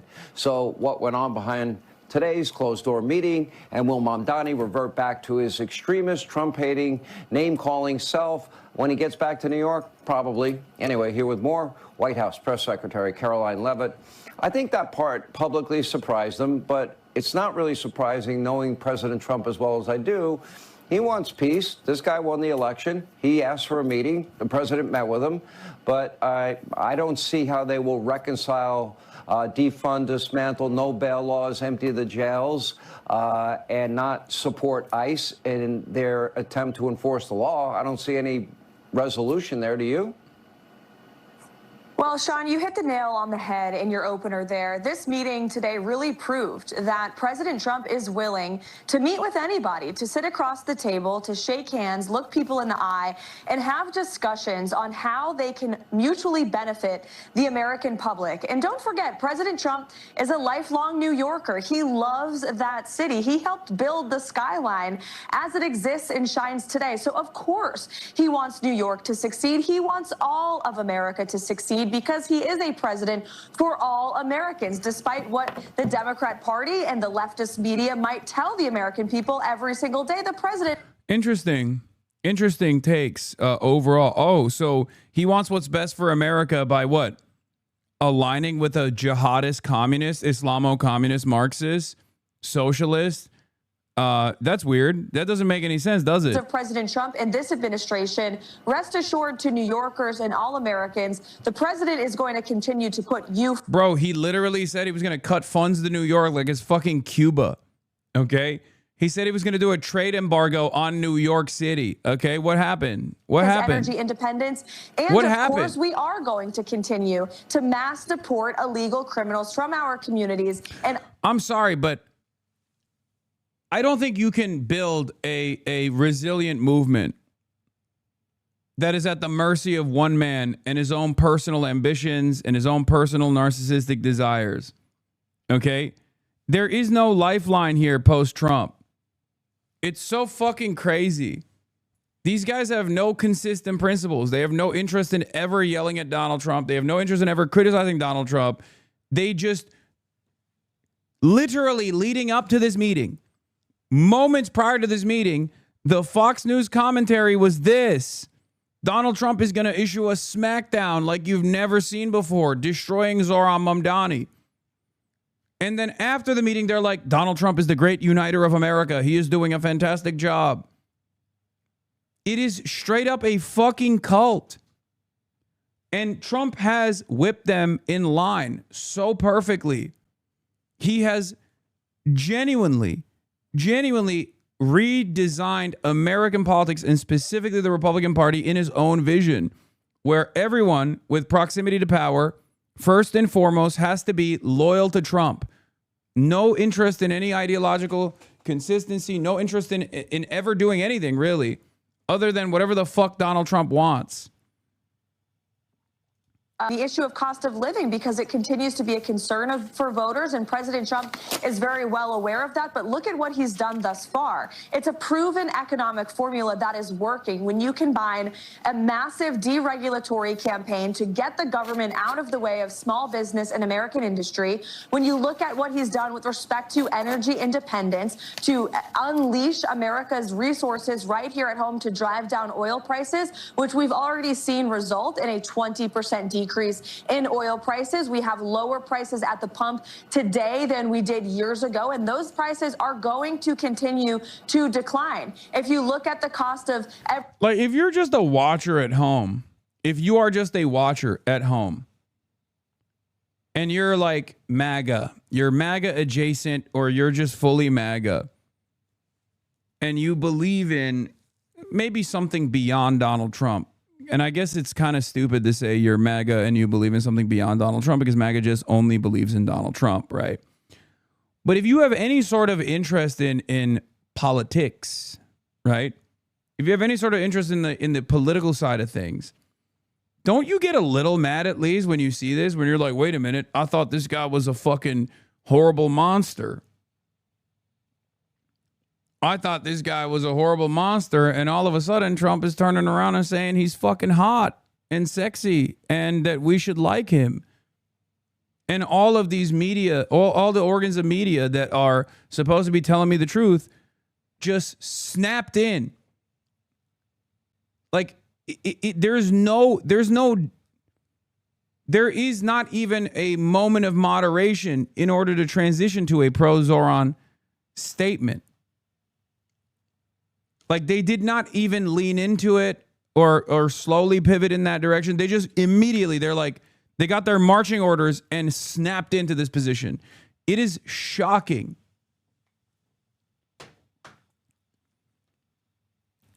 Trump is obviously his own bizarre person with his weird psychology, but I can't help but cringe at how eager MAGA world guys are to play the worthy populist enemy shtick. Whenever the left does well, that they need to use our success as a validator says quite a lot about them. In the days before Zohran Mamdani's victory, I heard a telling phrase from Washington's MAGA political class: game recognized game. The context of this observation was President Donald Trump's begrudging fondness of my little communist, as he labeled New York City mayor-elect. By November 5th, the line was in the mouth of MAGA zeitgeister Steve Bannon, who told his followers on War Room, game respects game. The notes of celebration in the White House reaction to Mamdani reflect something real. Trump and his circle disdain the Bush-Ryan-Romney Republican establishment and the Clinton-Schumer-Jeffries Democratic establishment in equal measure. And they're eager to join a battle on the other side of the horseshoe, where left-wing and right-wing populists share a diagnosis that the American and global systems are fully discredited and are ready to fight it out for a new world order. I think there is some truth to this assessment, okay? There is some truth to this assessment that they see either side, like they see the left flank in a similar way, right? They see the left flank in a similar way to like the MAGA momentum. But I think they have great fear.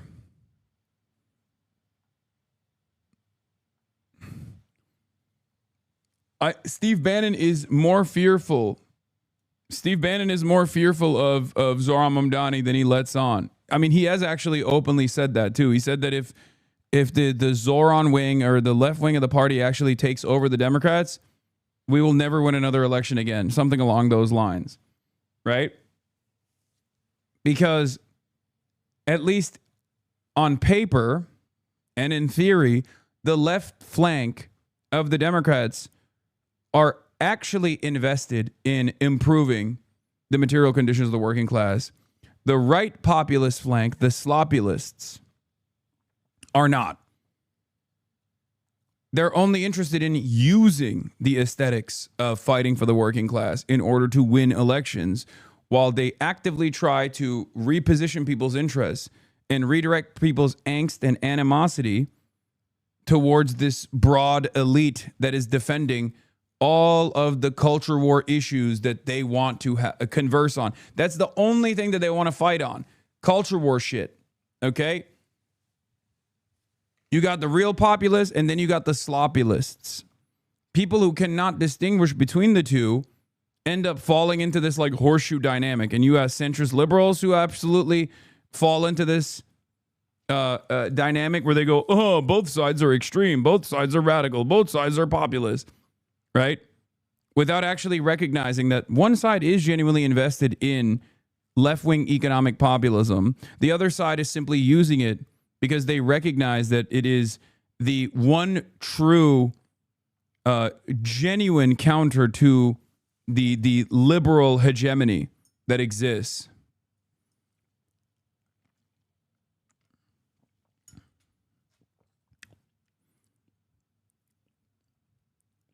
That's why you kind of see the centrists and you know, people who abhor Zohran Mamdani, and even like the right wing kind of engage in this handshake. I'm called much worse than a despot, so it's not that insulting. Well, let's try that again. Are you affirming that you think President Trump is a fascist? I've spoken about... That's okay. You can just say yes. Okay. It's easier. It's easier than explaining it. I don't mind. The name calling, that's politics. Trump's been giving it and taking it his whole career. This sends a signal to Democrats that Trump's really about business. And if he really was a dictator, would you let some guy come into your house and call you that? No. And did Mamdani go in there and hide his face like Big Gretch? No. Zohran's mayor, Trump's president, so let's get down to it. I think you're going to have, hopefully, a really great mayor. The better he does, the happier I am. I expect to be helping him, not hurting him. A big help, because I want New York City to be great. Trump and Zohran want the same thing for the city. They both want it to be safe and affordable. They might not always agree on how to get there, but instead of bickering, they've found common ground. He wants to see a lot of houses created, a lot of apartments built, etc. And You know, we actually. Yeah, they snapped back into pro Zohran so hard that they're saying his name right, by the way. They're like, the tone shift was so imminent. Quick question. Why does Trump hate other socialists like Ilhan and AOC and loves Bernie and now Zohran? Could you share your analysis? National popularity. And also, they're women. Ilhan Omar is a black woman who is also Muslim, visibly Muslim. She is hijabi. AOC is a brown woman. Donald Trump definitely doesn't like those things, but I don't think AOC and Ilhan Omar are as I love Ilhan Omar, as you guys know, but the reality is, like, they are nowhere near as nationally popular as Bernie Sanders and Zohran Mamdani are. They're women. Donald Trump doesn't like that in general. They're black and brown women. Donald Trump doesn't like that at all. But in terms of why he also doesn't look past them like he does with look past that like he does with Claudia Sheinbaum is popularity. Claudia Sheinbaum is unimaginably popular. That's it. It's national popularity. Claudia Sheinbaum is popular. People would be shocked, but I want to see the same thing. Not just housing. Trump wants to rein in the electric company and help Mamdani fight crime. Trump says we're not going to throw good money after bad. He's not going to be sending money for government-run grocery stores. We're talking common sense stuff that helps the middle class. Some of their playbooks overlap. I spoke to New Yorkers who had voted. See, now this is exactly what I was saying. He is leaning into. He is trying to get a crumb of legitimacy on the affordability front by aligning with Zohran Mamdani, the guy who won on affordability. That's straight up what's going on here, and Fox is instantly leaning into it. For the president last November, I heard again and again two major reasons. One was that they wanted an end to forever wars. They wanted an end to the taxpayer dollars we had funding violations of human rights, and they wanted to address the cost of living crisis. A lot of my voters actually voted for him, and I'm okay with that. Trump looks at Zohran like young Bernie, political outsiders who have some wacky ideas but have compassion for the working man and a lot of love from their base. Some Bernie bros voted for Trump the same way some MAGA folks in Queens voted for Zohran. They have different policies with the same goals, making life more affordable for the average Joe. The difference between Zohran and Bernie, Mamdani beat the odds and the establishment. I think he's different. All right, I think he's different, and that can be in a very positive way, but I think he's different than, you know, your typical guy, runs, wins, becomes mayor. Love him or hate him, Zohran's fresh, and Trump likes to get his hands on new brands. He can work with anyone, Jews, Muslims, communists, little rocket man. The New York relationship is based on action and results, not labels and insults. Zohran might be a... The relationship that Trump has is on results, not insults, is the funniest fucking thing that you could say about Donald Trump as a politician. Donald Trump is literally almost exclusively the insult guy.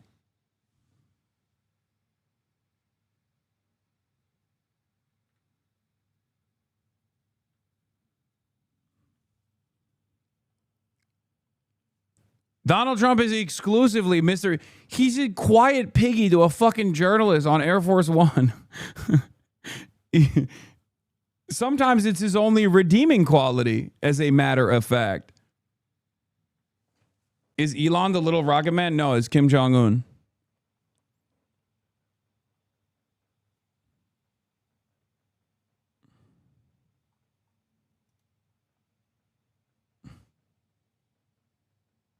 Loomer is still having a major meltdown. That's awesome.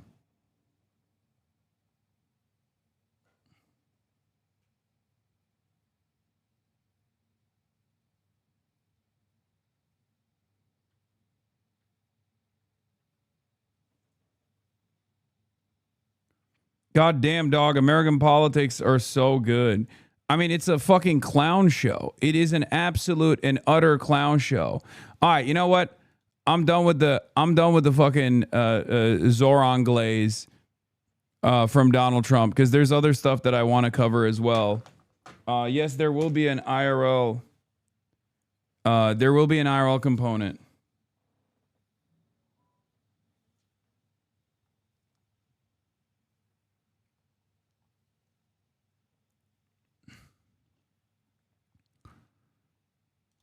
This was also another thing that took place before the. This was another thing that took place before the Zohran meeting, where the House passed the resolution condemning socialism ahead of the Zohran Mamdani Trump meeting, with 87 Democrats also voting to condemn socialism. Forgot about this guy, dude, having the best day of his life today. Yeah. Last China IRL. No, I will do a China IRL tomorrow as well. These are the last 2 days I have in China, today and tomorrow. I will try to do another IRL tomorrow, and actually a really fun one too. We might go to the horse races, which is, I am embarrassed of you as a Türk person. Barış Dağ deviren. Oğlum İngilizce öğren lan. Embarrassed ne? Amına koyayım. Embarrassed.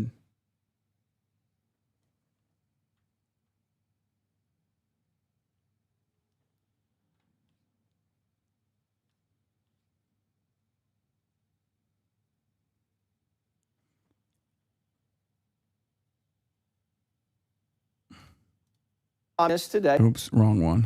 Sorry. Hours before Mayor-elect Zohran Mamdani arrived in Washington for his first meeting with President Trump, the House of Representatives passed a bipartisan resolution condemning the, quote, horrors of socialism. Let's find out more about this. Political reporter Marcia Kramer joins us once again to tell us the details. Marcia? Okay, Jay and Dick. Far be it from me to be a conspiracy theorist, but it was probably no accident that the House voted to condemn socialism on the very day New York City's mayor-elect, a Democratic socialist, met with President Trump at the White House. Now listen to this. The resolution was introduced nearly a month ago, but Republicans decided to bring it to the floor for a vote today. I have to be honest with you, I focused very little on resolutions. Frankly, I've been focusing... Socialism. I understand. I think the focus is on the work at hand. I can tell you I am someone who is a democratic socialist. I've been very open about that. And I know there might be differences about ideology, but the place of agreement is the work that needs to be done to make New York City affordable. That's what I look forward to. Standing next to President Trump in the Oval Office, Mayor-elect Zohran Mamdani batted away a question about a resolution passed by the House that decried the horrors of socialism. The resolution was voted on just as Mamdani was arriving in Washington to meet with the president. A yes vote on this resolution should be a relatively straightforward, easy decision. It simply states that Congress denounces socialism in all its forms and opposes the implementations of socialist policies in the United States of America. The resolution passed in a bipartisan vote of 285 to 98, but it was particularly embarrassing to the newly elected mayor because among the 86 Democrats who supported the measure were 14 congressmen from New York. Please don't go to the horse race. Animal racing is incredibly cruel. I used to work in a dog racing at the winning level. Animal racing is bad. I don't know if you know this, but I am a horseback rider. I did professional show jumping.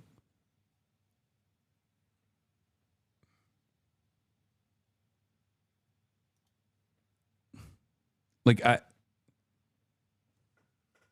had a horse. I can't speak for dog racing. I'm not entirely familiar with it, but Umama Sume's biggest hater, yeah. Until you got fat, respectively? No, not until I got fat. What is happening here? What the fuck is going on? You can't just say until you got fat and then slap on respectively at the end of it.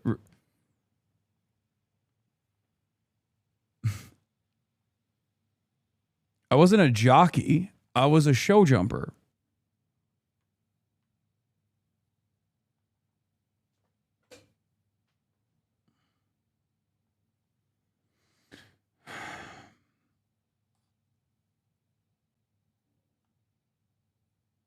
Compared to American Horse Girl and Cat Lady, where do you put yourself? I'm more of a horse girl than a cat lady for sure.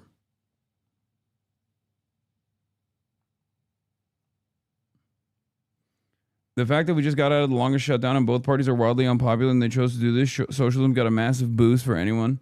Yeah. Your own chat seems to bully you a lot. It's weird. I know.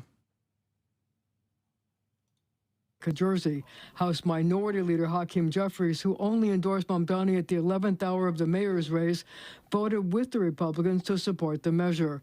Other New Yorkers who also supported the measure included Congressman Richie Torres of the Bronx, Greg Meeks and Grace Meng of Queens, and Laura Gillen and Tom Suozzi of Long Island. Suozzi made animal racing puts the animal at risk of injury for what? I mean, every type of competition that has animals in it does that, but I don't know, maybe horse racing is worse. Himself from Mamdani during the mayoral campaign. Among the Democrats voting against the measure was Congresswoman Maxine Waters. I wish we were here on the House floor this morning debating solutions that would reduce grocery bills, lower housing costs.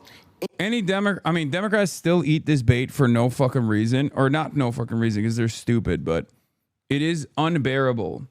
It is unbearable to watch the Democrats behave like this every single time. These guys say, oh, we're going to condemn socialism. And then Democrats end up going, yes, we're condemning socialism, thinking, yes, we're going to condemn socialism, thinking that this is going to cause the Republicans to turn around and be like, well, see, these Democrats are different. They're condemning socialism. They're not. They're not going to do that. They're saying socialism is bad, and they're reiterating it over and over again while simultaneously calling you socialist, you fucking idiots. Oh my God. Under no circumstance does anybody actually turn around and go, oh, well, I guess Hakeem Jeffries is not a socialist anymore. They still think you're a socialist.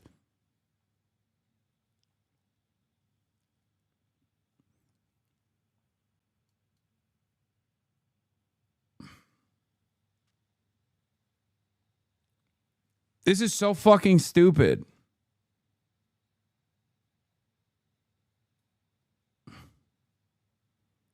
It's so fucking stupid. They think this is how you lead a party without realizing that the base is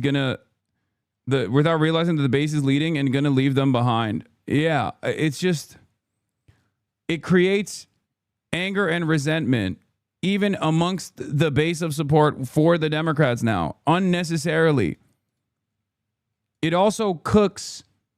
It also just like, it causes them to step on this fucking landmine for no reason. Just be like, no, I'm not condemning socialism. What the fuck does this have to do with anything? Shut up. You call everything socialist.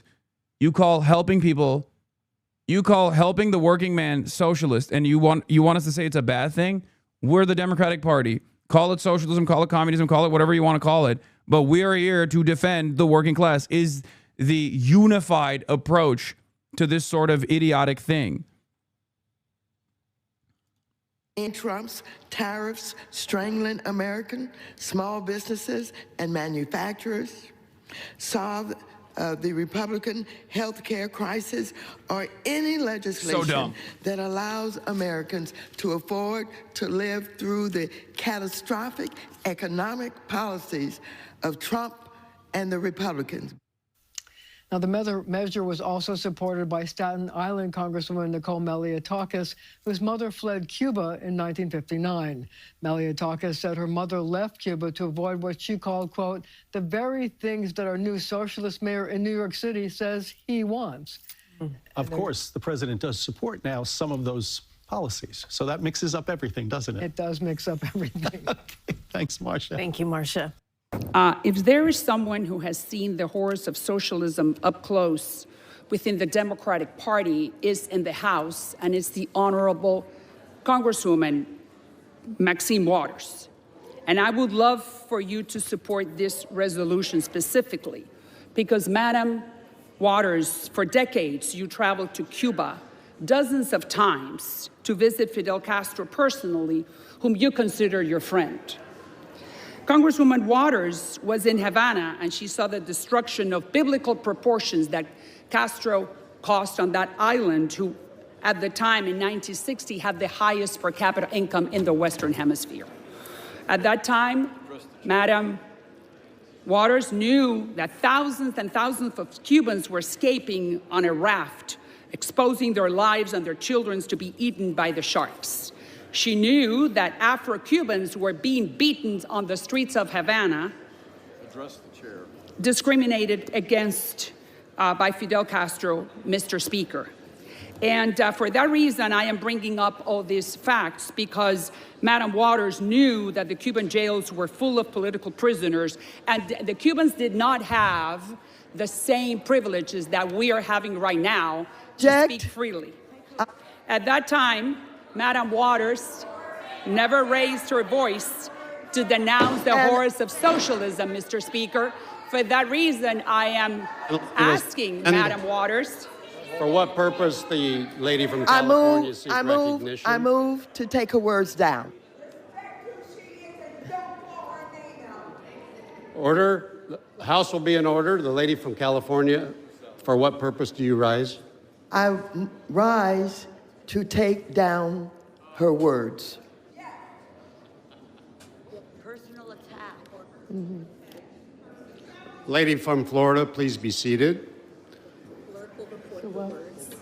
I'd ask the clerk to please report the words. I think it's so funny.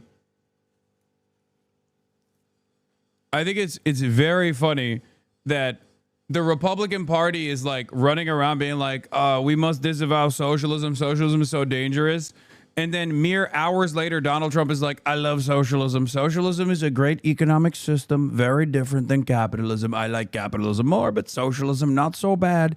Look at my little communist, Zohran Mamdani. Very cool. He's very cool and handsome. Very, like, is recognized. Awesome. Yeah, no, good job, Democrats. Glad that you guys actually took a position on this and then got fucking outflanked by Donald Trump, who seems to have a better opinion about a socialist candidate than you do, even though he's supposed to be in your fucking party. It is awesome.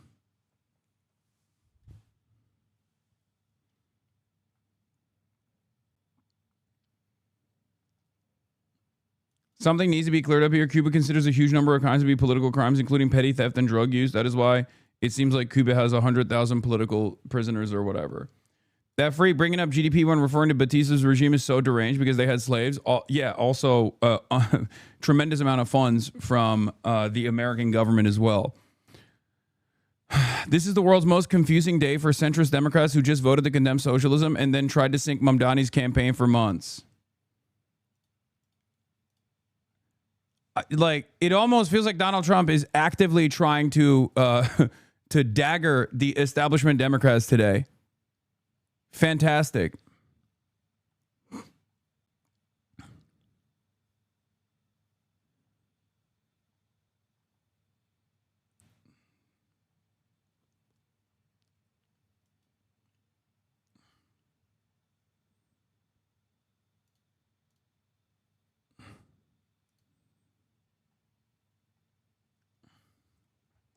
Does Hasan stream on weekends usually? Yes, I do. Sorry, I have moments of quiet here because I'm trying to literally wrangle our entire team, many of which are still sleeping and not even remotely interested in going out to do an IRL stream because they were out doing an IRL stream at the bars until 4 a.m. last night, which is fine. But I'm trying to also figure out where we can stream and where we can't stream in terms of the IRL stream. Austin wants to do a live stream himself as well after mine. Why you sound mad about that? No, I'm not. I don't care. I can do all this stuff on my own. Unc was sleeping. Unc slept for 8 hours last night. I actually woke up at 4 a.m. and then went right back to sleep, and I didn't wake up until like 5:30.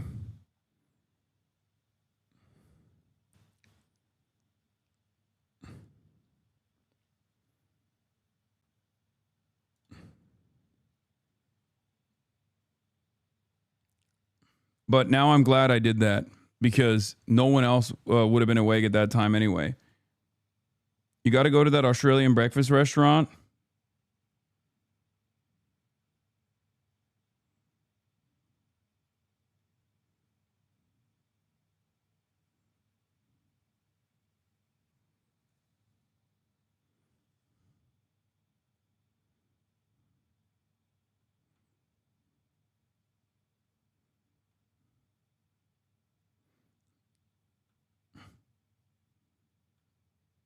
Hold on. Did you talk about Marjorie Taylor Greene? Just tuned in? Yes, I did. For 1 minute. Thank you, Mr. Speaker. Thank you, Mr. Chair. My blood pressure's up right now. I cannot believe just what I heard on the House floor. The ranking member of this distinguished committee denouncing Trump, but will not denounce socialism on the House floor of the U.S. House of Representatives. History is clear. Socialism Basketball kills stream or people, leads to re-riot? deaths I of want to tens do a of basketball millions, stream. crushes religious liberty, and destroys free markets. Our founders built this nation on a revolutionary... Socialism destroys precious liberty and denounces free markets. Nice. Not the free markets. I'm so angry right now, I could lose my mind. How dare you denounce the precious free markets? Fucking awesome. Thanks, man. Did you cover the New York mayoral election? Just tuned in? Yeah. Will Austin play b-ball, HasanAbi? Austin is up. I think he wants to come out with me because he wants to do a live stream afterwards. I don't know. I don't know if anyone else is trying to do it.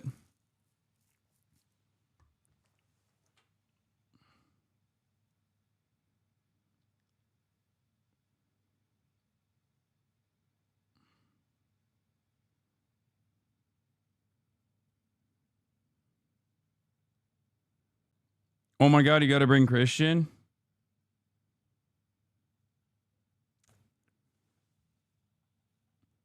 Have you been to Kowloon Tong yet? What is that? Is that the Kowloon Wall City?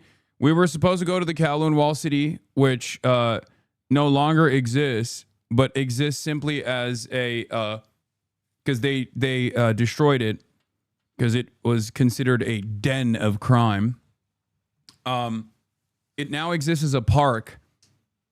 It used to be an imperial. It used to be a imperial army barracks, I believe, and then they built the Kowloon Wall sitting on top of it, and it was there was a lot of crime that was coming out of it. Obviously, it was anarchist in nature in its formation. I think it's one of the coolest things of all time. Fuck this chud. Yeah, it's an inspiration for the narrow neighborhoods in Batman Begins. It's an inspiration for a lot of art. But basically they demolished it and put a park over it.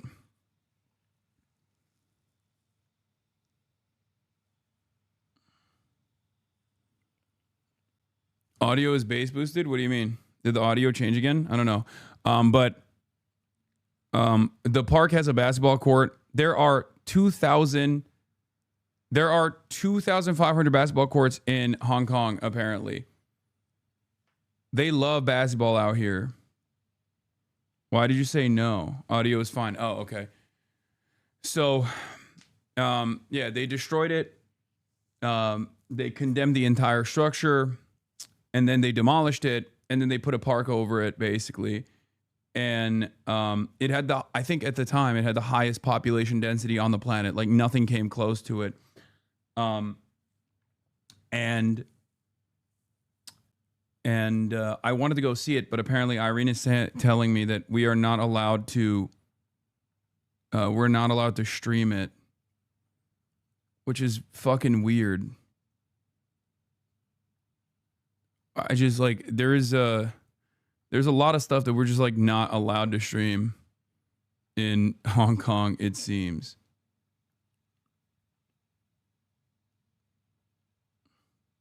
The people that lived in Kowloon said they miss it. Yeah, I think there's a lot of beauty in it, even though it was like obviously incredibly poor. How did your Zhongshan suit come out? I haven't seen it yet. How can you call a mega ghetto city cool? That's maximum rich kid talk. No, it's not. It's not maximum rich kid talk. There is a reason why the Kowloon walled city was so influential, so formative in a lot of art, including the Ghost in the Shell series and things like that. It's a historic monument in and of itself. And not only is it like, the reason why I'm saying it's cool is because not everything is as it seems. While it was run by the gangs and it was a den of criminality, there was a tight-knit sense of community inside of it as well, from what I understand. Like there were shops, there was commerce happening, there were people living on top of one another. Yes, it is a testament to humanity's tenacity, and I do find it to be fascinating. Agent streamed it. You should be good, fam. Question: why are there live streaming restrictions in Hong Kong? Wait, really? Agent streamed it?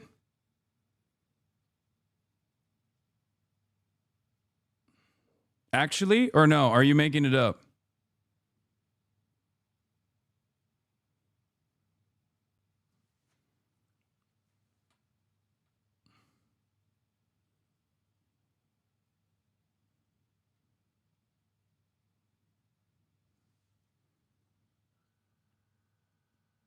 My stepdad was kind of a rich kid, but still lived in that wall city. They had nannies and shit. Wait, what?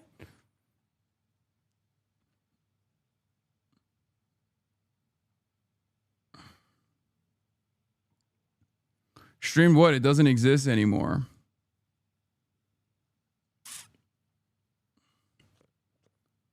I see it as an architectural marvel. Architecture professors are fascinated by it too. Yeah, Kowloon Walled City. A team of Japanese researchers spent time until the night before it was demolished, measuring and drawing the building, creating this incredible section. Like, look at this.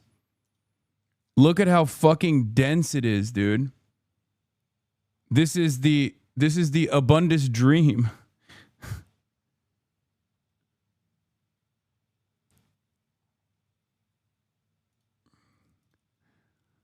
I think it's impossible not to marvel at this, especially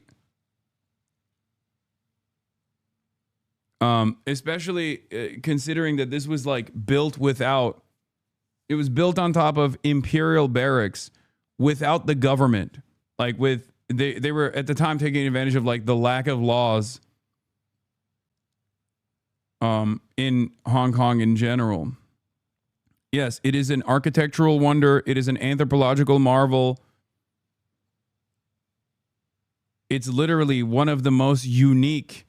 It is one of the most unique ways of existence, in my opinion.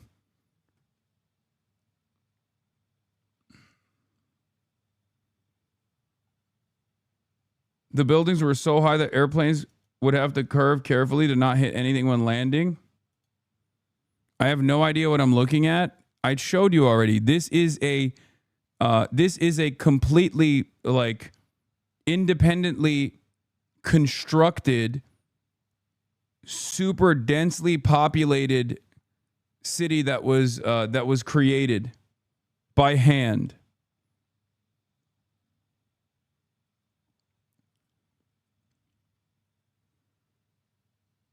And they obviously, due to all of the criminal activity that was like, they had their own internal governance structure, basically.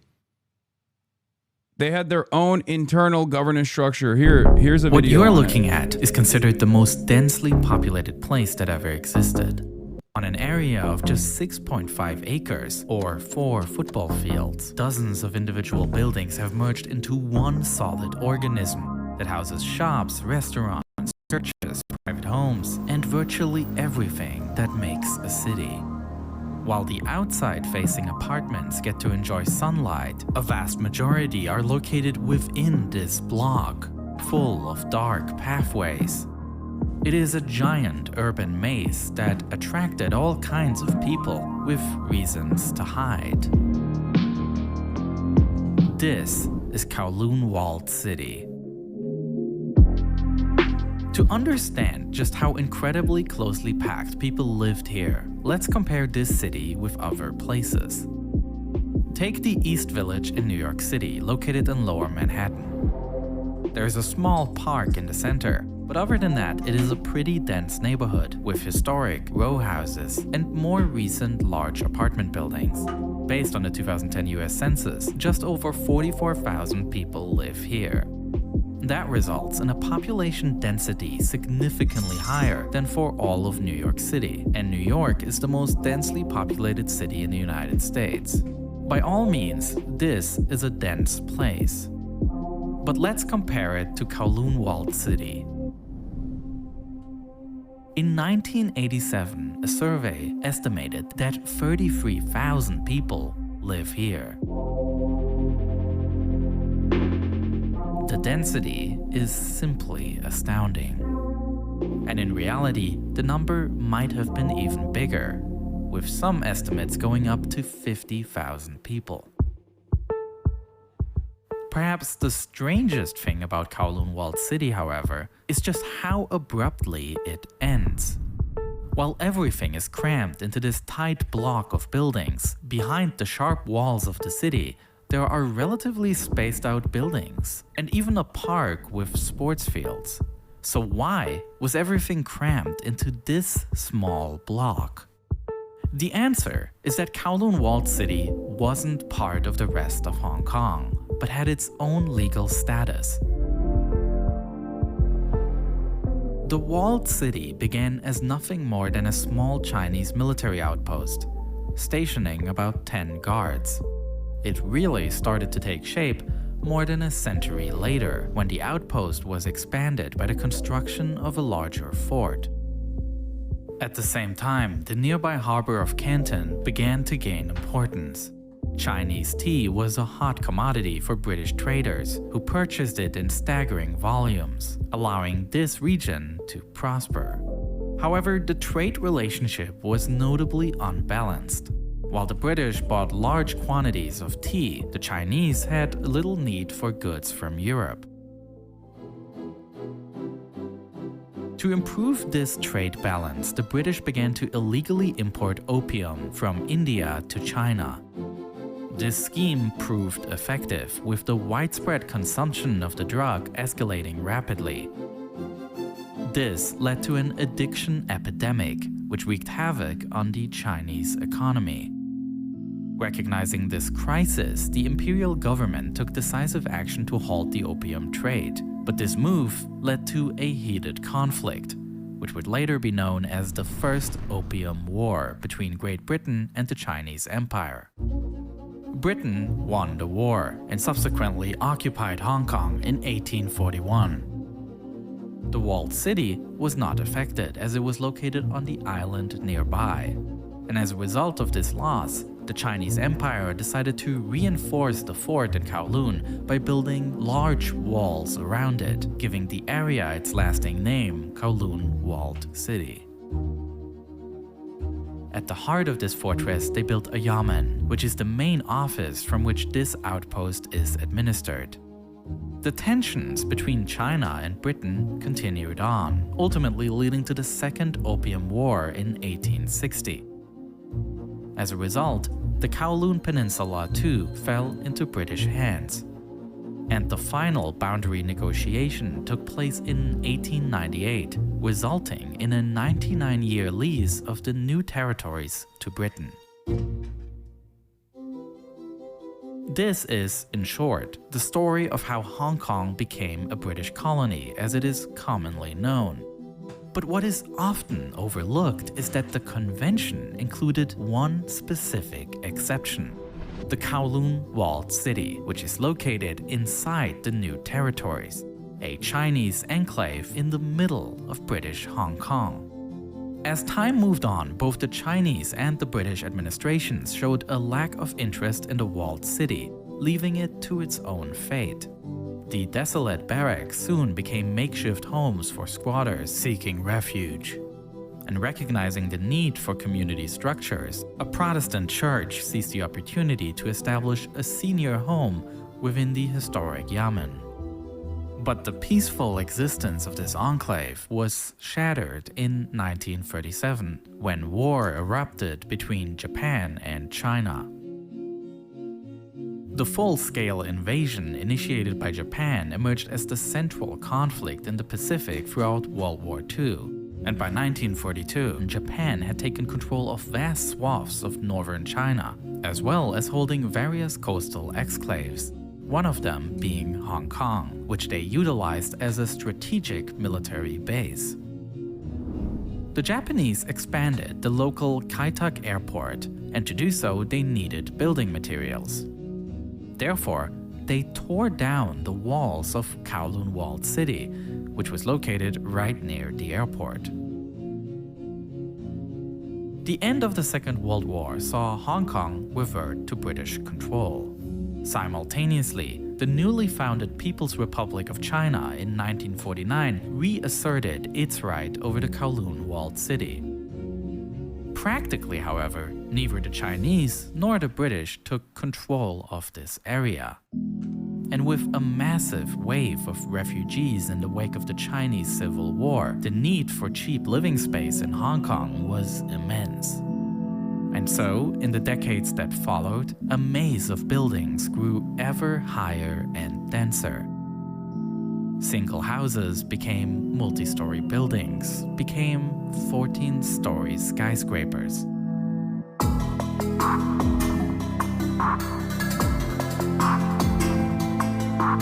The sunlit streets turned into shaded paths until they were eventually completely blocked from sunlight. Within the confines of the walled city, the laws of Hong Kong were not enforced. Any construction within the city proceeded without adhering to any building codes, with one singular exception.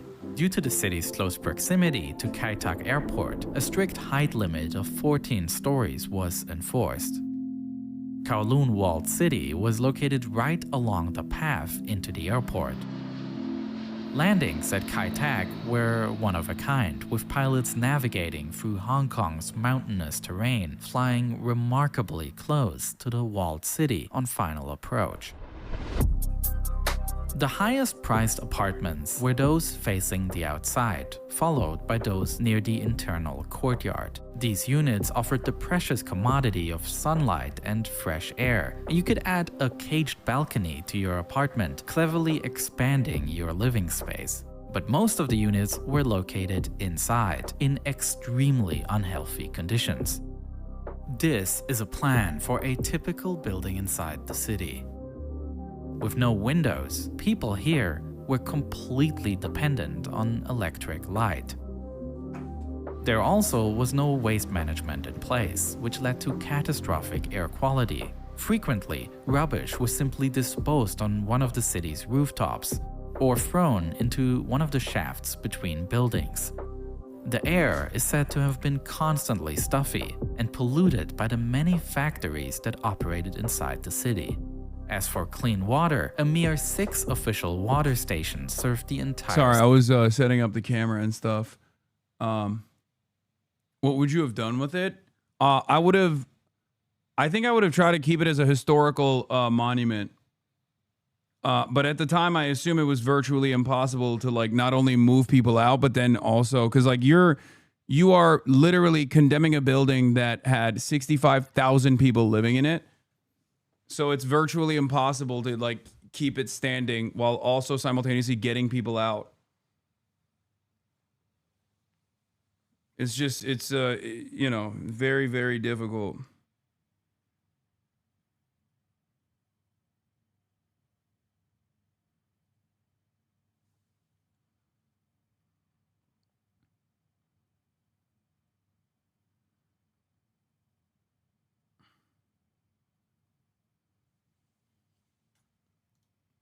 Which means residents often had to carry the water over long distances. In terms of electricity, few actually paid for the service. Instead, most residents opted to illegally tap into external cables, routing them through the city's intricate maze of narrow passageways. These harsh living conditions attracted not just those looking for a cheap place to live. The city's ambiguous legal status also attracted those who saw potential for unique business opportunities within its shadowy confines.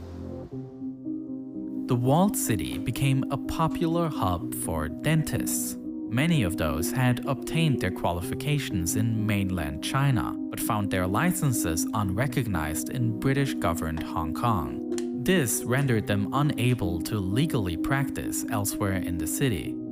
The absence of regulatory oversight also allowed various workshops, such as those specializing in metal fabrication, to flourish within the city. And kitchens were selling popular food items that were outlawed in the rest of Hong Kong, such as dog meat. Generally, food production was a common business inside the city, despite the completely unsanitary conditions. It is even said that many of the delicacies processed here over the day ended up on the plates of expensive restaurants across Hong Kong later in the night. While these kinds of businesses within the walled city skirted the edge of legality, others plunged straight into the realms of serious criminal activity. Just because this city is free from the laws of Hong Kong did not mean it was a space without order. Power structures still exist, with the triads, notorious criminal gangs, controlling the city. While businesses did not pay taxes, many of them... Yeah, this is also the other reason why they were like, we gotta get rid of it. Okay. I'm gonna swap it over to the camera, I'm gonna swap it over to the IRL backpack and move down. Here it is.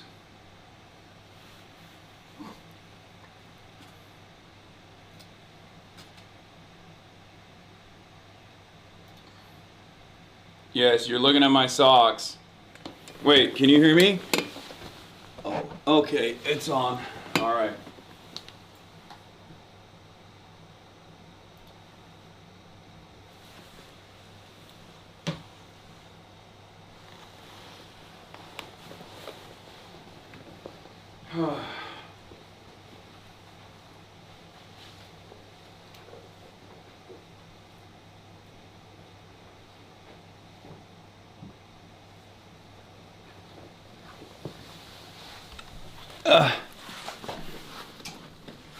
What's good, chat?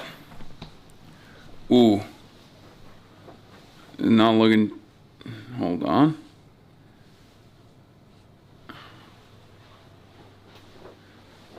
Is the ND filter making it fucking weird? All right, I'll fix it in a second. I gotta go downstairs first. But I'll fix it afterwards. All right. Okay.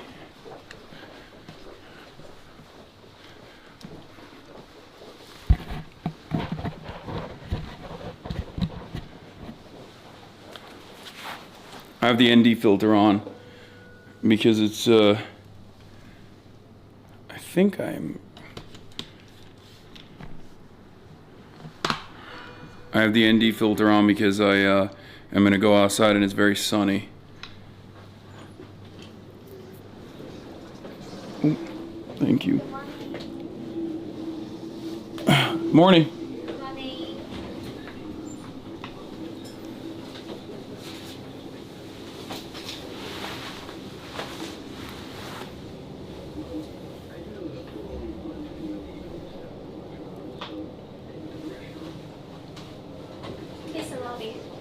Thank you. Have a nice day.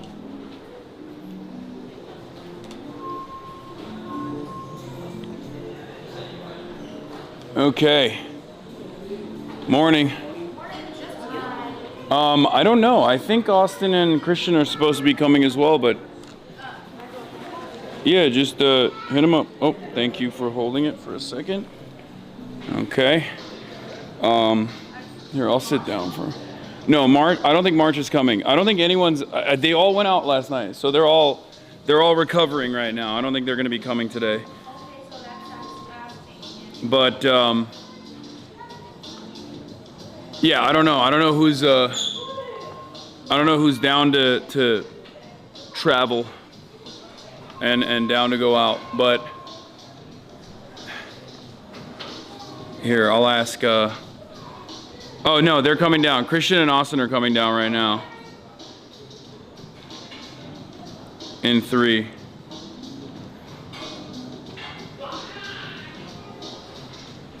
Okay.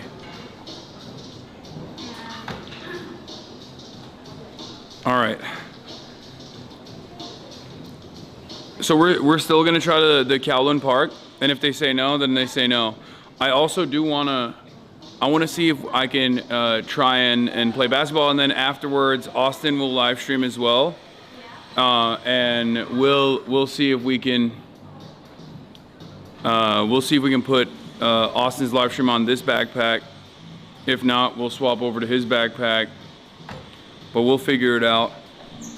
I'm thinking out loud, and I'm talking to the team that is down to go out. Chat, I'm also trying to cover for the chat, see if everything is good. Is everything good? Can you guys see me? Can you guys hear me? Austin needs to talk about the cafe situation. Yes. Do you have shoes for basketball? No. But worst case, we can get something. It's a bit dark. I know. It's dark because we're inside and I have the ND filter on.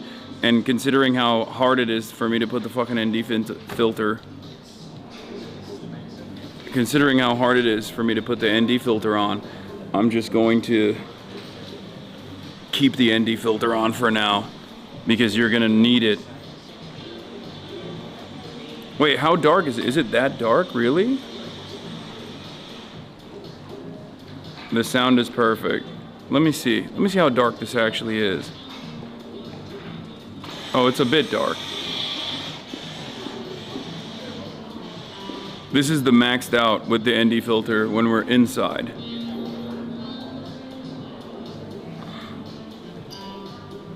It's not so bad. Up close and personal.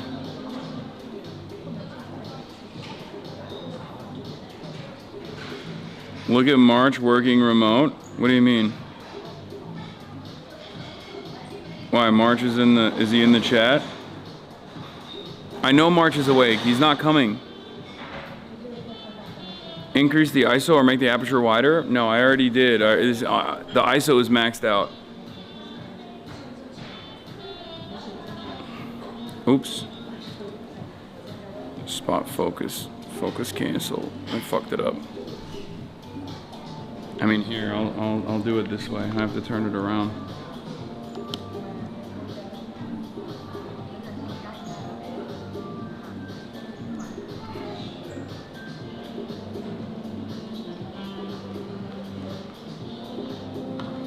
There you go. Oh.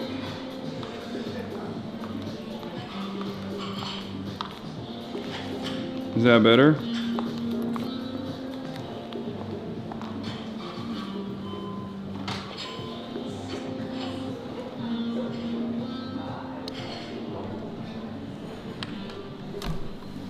Is that better? It's a little shaky, but at least like you can see better, I think.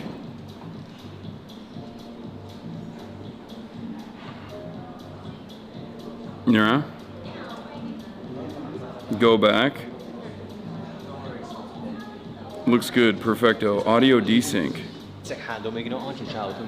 Wait, there's audio desync. Really? Way better, brighter now. All this just to turn it back down when you go outside in 2 minutes? No, it's fine. I mean, I don't mind it. I don't mind turning it on and off. I mean, who knows how long we have to wait here, you know? Let's tweak the focus a little bit. We'll make it sharper. Yeah, see, like the movements are a little bit weird because of the shutter speed. Merry Christmas, no. Mushroom Christmas, yes. Oh, mushroom Christmas, because there's like mushrooms on the nativity scene. There's a tiny desync, but it's not noticeable. So autistic to see incremental shit. Okay. Are you gonna go live on BDBD? I don't know if I'm gonna go live on BDBD because last time the BDBD live stream was the reason why it was killing my live stream. It was like shutting off my live stream in the ingest, like tweaking the ingest. I don't know why, I don't know how. It's weird, but I don't think I'm gonna go live on BDBD in order to do a regular stream without it going down. I can try. I guess I might as well try it while I'm here. But it might actually shut down my, it might actually shut down the entire live stream. So you have to bear with me and stay.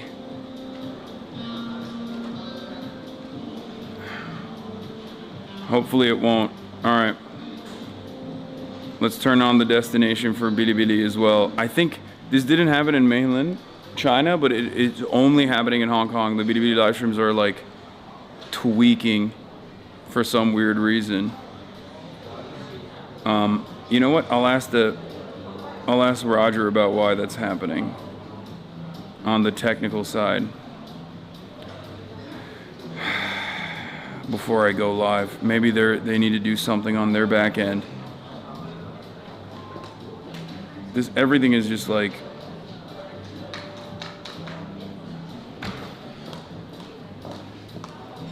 it's built on numerous points of failure, unfortunately. There's so many different points of failure when you have the way that this stuff is so boring. I'm gonna stop talking to you guys about this. Why the fuck am I telling you about back end shit?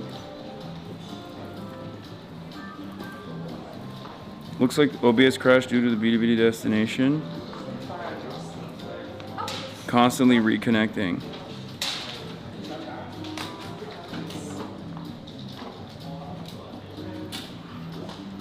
This is what my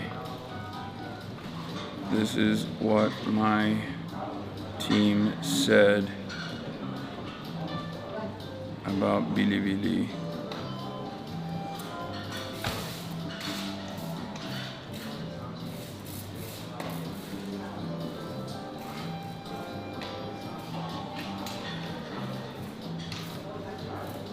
When the BDBD destination is on, it ends up shutting down my entire cloud live stream. I don't know why.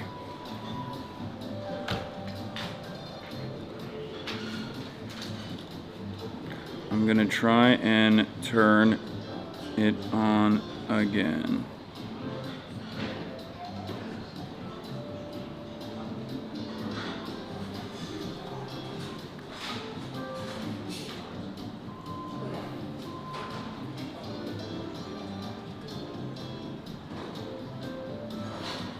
Austin and Christian, where you at?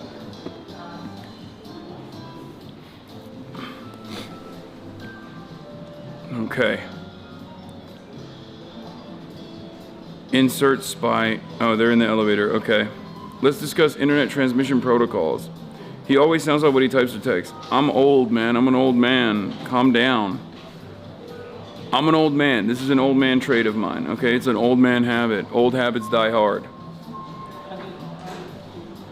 It's because Hong Kong and China are not synced. VPNs might help with that. Created zero issues in China. Yeah, I don't know. But my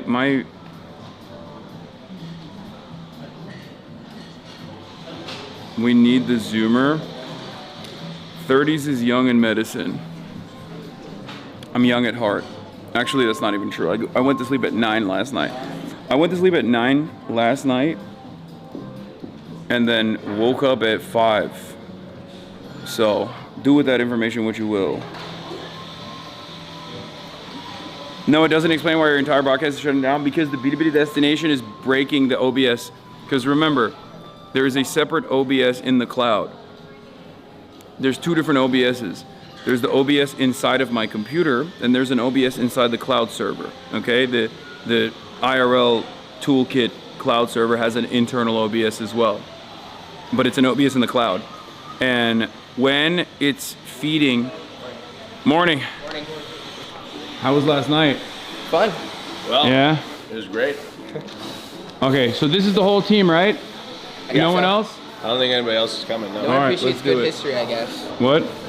No, they were out late as fuck last night. Weren't you guys out late as fuck too? Yeah, we were out till. We went home earlier than they did. Oh, really? Yeah. Okay. We went home till we were at home at what? Like, we ran home around 12:30. Ran. 1 a.m. Sprinted home. All right, I have some.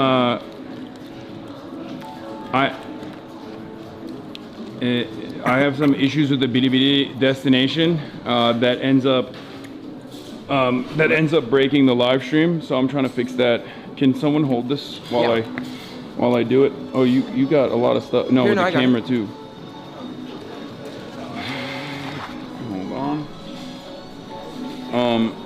Yeah. Okay. Well, what I wanted to do, and you guys, like, that's the reason why I was saying, like, you guys don't have to come if you don't want to, because it's like, you know, it's just like, what I wanted to do was go see the Kowloon Wall City if possible. They might not let us stream there, but I still want to go see, like, the park and see what remains of it and see if there's any pieces of it, because I wasn't gonna go, but then I heard my name.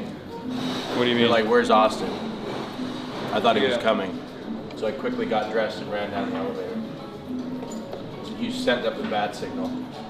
Okay. We knew you couldn't do it alone. I couldn't do it by myself. But yeah, let's go check it out, and then afterwards we can go to the Australian bakery thing. Is that close? That sounds amazing. Yeah.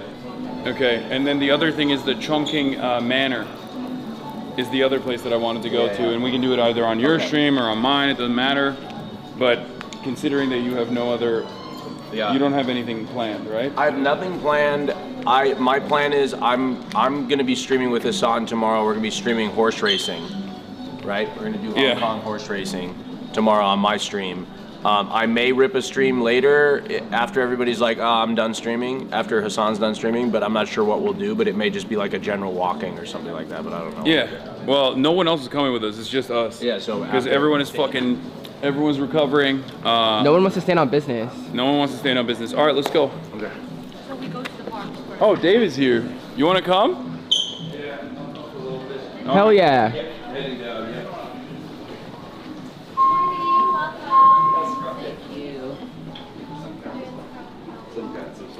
Check-in would be on the left. For those of you asking for the catfish story, that is a Fear and exclusive.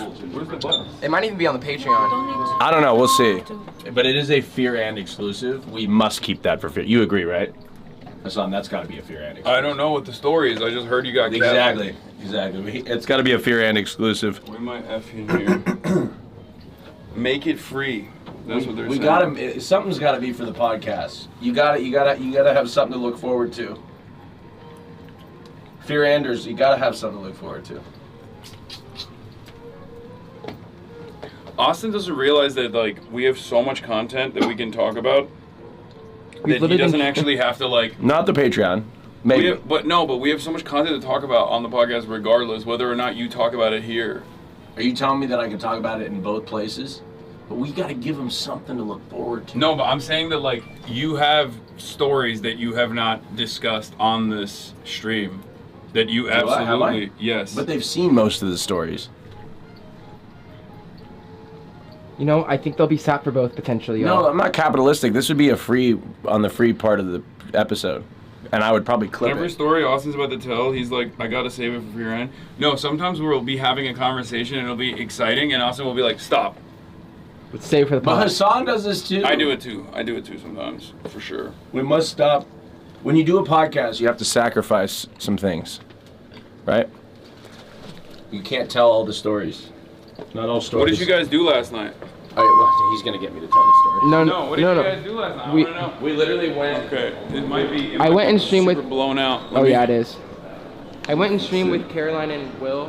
And we Oh, it's actually not super blown out right now, but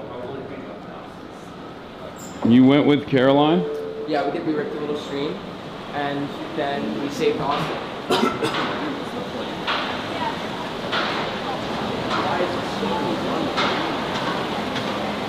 feels nice today. It feels better to not be wearing a cap.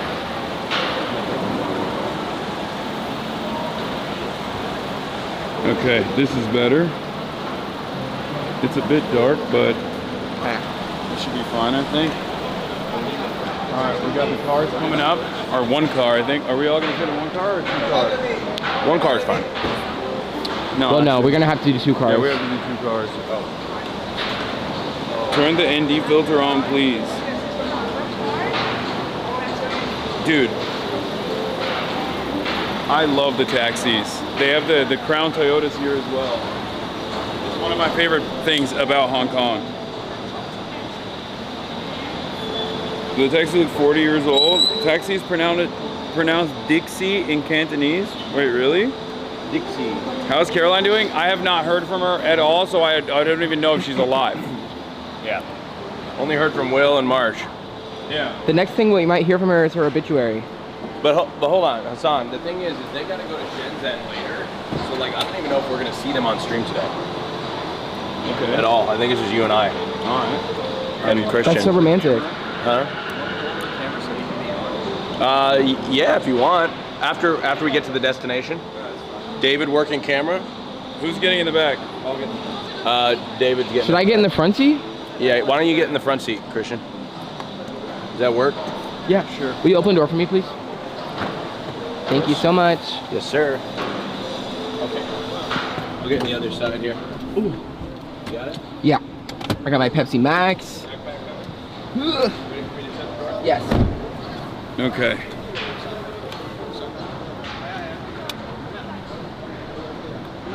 I really want to tell my story. Just tell it, bro. Austin, you can tell it. Some people don't watch their end. Well, I'll tell the short version. So just start from the start. What happened? Well, sometimes people don't look like what they seem. It's true. And found somebody on a very popular app, looked pretty good, wanted to meet up at a bar, met up at a bar, and I was like, oh my God. By the way, I was very involved in this process. Yeah, Christian's. I want that to be clear. Yeah. So I was like, oh my God. You know, I don't want to be mean to this person, but they just definitely had altered a lot. You know. So you met this person on Grindr? Yes. Okay. Yes. Yeah. And I was like, things have been changed. You know, things have been altered. And my first experience with this, and I noticed from a very far distance away that this was the case. And I was like, oh shit. So I was like, I got in there and I was like, oh, I'm just gonna be friendly, I guess. And I don't know, maybe I can drink my way through this. And Christian was on his way and I was like, okay, I don't know what to do. I'm really anxious about this because like, I just don't really want to go through with this. And I was like, I felt really bad. Because what are you supposed to say to somebody? You know what I mean? What are you supposed to say? Are you supposed to be like, I'm so sorry. I'm not attracted to you. It's just, I don't know. So I did what any person would do. And I said, I'm going to go smoke a cigarette outside, which I don't smoke. Did he know who you were beforehand? No. The straights are so confused not at all. right now. It's sending me. And I was like, I have to go smoke a cigarette. And I got really anxious and I was like, I don't know what to do. So I just started running. Okay. And that's it. I just ran away. I just left. All right, I'm gonna turn on the Bilibili stream and hopefully it doesn't shut down right now. Okay. I wanted to wait for your cool story. Oh, I see. Oh, I see. Got it. I wanted to make sure that it was like, you know, you're denying the Chinese audience. Well, I just wanted to make sure the chat got it before the stream, if it abruptly ends. So we're gonna try, and we're gonna try to see if it continues. And if it doesn't, then I'll quickly restart it. But here it goes. Let's see. Is it effing? It effed, yeah. It did? Or maybe they're lying. It doesn't look like it effed here. Oh, sorry, your chat lied. Are they spamming Fs? No. Someone spammed an F, but then they said no F. Okay. Are we still They were live? just live. Yeah, we're live. Here's the deal, though. This is what I want to say. Is like, I'm not the most attractive person either. You know what I mean? We just have, everybody's got a thing. You know what I mean? You're so humble. Everybody's got a thing, and like everybody's attracted to whatever, and it just wasn't what I saw in the photos. You know what I mean? Like it is what I saw, and I don't know. I think that, was I wrong? About what? To run? No. What do you mean? You're not supposed to be, what are you supposed to be locked in? I don't know. I felt like I had an obligation. That's crazy. To move through with it. You know? Why would you be like stuck in that situation? I mean, they definitely were the same person. It was just like heavily altered. Just, you can say his photos were face-tuned. It's okay. Yeah, it was face-tuned. I was like, I didn't recognize them. I don't think you should ever feel bad for someone catfishing. I think even if someone is not catfishing you and you get to a bar and you're like, honestly, I'm not vibing. Yeah, what if you didn't like the vibe? You could just be like, I'm a leave. That's just consent. But the thing is, I probably should have said something before I just ran. But the toilet god survived. This is the clip. No way. Oh my God, you're running. God, it's the funniest thing I've ever seen in my life. life. Yeah, I was running.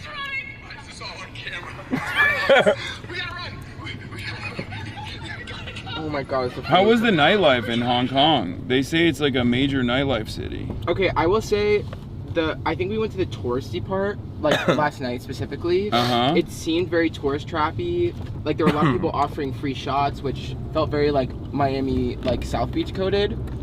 So I think we just missed like the good nightlife. But I feel like the nightlife even in Chengdu, like that gay bar was so fun. Oh yeah, Chengdu was awesome. You know, but like, dude, Grindr's like high stakes gambling. Like this shit was crazy. I've never really used the app. I've used the app before, and I've had mostly success via the app. It's where I met Christian. I'm just kidding. We met on Instagram. But like it's just like it's high stakes. Like that shit's high stakes because like let me take you through the life of a gay man trying to get laid on an evening. Oh, we're live on BDBD as well, I think. You send multiple, like you don't know if you're trying to get laid, like you gotta send a few messages, and then you gotta wait, then you have your options, and then you gotta make sure like you don't know like what's gonna come through and what's not, and gays are flaky as hell because everybody is also playing the game. You know what I mean? Everybody else is playing the game. Everybody else is getting messages and trying to determine who they want to go hook up with. And so, gosh, it's honestly it's high stakes. But in a way, it's like I love the gay community for that. You know, it's almost charming. It's like yes. And then on top of that, there's an added element to you don't know what you're gonna walk into, and you have to make a decision. You know, there's so many factors. It's high stakes. It's too hard. It's high stakes. It's too hard. And sometimes you get burned. You have in the past literally said that as a gay man, it is easier to order dick than it is, it's faster to order dick than it is to order a pizza. I retract that statement. You got I think it depends on where you are. It depends. We are abroad. Like I think the language barrier and like some other aspects of like where we are like definitely play into making it a bit more difficult. Like I feel like, you know, if you're in WeHo, you can get dick faster than a pizza. It depends though. Like I think you get close to it a lot. I think you're just like sometimes the pizza guy is the dick. It's great. Yeah, I don't know. Anyway, it happens to all of us. I had to run very quickly. And the person like wasn't I feel bad because they seemed like they were nice. I went in, I ordered a drink. They had a friend there that they introduced me to, which was awkward. That they didn't speak any English. One dick, please, with nothing on it. Mush, mush. So they had a friend, and she was a white woman, but he said that she only spoke Chinese. You had a friend who only... He had a friend that was a white woman who only spoke Chinese. Okay. Is there like a but she looked Russian. That sounds strange. Someone asked, based on this story, Austin, if we're just best friends. Oh yeah, no. Bitty chatters are like confused about you perusing. Well, you know, just get a gay friend. They'll explain it to you. Well, you're their gay friend now. Listen, Billy, when a man and a man love each other very much and have been together for a little bit of time, sometimes you have to add a little bit of spice. Will, come meet us. Oh, come on. That is so typical Will Neff. If he's... He's in chat. He said, "What's up, gang?" I'm like, "Come meet us, gang." Oh, okay. No, he's not. He's gonna go work out and shit. And let me tell you, how Christian and I operate our relationship is our business. All right. Well, have you seen the Trump Zohran meeting? No, you were sleeping. No, I was sleeping. Oh, you know when you asked me like, is there really good content on the politics side? Mm-hmm. There was incredible content this morning. Donald Trump met with Zohran Mamdani in the White House. Let me guess. Trump did what Trump does, and he loves somebody with success. Yep. I nailed it. And it was Trump defended him actively. Wait, what? Towards contentious questions from the media. That's crazy. There were people in the media that were like, "Oh, why did you fly here if you like buses so much?" And Trump was like, "Well, it's faster. Why would anybody use the bus to come here? Don't be crazy." Oh my God, that's he literally, so funny. Yeah, he said he straight up glazed Zohran through and through. And leading up to that moment, Fox News was like, "Socialism showdown at the White House. Trump is going to deliver the smackdown raw." And then after Donald Trump did this whole like hour-long glaze session with Zohran, they turned around and were like, "Our big beautiful president is so wonderful. He's the great uniter. He is building bridges amongst in the country. All he cares about is results. He does not care about name calling," like all this stuff. And it's just so funny to see like that snap into action, going from this guy is like a Islamo-communist, he's doing jihad to like actually. Well, these guys are. I've always thought that Trump just seeks affirmation and power. Bro, and he's look at the malleable. photos. Look at the photos. Look at the photos. You have to see this shit. The photos are spectacular. He just seeks power. He's very malleable. Like I feel like he could. Trump could be anything you want him to be, as long as you give him praise and power. You know. Trump then posted on Truth Social, "It was a great honor meeting Zohran." Oh my God. Like, you know he loves him. Look at that. No, they're like, That is so wild. they're the best of friends. That's crazy. They're the best of friends. That's true. Wow. That It was incredible. It was an But incredible. don't you think though, like, I mean, I called it ahead of time. I knew you that could this was gonna convince happen. Trump that like he'd be so loved if he did something. If you could convince him, then he would do it. Yes, that's why I think the only way he could do like the only way we can get Medicare for all. I have a method for this madness.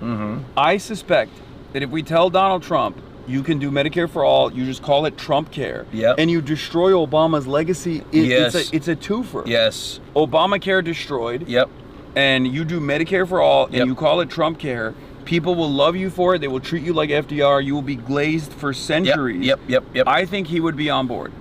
Yeah, I think he would too. But the problem is he's surrounded by a bunch of people that won't tell him. Yeah, like when he's left on his own, he has an eye for talent, and he obviously will glaze Zohran. But Zohran literally in the White House said Israel's doing a genocide and America's contributing to it. America's allowing in front of Israel Trump. To do it. Yes, and Trump was nodding. He's like, "Yes, we are. Yes, we are." Trump was nodding. Also, great point, Zohran. Also, another insane day for politics, but Marjorie Taylor Greene resigned. What the fuck? I saw it this morning. Why? Yeah, Marjorie Taylor Greene, I genuinely don't know. Like, she did a 10-minute video about it and basically said that, like, I don't want to run in the primaries, win, and then have to be like a battered wife defending Donald Trump when the Democrats are impeaching him. That's what she said. That was like her final note. Wait, is there gonna be is that a seat that the Democrats could challenge, or is that district cooked? No, dude, it's Marjorie Taylor Greene's district. What do you think? Yeah, maybe she is one of the most like she is Marjorie Taylor Greene. Yeah, what do you think, honestly? Maybe like a Here's my suggestion. Maybe I don't know. Maybe they could go. Okay, woke, guys, hear me out on this. Anti-Semitic Democrats. Okay, I'm the Ezra Klein. I'm the Ezra Klein in this car, and I'm pitching something to you guys. Okay, we got to get Democrats who believe in QAnon. QAnon Democrats. There are those people. There are those Democrats. I've seen protesters in LA that are doing the election was stolen from Kamala Harris. Oh yeah, Blue Anon. Yeah, Blue Anon. They were doing that. That's true. Oh yeah, that shit was crazy. Yeah. And people were like grabbing the books. I've had to stop my mom because my mom sometimes she's like, well, it's a little. No, mom, no. Yeah, but we need Democrats. She scrolls TikTok the house down. My mom is on TikTok 12 hours a day. She's tapped into all the Twitch. She's tapped in. She knows everything. Taylor Greene is She's scrolling from Lib Talk to Hasan Thirst Traps to everything. Marjorie Taylor Greene is literally quitting Congress one day after her pension kicks in on the 5 years and 1 day away from her first day. She also, people were saying, and I don't know, I have to look into this, but I'm just straight up believing the nonsense now because I've heard this before as well. But apparently she came in with like $200,000 in net worth and is leaving with $21 million in net worth. Jesus Christ. I have to look into it though. That might $21 million? I mean, I know that she was a prolific stock trader. Okay, for those of you that didn't watch the stream yesterday, I thought prolific meant iconic until yesterday. Well, it is. Nobody, like, icon, worthy of like. I thought prolific, when I would use that word, I sounded intelligent, and I was just fucking throwing it around in like formal meetings with like brands. Well, the way and nobody would speak up. The way like I was a fucking dictator. Nobody would say anything. No, the way Uday was saying. Nobody would say anything to me. No, well, the way prolific works is though, like you might have accidentally used it in the correct yeah, that's way. what I'm saying. Yeah, because the way when I learned, because like it could be iconic and has created many copycats. I'm not sweating. I just put my or created many replacements of not replacements like. I'm shy. I'm shiny because I put my moisturizer on. You guys just saw me right after I put my moisturizer on. Billy is lagging. Did anyone ask about you being shiny? Or is that one person from Nebraska? No, there's a few people. I probably look a little shiny right now. It's because I put my moisturizer on. Baby, we're like the dewy look is in. No, not my big ass forehead. You could project a movie on this thing. Oh, it's choppy and it's lagging. It clicks rhythmically every 3 minutes. Okay, let's text the team.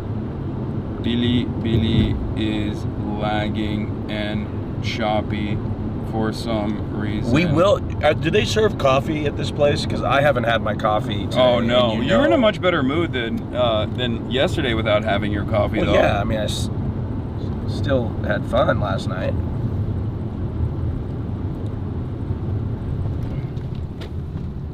Laggy. Okay, we're gonna work to fix it. Billy chatters. We're gonna work to fix it.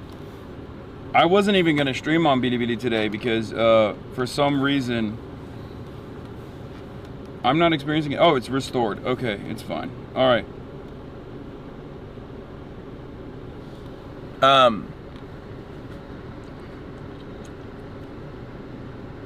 Austin, I can't live without coffee. Yeah, hello Billy. I'm sorry that you had to meet me in this state a day after getting catfished. What do you mean? You're in a better mood. I think you needed to go outside. I did. Oh no, they're saying it's so laggy still. What the fuck? So it's not fixed. Hasan, let them fix it. Chat's at Christian doing the work of two. Thank you so much for recognizing that. I appreciate it, chatter. The work of two. It's so funny. It's a hard knock life. I mean, yeah, at least, the thing is, at least I got a good story from it, you know, but it's the first time it's ever happened to me before. But like, I don't know, I gotta get over the fact that like, I feel obligated to people to some extent. Like, I feel like if it's gotten that far, I feel like obligated. I just gotta be like, I just feel guilty, you know, I'm just like, oh, I feel so guilty, but I shouldn't. Guilty about what? Sorry, I completely missed what you said. I shouldn't feel guilty about running away from because a catfish. you running on that stream. I'm not even kidding. It has been replaying in my mind for the past 12 hours. It is one of the funniest fucking things I've ever seen. Maybe he thinks you died. I don't know. I just Didn't you tell me you went out for a smoke break? Yes. I couldn't find the door of the restaurant or the bar. Yeah, when I pulled up and Like I was like, yeah, I'm gonna go outside for a cigarette, and I was like, I started running in the building and I couldn't find the door. I know how you feel. And they were probably watching me desperately trying to find the door. I have no way of like telling a person, like if someone is attracted to me, I'm so bad at just like telling them like no. Well, I mean it's oftentimes easy for me, I guess, because I'm so aloof and oblivious to that sort of thing. Yeah. But when I am in a one-on-one situation, like a date or something, and I'm just like not vibing, I can never get myself to like tell this person like it's not working. And I also end up sometimes doing like pulling shit like that. Yeah, no, I have white knuckled through it before. I've literally just went through the motions. You've just gone through the whole thing? Yeah, the whole date without like, and at the end just being like, oh hey, this was a great time. This was a lovely time meeting you. What is this? Oh. Whoa. I've probably done that. I think I've done that one time. Yeah, sometimes you just I'm Hasan, go to therapy, bro, please. Wait, why? I don't think it's like that. No, bad. it's not like that. I mean, you know, I've been there maybe like once, and you just kind of. Christian told me, he's like, I got no problem telling somebody I'm not. But yeah, most of the time I don't really have an issue being like, I'm gonna be real, this is not working. Like I have told a man, I'm like literally like as he's at my house, I just don't think we're sexually compatible. I think you should just go home. That's rough. I feel like no, that's it's worse. just honest. Honestly, It's cold as hell, but I mean, it's honestly, you know what I mean? No, I actually think rip off the Band-Aid. You know what I'm saying? Especially in the realm of that. I mean, you got to do it. You got to do it sometimes. I can't get those words out of my mouth. Like I can't just straight up. I can't just like straight up tell a person no. What's worse? Sugarcoat it? What's worse, telling them to their face or faking a smoke break and running? I actually don't know. I don't even smoke. Because like you're leaving on the one hand, when you actually tell them you're going on a smoke break and running, like they are still there and they're waiting, so that's like they weren't coming out for me though. They were just out with their friends.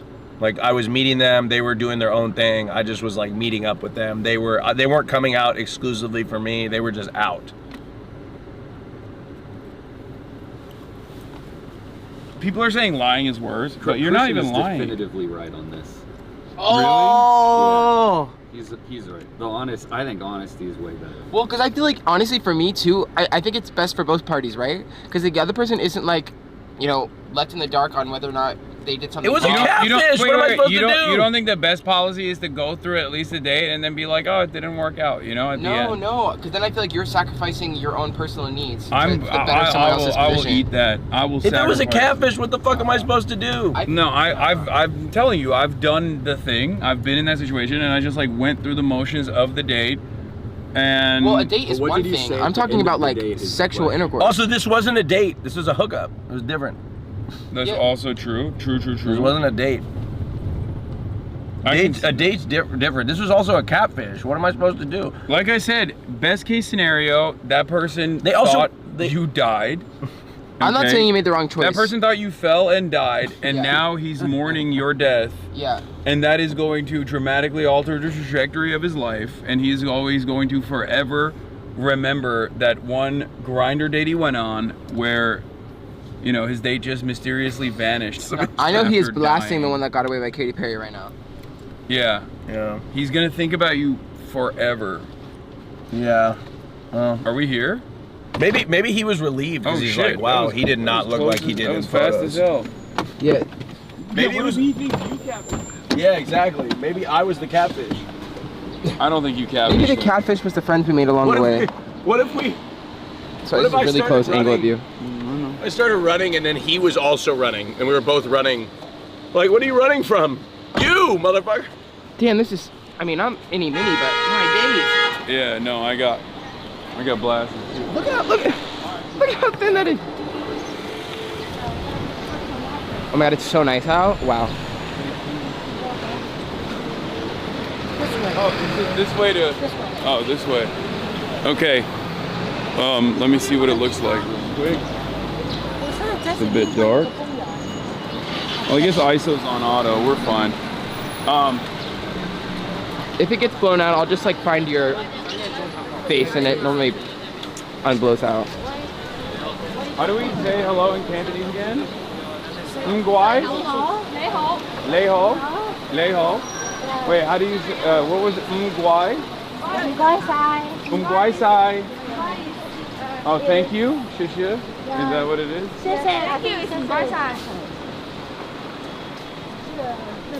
Oh, I was. Oh no, I was just looking. I wanted to see the park.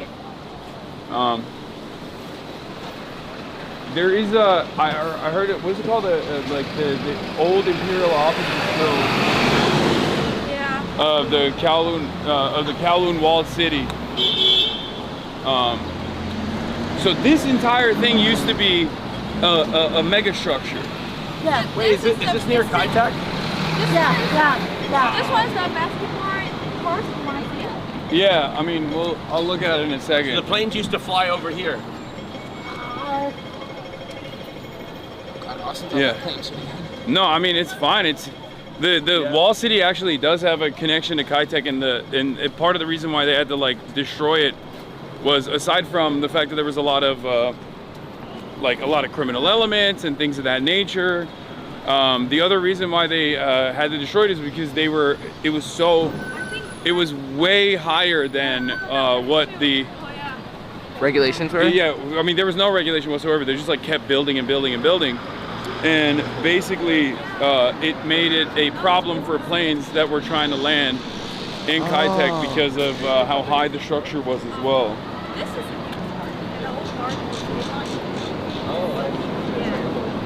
Austin has showed us a video about the planes deterring, and he didn't mention you once. What does that even mean? Why would he mention me? Hello? No way. What's up, man? Yeah, I'm a local here. I live here. I don't really watch your streams, but I'm a Marxist-Leninist, and I know you're like You're a what? Marxist-Leninist. Oh, nice. Okay. I know you're a big leftist YouTuber, so I came to like see you. Oh, hi. Yeah, nice are you to like meet just visiting around here? Because this is a pretty local area. Yeah, we wanted to see I wanted to see like the remnants, or if there's anything I can see of like what remains of the Kowloon Wall City. Oh, it's more in there, I think. Yeah, it's behind that part. Yeah. Oh, okay. Yeah, we can go. The government do some set up, from this angle. Because that's a movie. Yeah. Recently. No, we can go this way. We can go this way? Yeah, we can. All right. I also have a gift for you. This is like quotations of Chairman Mao. Oh, wow. All from Beijing. It's Chinese though. Oh, I just want to give it to you. Wow, this one's new, huh? Yeah, it's a new and cheap. Because this has many different photos of the chairman in it. It evolved throughout the years. Like the first edition was like 1965. Yeah, I have the first edition. This is like the modern one. Yeah, this is sick. Thank you. Yeah. Can I get a picture? Yeah, of course. Here, I'll take it for you. Yeah, all right. Okay, give me a second. Yeah. This way, you want it? This way? Yeah. There you go. All right, thank you. You're welcome. Yeah. Bye. All right. So, right where these buildings were, Chad. Like what we're walking on top of is a mega city. Kai-Tak, the airport. Right over those buildings, 747s, Cathay Pacific, turning, looking at the checkered board on the mountain. Below, most iconic approaches of all time. So not prolific anymore? Not prolific. Even though iconic. theoretically there's a lot of planes that landed, or? Yep. Most iconic approaches of all time. RW non-chatter. Yeah, totally different priorities. I mean, it is connected to one another because, like I said, part of the reason why they condemned the building was obviously because it had a litany of code violations, and it was causing a lot of trouble because it was like gang-led for the most part. However, having said all of that, it also was too tall of a structure, and it actually made this iconic approach that you're talking about, not prolific, iconic approach you're talking about, quite difficult for planes. Very difficult. Yeah. It's a very challenging approach, had to be done manually. There was no instrument landing system, obviously, due to the... Yeah, and cyberpunk worldview was inspired by Kowloon Walled City. Yes, Kowloon Walled City was inspirational for many different, many different types of art. Like, there's so many, there's a Batman city as well. Like, anytime you see like a densely populated, like, crazy mega city structure, it's usually tailored off of Kowloon Walled City. It's an architectural marvel as well, and it's, as I said earlier, testament to human resilience. Whoa. So Checkerboard Hill is nearby. Which is not a testament to human resilience. No, it is, I think. The fact that you could put an airport anywhere. Okay. If there is land, we'll put a plane on it. I like that we just have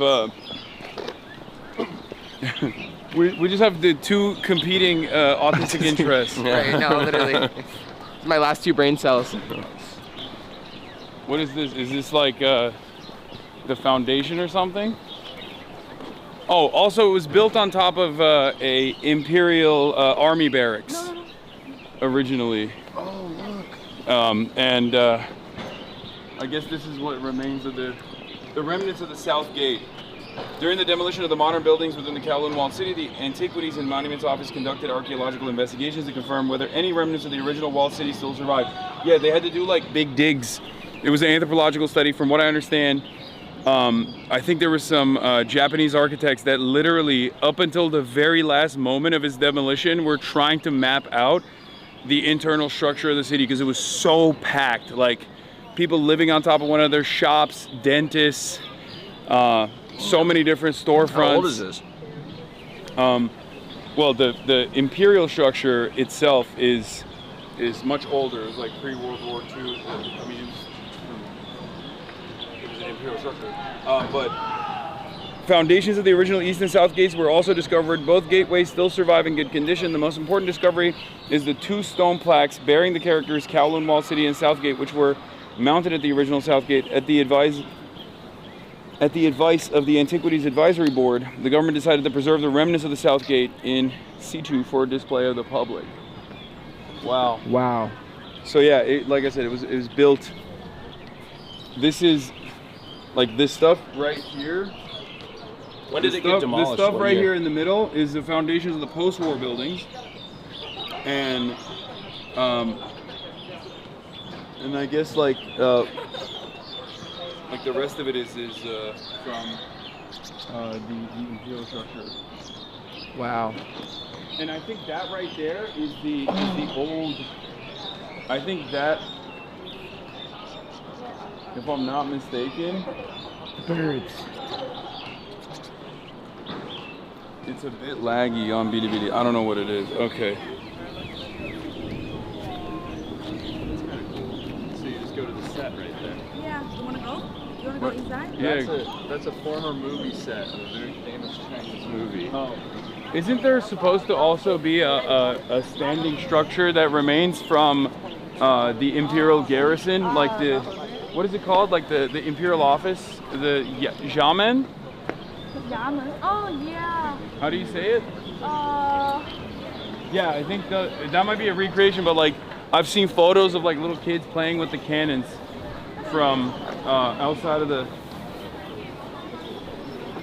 like they just straight up had the cannons out still. Yeah, Yamen. Yes, it's here. Yeah, this is, okay, so this is the Yamen. Yeah. No. Display only, no entry into the cannon. Oh, they... Yeah, this is the... Introduce? Really? Yeah. It's not a recreation, it's a restoration. Yeah. The cluster of buildings at the foot of the Lion Rock Mountain was the Kowloon Walled City in 1870. Gambling was banned in Hong Kong Island in 1872. Thus, a lot of bankers gambled in the Kowloon Walled City to avoid the restriction order.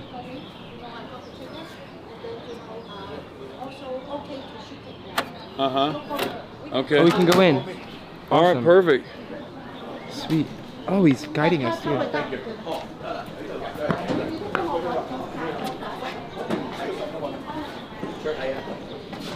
Wow.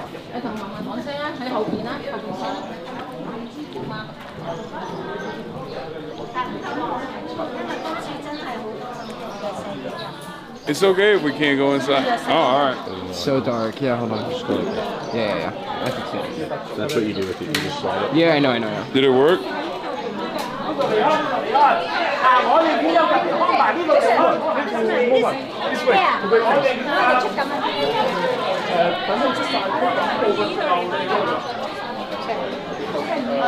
W guy, W Christian. Okay. Oh, it's a little too bright.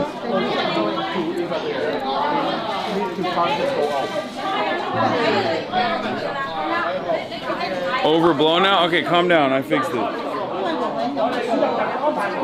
Bro said you can stream here. You seem excited for nerdy stuff?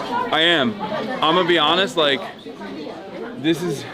think this was a that's it moment for Will and them, because I like this sort of shit and I want to see it, but I don't think he was as invested. I'm just so fascinated that for years, 747s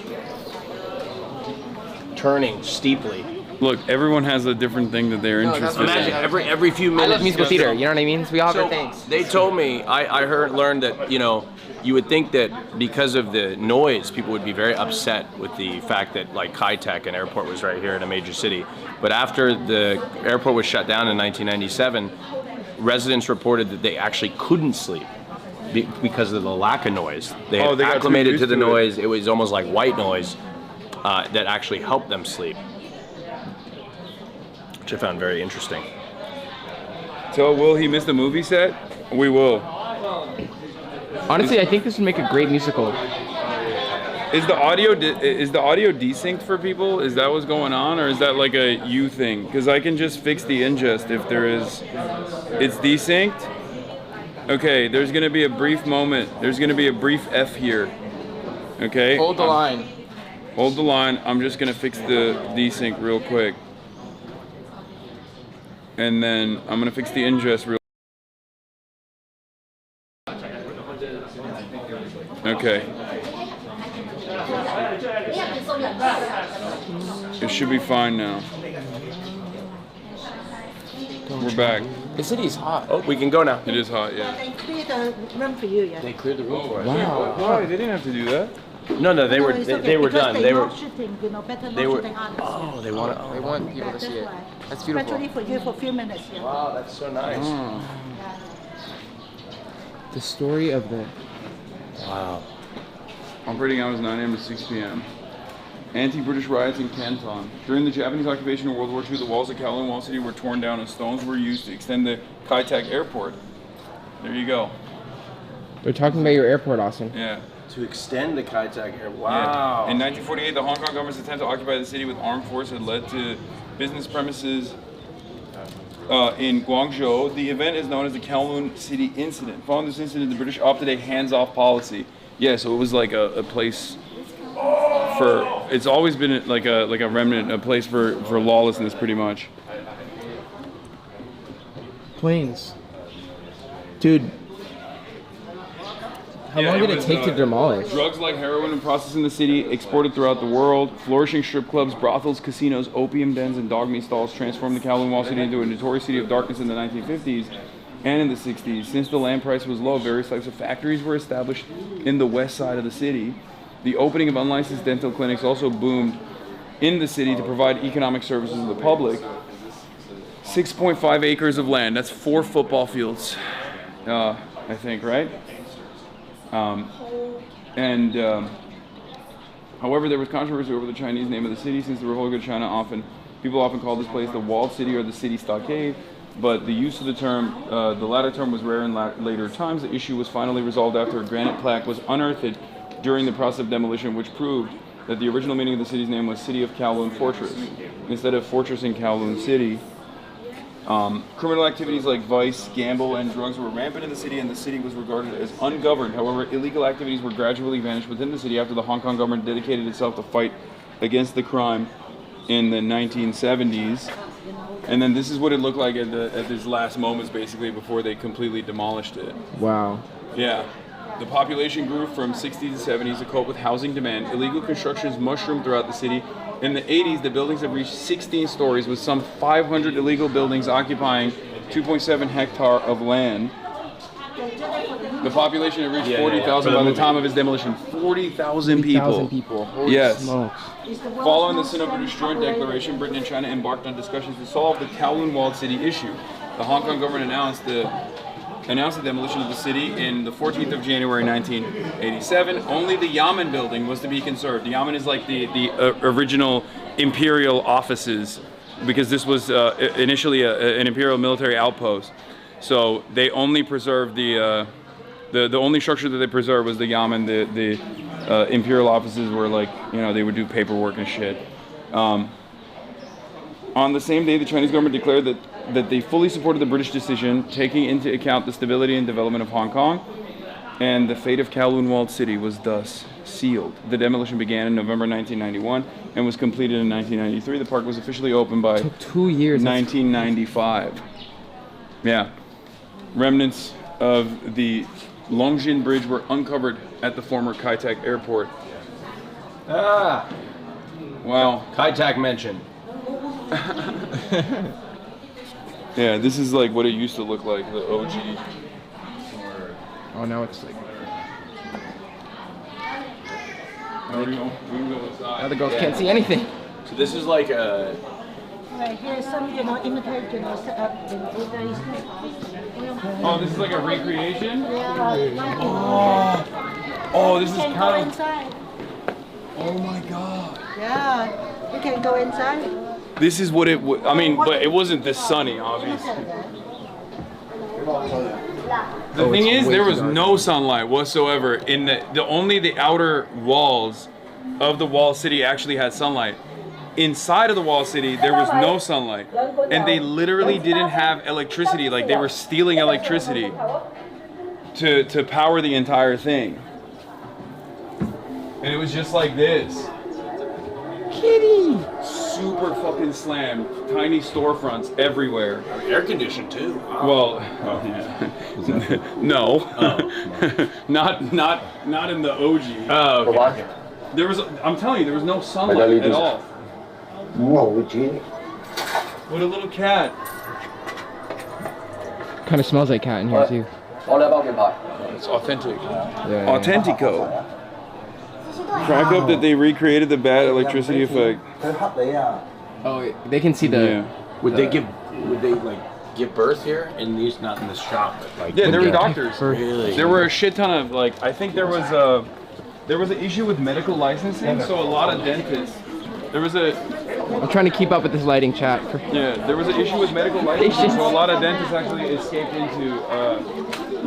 Sorry. A lot of dentists actually came here to do like, I guess, illegal dental work.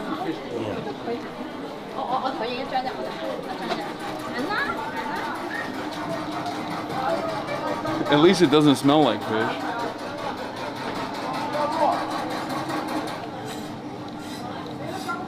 Dude, this is fucking fascinating. Wow.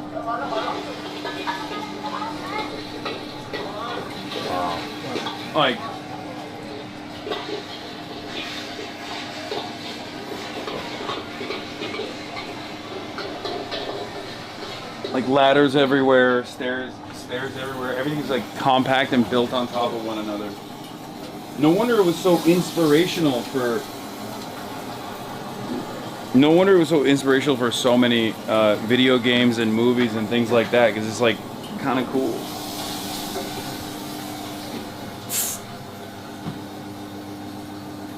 And the lighting effects in here are cool too. They ate this. Yeah, they ate. Wow. Wait, I'm so glad we came, Austin. This is so cool. Hey, look at the shadowing. Looking to Christian, the shadowing. Meant to look like steam, right? You know. Yeah, I showed it already. I talked about it. See, remember when I told you? I said that there's a lot of like, there was a lot of illegal dentistry for people that didn't have their medical licenses. Like, they were actually dentists, but they just didn't have the license to operate. So they would just like open up illegal dental workshops.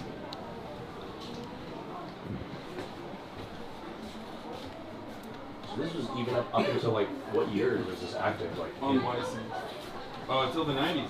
The 90s, damn. Yeah, I think, what is it, 1993 is when they, in 1987 they decided to destroy it, and then it was destroyed by 1993, and then the park that we're in right now was built and opened to public by 1995. Wow. Whoa. Come here. Restaurant? What's back there? Here, no, look at this. Hasan, you're missing that hole. I'm gonna go there after. All right, I'll go there right now. A restaurant and a barber shop. Whoa. It was a completely like self-sustaining economy. Bro, they built factories on the side of it. Like, it's crazy. Whoa. They were doing metalwork. Sit down, have a meeting. Yeah. Sit down here. We're next to the property.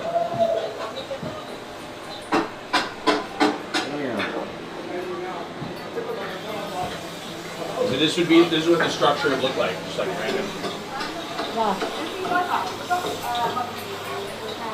Like exposed the metal, like the new version exposed the awnings.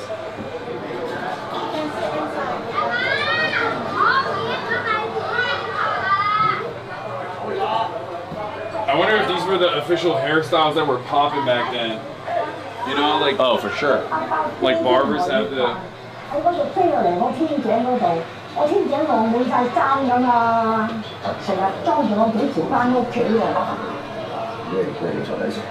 Loki kind of sick, not gonna lie. I told you, dude. I'm telling you, it's sick as fuck. It's like straight up cyberpunk.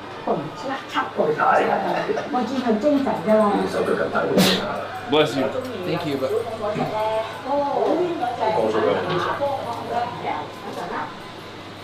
oh, I guess this is like a movie recreation. So was this a movie set? Yeah. Oh, that's why they recreated it for a movie. What movie?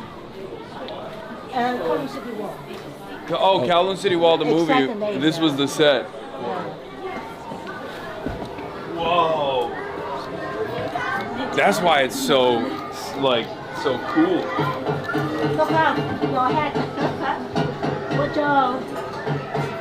Yeah, I don't know how well I could have survived in here. I feel like They have their own rules and regulations. They try it because controlled by trial. yeah, And government. there's a gang. Yeah. Austin. It's a factory, you know. Yeah, they literally had fucking factories inside of the walled city. Like they were doing metal work and stuff like that. It's crazy. This factory is for plastic.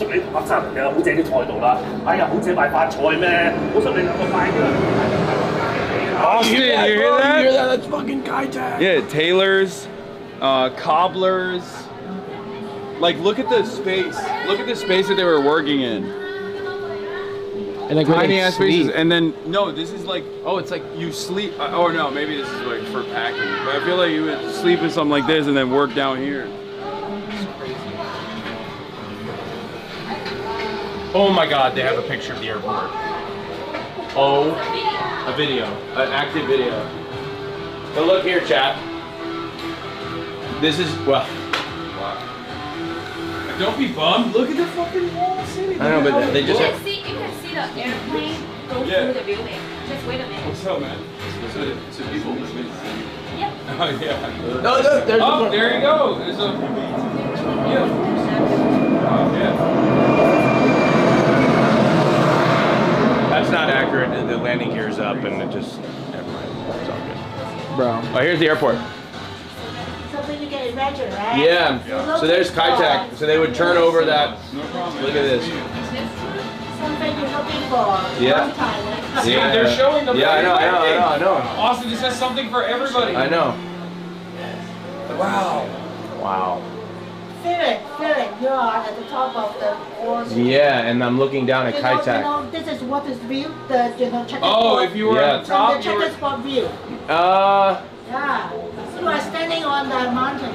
Oh, that was the mountain. Yeah, Okay. you are standing there and then watch out there. Yeah. Where would the checkerboard mountain be? Like up there on the other side of that mountain? At the other side. Yeah. And then with the... Dude, look how sick that would have looked, man. Like, look how crazy that is.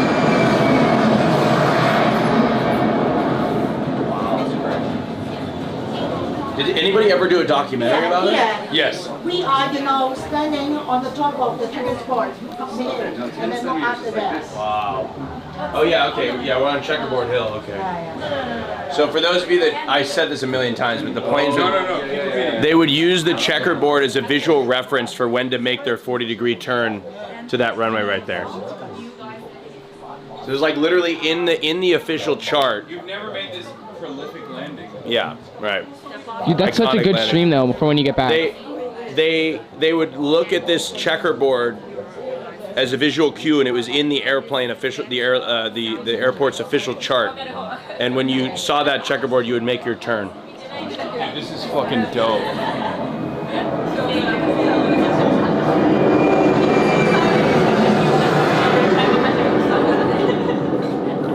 It was that close, by the way, right? It was like 200 meters, right? Like right above it. What's up, man? Hi. Nice to meet you. Is Austin here? Yeah. Hey. Oh shit. How are you, man? I'm good. Nice to meet you. What's your name? Jose. Nice to meet you, Jose. You want to take a photo? Want to take a photo? Yeah, sure. I think it's too dark. Okay, we can do it outside. He spit it up. Sick fit. How long you guys been here? In Hong Kong? No, in this area. Or in this area. Oh, did you just have? Yeah, we just got. Yeah, we just got here. Oh, okay. Cause are you visiting? No, I'm from here. Oh, hell yeah. I had an appointment in the morning. I was watching you react to Zohran and Trump. Yeah. And then earlier, like you said, you were gonna come here, so I took a cab here like a. Oh, nice. Hell yeah. People in Hong Kong love Zohran. The amount of people that have come up to me to be like, dude, I can't believe like Zohran is the mayor. Is so sick. People have been like, yo, we need fast and free buses here in Hong Kong. Bro, you are fitted up. At least no, dude, no. Nah, the yeah, you are. Well, not fast, but free. Oh yeah, you guys took the we tram, took the ding right? ding. I don't know why you guys took it. Ding ding. I don't know. That's Wait, is it not called the ding ding? No, it is for like local people. But Yeah, because we're local. Yeah, we're bro. local. What do you mean? the fuck? Yeah, The fuck? He said. Oh, no, That's for locals only. Here, get in the middle. Get in the middle. Oh, I might be getting a sunburn. Got it. Yeah, nice to meet you, man. Where are we going after? I don't know. We gotta get a coffee is what we need. Do you have any coffee recommendations nearby? You know, you're in the middle of like a fucking huge ass park. Like, there's like There's no coffee? No, there's nothing here. Or in January. Up there, there's like a huge, gigantic, I guess it's like a pagoda. It's like a huge pond in the middle with like a bunch of fish and stuff and birds. Like That's cool. I want to see that. I want to see that. I like coffee. I love ponds. I don't know, bro. Talk to them like No, it's all good. We'll figure it out. Thank you. Thank you. I appreciate it, man. Nice to meet you, Jose. Yeah, let's go in. Oh, we already went in here. It's the cafe and the barber shop. Wow. This is sick. Damn, this lighting is playing games. I'm in a romantic relationship with this little dial. Oh, look. Bless you. Thank you. Bro.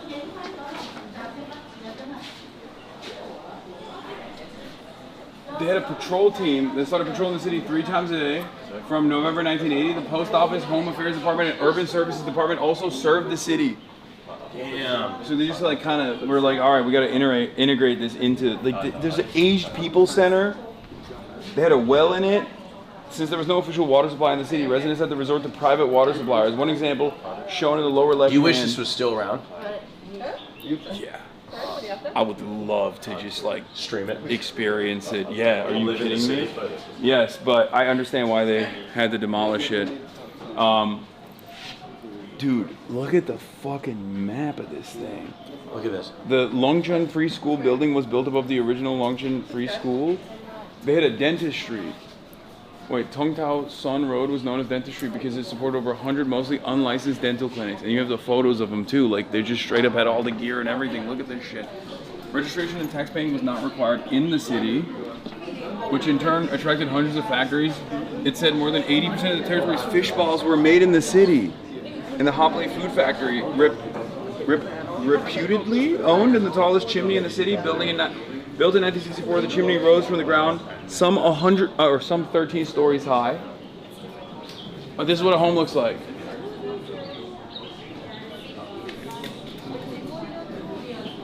These pictures show the residences of the 4 interviewees during their time in Kowloon, while city apartments in the city were about 200 to 500 square feet, with larger units usually shared by several families. Several families? Yes. Damn. Yeah, like I said, it's like fucking slammed. It represents the collective members of the previous generation of the people of Hong Kong. They once lived and worked here. Not only did they earn themselves a living, they also contributed to the economic development of Hong Kong. The exhibition shares a slice of life of these former residents. They want to take a photo. Yeah. Could I also get another photo? Yeah, sure. Here, you want it? Let's do it that way. The lighting is worse this way. Maybe let's get in the dark. Actually, the lighting is too bright. All right, let's do it like this. Yeah. Okay, thank you. Nice to meet you. Yes. Go ahead.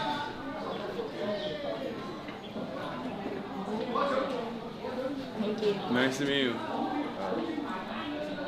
Future of the Democratic Party.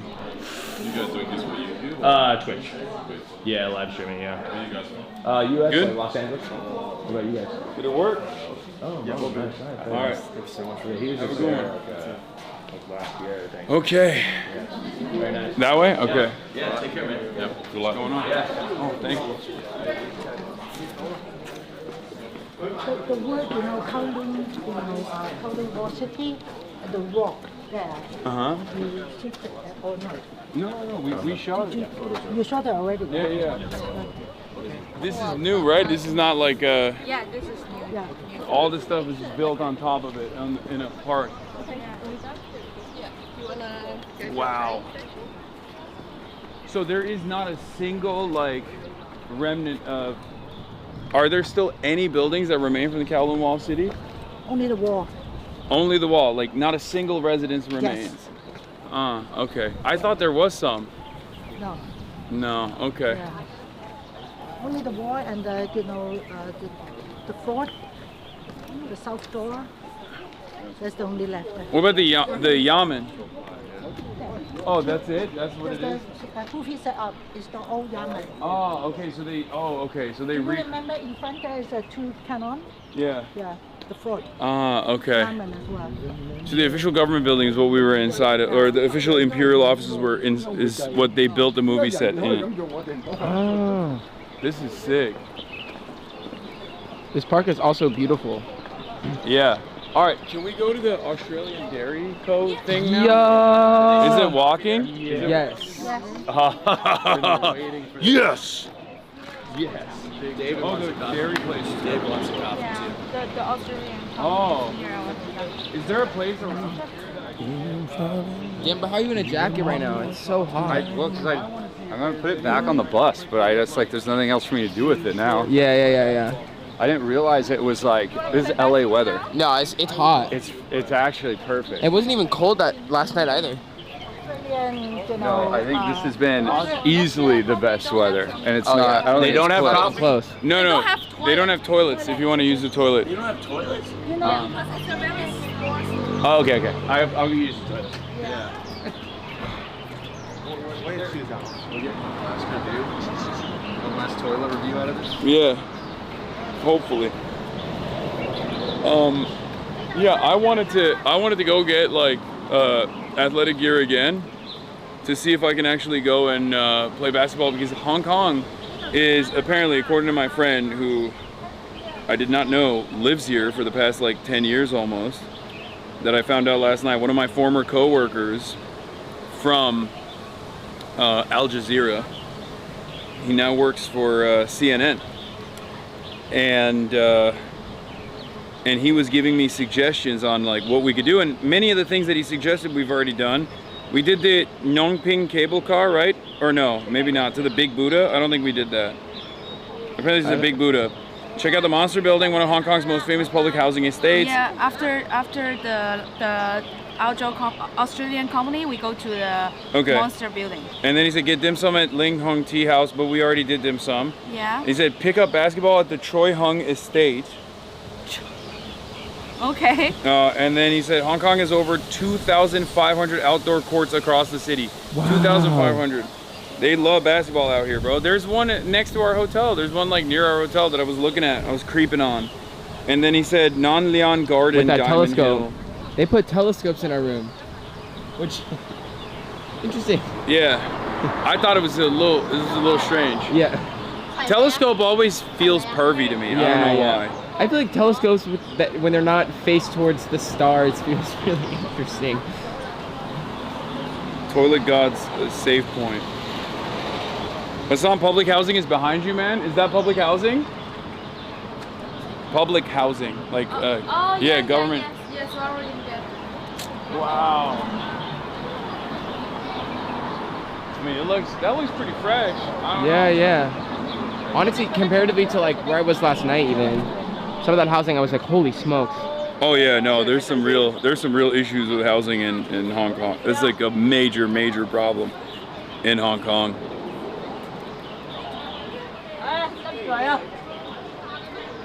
I wonder if a resident would let us take a look. Stark contrast from the stuff yesterday. I mean, they do look, from the outside, it looks like luxury apartments. So I don't know how that works.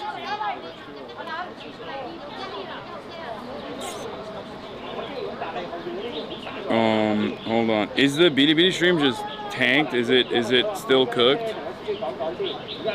Is it still laggy? I don't know. I haven't looked at the BDB stream. There's a problem with the streaming on the BDB, but the catwalk is perfectly smooth. Someone just tagged me in a shirtless photo of you. Who did? Twitter is a fascinating place. Just opened up my phone to a shirtless photo of Hasan and you in his bathtub. What? Yeah, I don't. Are you sure? Wait, was it Photoshop? Because we haven't done it in the tub yet. Yeah, I believe it's photoshopped. Speaking of which, that's got to come up sometime soon. I mean, time is ticking. Yeah, that's in the tub. We haven't gotten in the tub in like months. I know. That's how my shows go. I have series that are never ending. They just come up when they're ready. In the tub, lover host. Name your price. Name your price. Half of the population, Hong Kong is one of the top, expensive, residential and commercial in the world. Yeah. But actually, half of the population of Hong Kong is living in a public housing estate like this one. Yeah, you apply from the government every, 3 member, then 300 square feet, around. And then the rent from the government is like, like 300 US per month. Oh, okay. Rent from the government. That's not that bad. Yeah. That's much more manageable. So you said half of Hong Kong lives in? Yes. Yeah. Okay. That's why, the Hong Kong Housing Authority is one of the biggest landlords in the world. Yeah. Wow. So nearly 3 million plus people live in government-owned housing in Hong Kong. Yes. That's why the market divided into two, private and public housing. Yeah, but they have to check your income every 2 years. If you are rich enough, then move out, please. Oh, then you're cooked, because then there's like what we call it a fiscal cliff. Because if you go a little bit over that, then you're cooked, because the private housing market is insanely expensive. Exactly. That's why some of my friends, they just don't work to keep the income low. Ah, because the house is more important than your salary. Yeah, because the instant expensive in the private estate. The difference is far too vast. Exactly. That's why some of my friends like the husband and wife, right? And then the wife just not doing, just quit the job to keep the house instead. Yeah, no, that makes sense. Exactly. Oh, interesting. Yeah, that's how it works. Because every 2 years you have to, tell the government what is your latest income. If you're rich enough, move out, please. And then apply, it's like every, you have to, fulfill some requirements, like, what is your salary? I'm not a rich people, to prove it, like your income, your deposit, and then wait like 4 or 5 years to get one. Oh, okay. Yeah, not immediately. Yeah. Interesting. Okay. Yeah, that is how it works. All right. Well, let's go to the Australian. Yep. Is the car coming? Yeah, the Australian, that restaurant is famous about lightning speed servicing. Okay. So but the client at the same time also answer what you want, speed, lightning speed answering. Okay. This is my final boss. Yeah. Because it takes me a minute to decide at a restaurant. A minute, yeah, to decide. Wait, so you have to decide or they get mad at you? Then, yeah. And then Okay, how about vanilla I oat milk decide ice, for you? vanilla oat milk latte. Do they have that? Yeah. Wait. Do you have any recommendations? I feel like you have to practice. Do I have any recommendations? No. No. You should poop in Victoria Park. Victoria Park? Yes. I'm a bit biased because I live in Hong Kong Island. Uh-huh. It's the best park. Okay. All right. Is there good games there? There's a lot of Single shot iced vanilla latte Okay, with oat that's milk. good to know. Victoria Park. How far is Victoria Park? Victoria Park? Yeah. Yeah, we'll go to Hong Kong after. Island. Yeah, I know. I'm just telling you. Yeah, you'll go to afternoon. Oh, okay. I want to bet. hoop there. Yeah. I want to get my stuff and go hoop there. Damn, this it is one, so let's bright. wait Oh, not this black. car. Like, Okay. Black one is more IRL, steady. Austin's shirt is Not this actually car? glowing. Yeah, we You wait get for a, the black. you gotta step for one comfort. It's a very God bright damn, city. It's fucking hot. Yeah. And we're getting that equatorial sun. Getting cooked out here. Well, you wore a jacket today. I did. Loki. See, there's even hoops over Loki's there. still There's issue. hoops everywhere in this city. Yeah, there are hoops. Yeah. I think it should be fun. It's a very Hasan friendly city. I love that. Okay, but this is fine too, yeah? Yeah, this is fine, but I think this camera is more. Well, this is better because The of other side. That one doesn't move. The other side. Oh, I think, yeah. right? Oh, it does. We have to use the big one because this is like the signal is Okay. better. Oh, yeah. Yes, true. Okay. I'll get David. You want to get back? I think on this one. Okay, so we don't need anybody else. We can just both. Okay. Yeah, you can both sit. We don't. I'll sit in the front. Yeah. He'll sit in the front. We don't need anybody in the back. Okay. Will you just open the door for me, Austin? Yeah. Thank you, mister. Ooh. I'll get another side. Oh, it's dark. Hold on. Hold on, chat. Hold.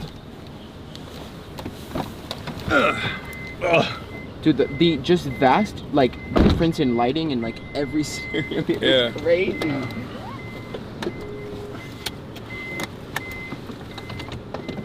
I don't know why the stream keeps lagging, chatters. Did you change your phone? No. I don't, the feedback is very slow to open. The Bilibili chat is like cooked. I don't know why they're still running it. Alrighty. We are on our way to a Hong Kong institution. The Australia Coffee Company. Yeah. We were told. Is that right? Yeah, we were told from a breakfast company. A food reviewer. Like dairy company. Like an actual food critic. Yeah, dairy company. Hasan PowerPoint file. Australia Dairy Company, which allegedly serves coffee, and you have to order rapidly. Order very rapidly. So you got to get coffee, the order has to go in quick or they're just going to move on to the next one. I don't know if they have iced vanilla lattes with oat milk single shot. Maybe it's only hot coffee. Iced coffee, isn't iced coffee like a, is that kind of like it's not a foreign concept because they have them all over the world, but is that kind of in a way, like a very American thing to do? Obviously they have iced coffee everywhere. I know this. I've been everywhere. They have iced coffee everywhere. But isn't it like a very... No? It's Italian. It's Italian? What's Italian? It's a Portland thing. Yes, it is. Any baristas? Any Portland baristas in the chat? What's Italian? I don't know. Iced coffee? Any Portland baristas in the chat actively at the counter? Wait, there's no ice in Italy. That chatter just lied for fun. That chatter just lied for fun. War-torn Portland. A Democrat-run city. Very sad.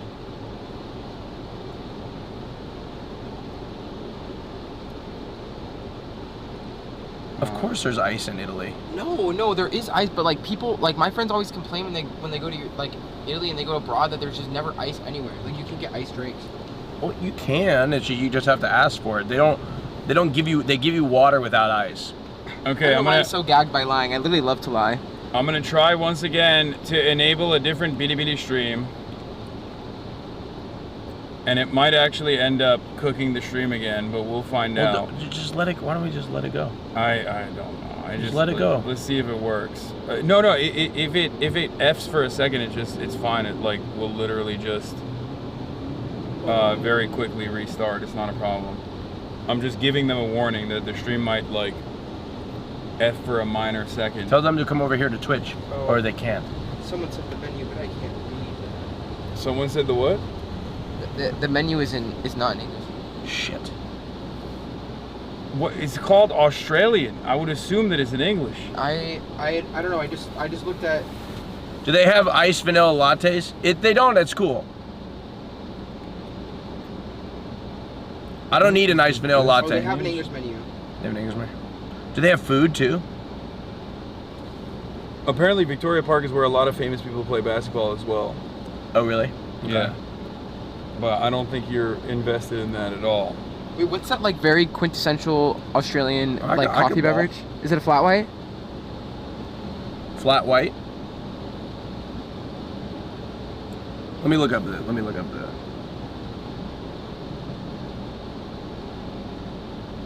All right, I'm gonna get a flat white then.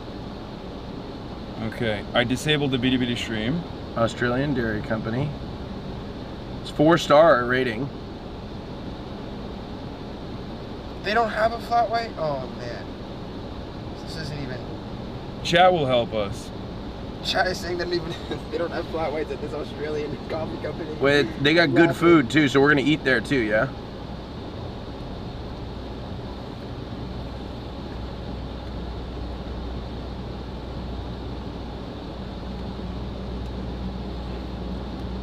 Oh, they have French toast.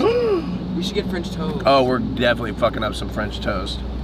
Dude, honestly, I love breakfast food. I think it's my favorite food. It's my breakfast is my favorite meal of the day. I love to sit with a beautiful view and drink a cappuccino.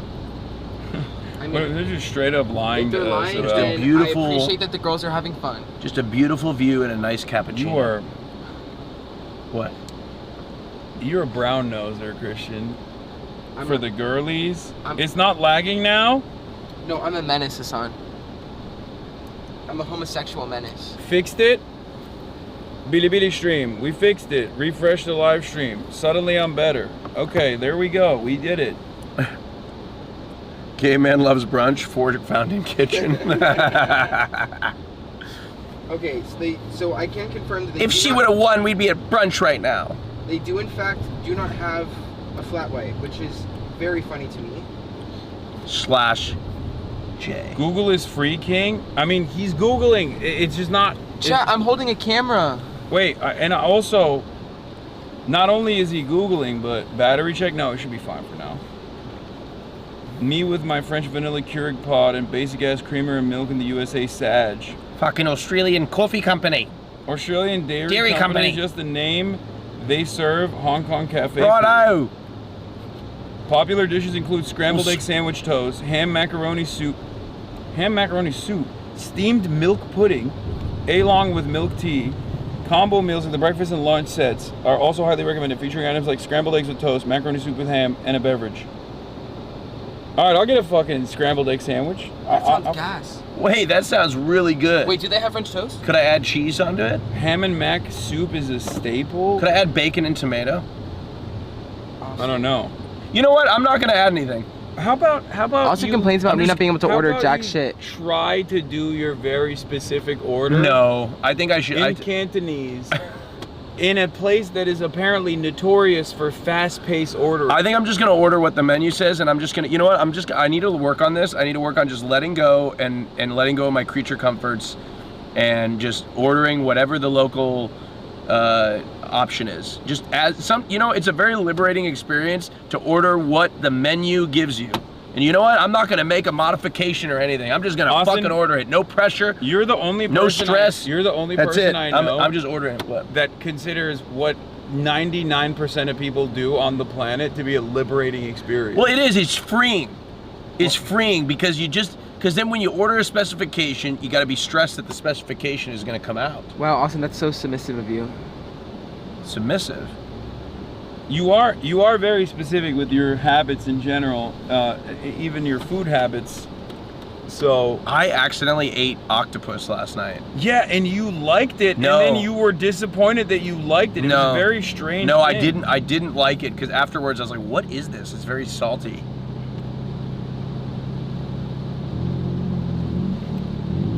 Yeah, I think it was takoyaki, or is that right? Yeah, he had takoyaki. What did you think it was? Like a rice ball? Or I was something? like, oh man, this looks like a nice dessert. Oh, you thought it was a dessert? Yeah, so I was like, into it and I thought it was like a salty. donut hole. And so Wait, I was was this like, at the hotel last night? yeah. Wait, they had octopus? Yeah, they had takoyaki. Oh, you should have let me finish it, Austin. No. I down. love puss. You're like a garbage. Respect. Christian will eat anything. Okay, that's not true. I He don't will. eat fruit. I don't eat an entire you're right. subgenre of Please, guys, I need you to understand that the menu is traditional Hong Kong diner dishes. It's not a brunch spot. I got it. Sorry for mischaracterizing it. as a brunch spot. Takoyaki. Sorry, takoyaki. It's not brunch. It's breakfast during the lunch hour. What's that condition that you get if you like don't eat fruit and you're on a boat? Or is it just in general? But the pirates used to get it a lot. Scurvy. Yeah, I think if anyone in the streaming community is to ever get scurvy, it'll be me. And Brooke AB. Because you're that afraid of lemon? I do. He will not eat fruit. I don't eat any fruit. I tease him. One thing, Christian gets so mad at me because I had a routine in Los Angeles where every night before bed I would order an acai bowl with peanut butter. No, it's actually. And he would get so fucking mad at me. He would like turn over and go, "Are you fucking kidding me?" And he would turn over and then like not and just like I'm just not a cannibal, stare at the okay? wall. I'm just not a cannibal. But I take a vitamin C supplement and I take a fiber supplement. I don't really know what else you get from fruit that you need other than that.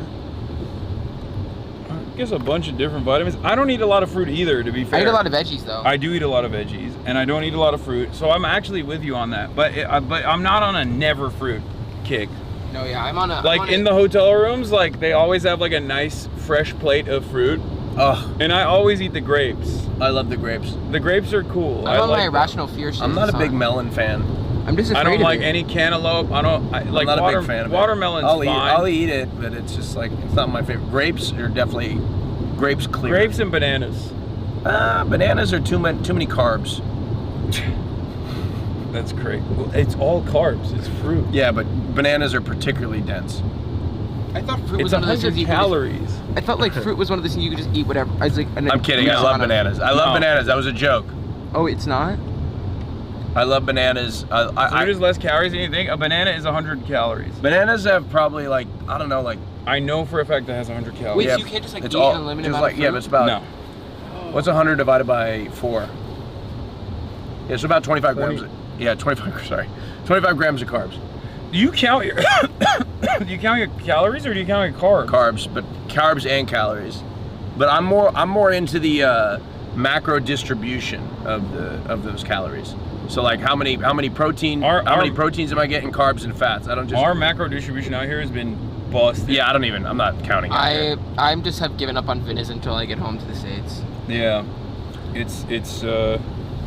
Thank God we've been walking so much. It's been our saving grace, I think. I guess. Austin's life sounds exhausting. Yeah, bitch. It is. It is exhausting. Being a homosexual is a full-time job. Why do you think I'm so busy? Being gay? You're busy being gay? Yeah. It low-key is like very time and money consuming. It's taxing. It's like, this is why I'm like, this shit is not a choice. It's not a hobby. It's somewhat of a curse. I do not call in complaints. Oh yeah, I read that too. Calling complaints. I don't for call customer service is a full-time job. Okay, y'all self-proclaimed leftists are oddly. Love to suck Hold on, wait. Oh, sorry. You are oddly often defending the interests of capital all the time. When you really think about it. Don't advocate for yourself. Just let it happen. Let that mega corporation exploit you. That's what they say. That's what you say. Loki, he's eating you up. I'm telling you, you are defending the interests of capital. Austin right-wing grift incoming. No, but you are though. Think about it. No, he's out-woking you guys. I'm out-woking you. He is the woker. When you don't advocate for yourself, and you can do so respectfully, there is a line. Okay. I feel like we've been throwing around the woker title. Okay. Yeah. There's only one person in this car with a gender studies degree. That's true. You are the woker. They sound like kids. My diet is only chicken nuggets for the rest of my life. I don't even. It's not like I'm eating chicken nuggets. I'm eating straight chicken, not nugs. Straight chicken, no nug. I have had a slur in your chat. What? Somebody just called you a slur? Well, it was probably another gay person. I'm gonna hope it was another gay person. It definitely was another. But they're gay not person. a subscriber to you. It definitely was another queer person. They're not a real. How are you getting F slurs from behind the camera? I'm not. I'm like, damn. You're not even on camera. His gay aura is reflected on the way he's holding the camera. They can sense it. My limp wrist that's keeping this camera afloat. Isn't it because fruits are expensive in Europe and America? I mean, I don't think it's a financial consideration for Christian. Wait, what is? Fruits? Fruits, yeah. Oh yeah, it's certainly not a financial consideration. Because he doesn't buy fruit. It's literally just utter, like, I'm not even kidding, it's just fear. Like, I just have an intense fear of fruit. Is it really? Does it make you sick to your stomach? It makes me sick to my stomach, it makes me afraid. It's so strange. It's so delicious. We all have our own fucking things, okay? It's so wild that I'm getting called strange by Austin fucking Show, who managed to makes anything about planes and being homosexual. He's cooking you. But damn, I'm like, wait, how are you gonna throw that around like that? He's cooking. Literally Austin Show. Dude, we'll go to Shenzhen. I don't think I'm later, strange. I think I'm like everybody else. No, you are neurotic. The reason why we're a much smaller group today is because everybody went out last night, late into the night, and the only ones who were able to recover were the ones who left a little bit earlier. It was Austin and Christian. The rest of the group is sleeping in today. And Will is going to go to Shenzhen later in the day, and he is going to pick up the my Zhongshan suits. Oh yeah, mine too, right? We're wearing them on the podcast. Yeah, but we don't have anything. It's not stuck now. How did you do it? Don't worry about it. I worked my magic. Shouts out to the Bilibili team on the back end. There's a bunch of other people working on the server side. I don't think he's gonna stream his Shenzhen trip. No, yeah. It's just like It's like and they're making it. They're trying to streamline the process. Like they are making the quickest Shenzhen trip ever, and that's no shade to Shenzhen. They're just tired. And then we're filming we have to film the podcast tonight. That's why. Yup. Would you visit those skyscrapers? They're the modern Kowloon City. Where is the modern Kowloon City?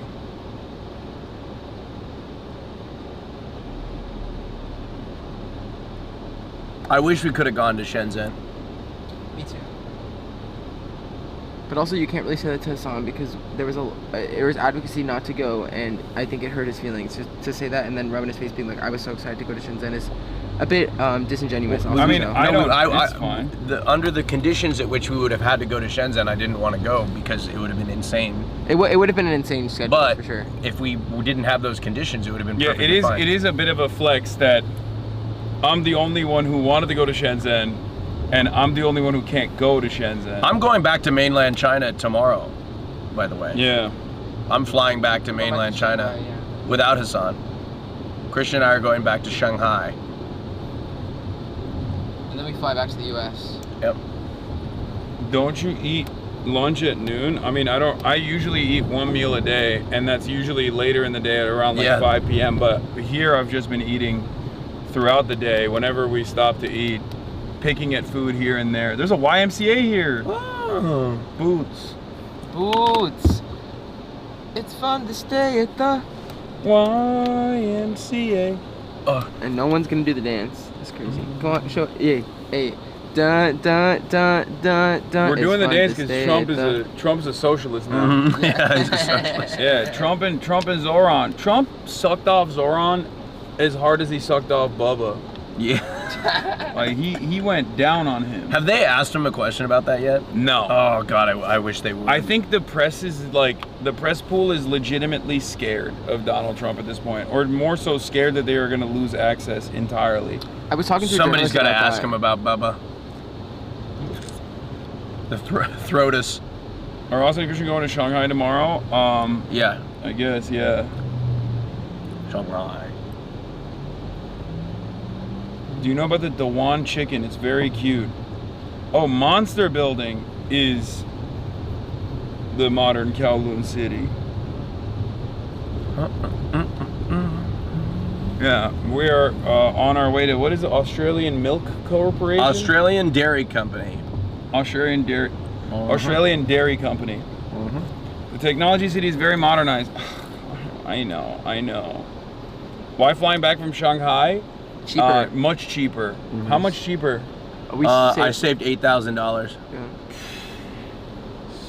Hong Kong. I was paying for 2 tickets, so I saved $8,000. I think Hong Kong because it. But that's has, because I had a lot of benefits with my airline. Okay. Hong Kong has visa-free travel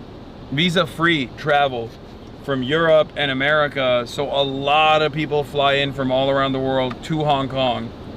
Whereas I feel like tickets are much cheaper out of mainland China. Tons of Brits. So the airline that I have that I have a lot of points with, or just have a lot of loyalty to, Delta Airlines, doesn't really service China and Hong Kong. They don't really service it. They don't have many flights to it, so it's very, very expensive. So the one city that Delta does service is Shanghai. United takes care of Beijing and Hong Kong mostly. They must be in first class, otherwise it wouldn't be so expensive. Yeah, of course. Of course. Flex No, on those. I'm not trying to flex on those Bilibili chatters. I'm saying, of course, of course I'm flying business class, but more so, of course. Tell them what's what, bro. No, Come on, go ahead. It's not of course that I'm flying business class. Talk It's your shit. no. It's not of course that I'm flying business class. It's of course that is why it's more expensive. Bitch, you're in business class too. What the fuck? I don't know what you're talking about. I'm a man. I'm a pro. I'm a man of the bullshit. Hey, Zohran, he flew by plane to New York. Yeah, but he flew economy. Yeah, Zohran is also much smaller than me. I got a upgrade. I used my upgrade certificates, so I didn't actually pay for this business class. It was free via my upgrade Yeah, I'm actually certificates. taking the bus back to America. Hasan exposing Austin, I'm dead. I didn't pay for my ticket. I got it for free through my. It's true. Austin used an upgrade certificate because he spent a lot of money before this trip. What? Yeah, flying business. No. Flying first class. Free because Austin emits so many carbon emissions that they like him. No. Come on. No, I mean, yes. He's not. He's not flying private. No, I'm not flying private. This plane. Only sometimes. The planes I go on are flying anyway. He flies private every now and then. It's just like I've actually never flown private. It's only like a weekly thing. No. It's not that. It's not all. I've never flown private in my entire life. It's only a weekly thing. I've been offered to fly private. He doesn't consider but I it. said no. The reason why he's saying that is because he doesn't consider it private unless it's a 747. That's. Everything smaller than a 747, which by the way is, from what Austin has told me, a much more compact and comfortable experience. Like it's cozier. Look, I have never flown private. On a 747. I just haven't. I'm a little afraid to fly private, to be honest. He doesn't own it. Oh yeah, no, you're right. It's a charter. He charters them. That's why he doesn't consider it private, because he's like technically chartering them from someone else because he doesn't own the plane himself. That's how Taylor Swift justifies her carbon emissions, right? She's like, technically, I'm not flying on all of these private There are jet people flights. in here unironically thinking that I fly private. And you're so happy about that. Yeah, Will was explaining yesterday that they booked a 4-day holiday to fly from US to Tokyo with the savings they made from not flying US to Hong Kong, which is insane. Yeah, it's true. Yeah. Kinda, yeah.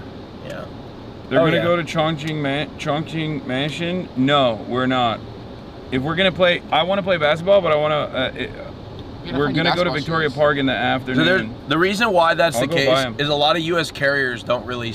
There's not a lot of U.S. carriers that service Asia or China and Hong Kong, because I think a big part of that is the visa process is very, very challenging, and also $200,000 to charter from LAX to Hong Kong. 200,000? He knows that already. He's saying, "Oh, 200,000. That's cheap." That's why he's shocked. Come on. He normally spends like what, like 300K for that? 200,000 has to be 200,000. There's not a lot of private jets can make that travel. Guys, I would never spend that right? amount of money. You can't. You have to have it be. No, they can make that trip. Smaller private BBJ, jets. A BBJ could. The smaller private jets can make the trip from No. to Hong Kong. I don't know. No shot. I think maybe. No, I've seen those TikToks where like there's this like one, a BBJ. You know what I'm talking about? Yeah. The guy who jet sells guy. private jets. Yeah. Those are some of the most insane TikToks. Like I always wondered like who's the target audience for this, and then I realized like, well, I'm watching it, fascinated. So I guess everybody else. I'll be honest. Like I don't really know a lot about private jets because I was more obsessed with like commercial aviation. There's the cutest little goose stuffed animal over there. Such a homosexual. See what I have to deal with. I like it. You like it? Yeah.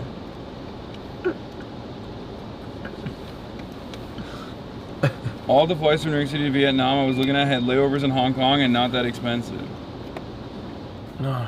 I'm the target audience, broke dudes? No, like we're not the target audience because we're buying fucking private jets. We're the target audience because it's fascinating that there is like an entire world out there that services the ultra wealthy, a handful of people that can like actually make these purchases. But that guy is so cool. And he has those like panels. Yeah. He has like the panels of screens on his wall, and he'll just point to it and be like, this is what the plane interior is size-wise, this is what it looks like. And then people will be like, I have $10 million. It's like, you might as well fly commercial. I think it's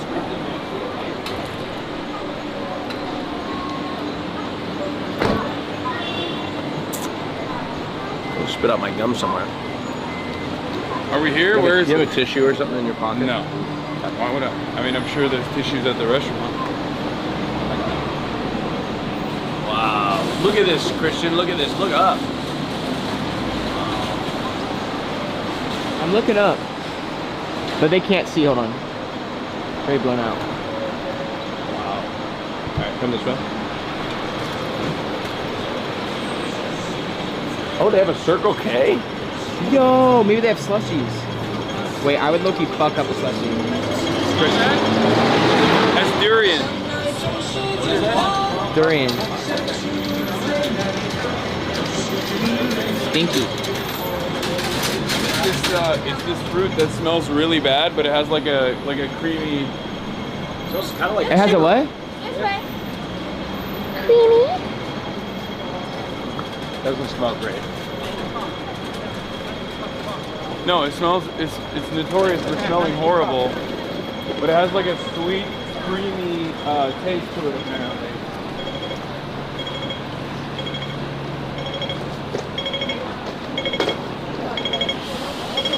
Dude, I'm so discombobulated that I don't even notice that the city's like traffic is the wrong way. I'm like looking at the wrong direction.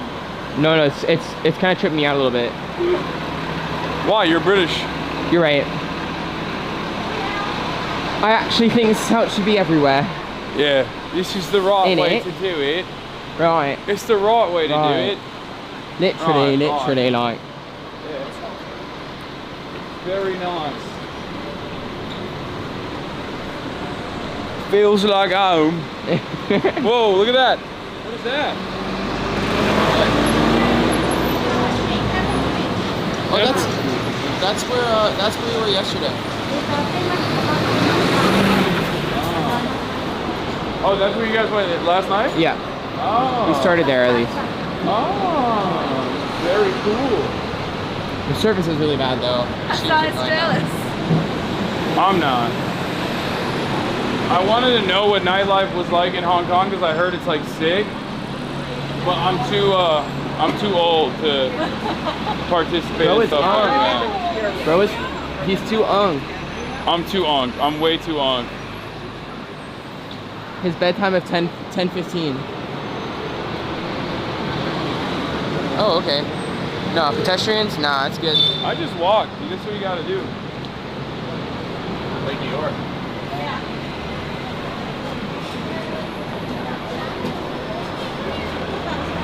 What's the population of Hong Kong? 7.5 million. 7.5 million? Yeah, but half is migrate from China after 1997. And we also have 500,000 domestic helpers. Okay. Oh God, you can't escape LA, even in Hong Kong. Beverly Hills Polo Club. Yeah, we saw this last night on stream. Get me away from LA. I don't want to. I'm sick of it. Oh, I didn't realize how close we were to this cafe yesterday. I've been in Asia for 2 weeks and I don't miss LA in the slightest. I do miss a little Portland though. I miss Portland. A little bit. I'm sad that we're gonna go back and there's gonna be no leaves. Wait, I'm gonna go inside real quick. Oh yeah, they've been on a definitely. desperate search for deodorant. I mean, I'm leaving tomorrow, but I want to see. You have deodorant? Deodorant? Oh, you do? Oh, they do. Wow. Hi there. 35. Maxing. Yeah, very good. Good. Okay. Oh, he pays. Let me tell you, Christian. I just called Hasan Christian. He is going to bankrupt the entire city of Hong Kong with how much deodorant this man needs to keep it. Hey, Hasan. Hasan, would you buy me some chapstick? As I was saying, he's going to. What? No, I didn't. What? He thought that I was complaining. Bro's yelling at you now. He's yelling at me. Whoa. Excuse me. My lips are so chapped, as you can tell. Yeah, they can see it on camera. Yeah. I'll stand here. They look flaky. Yeah. Here, I'll get a better angle. You want me to be a bit further from you? No, that's fine. No. You just don't want to get too close, or? I can hear. No, Christian, don't do the bit where you go really far away. All right, go ahead. Where he goes really far away. No, go ahead. What? Okay.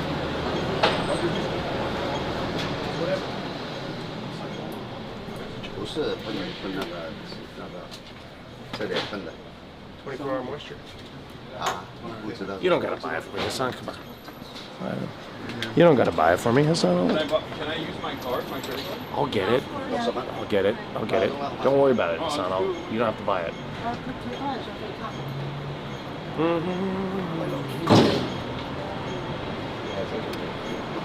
Don't worry, Hasan. You don't have to get it for me. Austin spent $200,000 on the flight here. So I did not spend $200,000 on the flight here. Sorry, I'll get a better shot.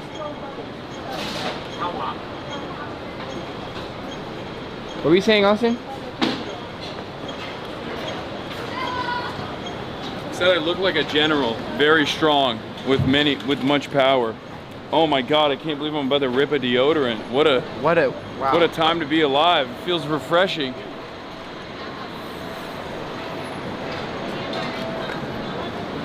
You want some? Are you saying I'm stinky? No, yeah, Christian needs a little. Yo, I'm not. I put on some right before we left. Oh my God, this line is crazy. Oh, but I guess they rip it fast, right? Holy shit. You guys see this line? They waited on it for us. We skipped like 45 minutes worth of line. Oh, they accept cash only? No electronic payment? Yeah. Tour guy have to cash. Hi, I've been here for 45 minutes. What's up? I'm at the front of the line. Are you serious? That's Oh clutch. my God. We were not going to wait in this line. Yeah, I knew. That's why I got here and I was like, I'm going to wait on the line for us. Thank you. Thank you, Stella. I've been here before. It's pretty sick. Go? Go inside?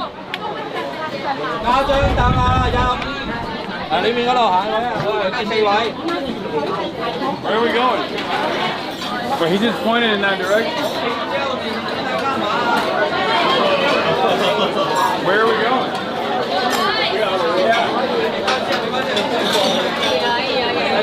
He's like, I didn't know you. Are you guys going in? I'm like, I don't know. I don't fucking know. All right, follow him, follow him. This way, this way. Come on, come on, come on. Are we going this way? Are we following him or are we not following him? I thought I knew you guys. I was like, what the hell for a moment. I was like, which one? All of them? Yeah. 5 people. 5 people. Yeah. So get inside. I just realized I can't fit it. Oh my God.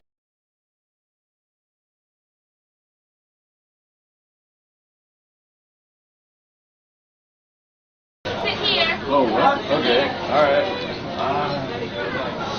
哦，唔係，佢坐呢度。哦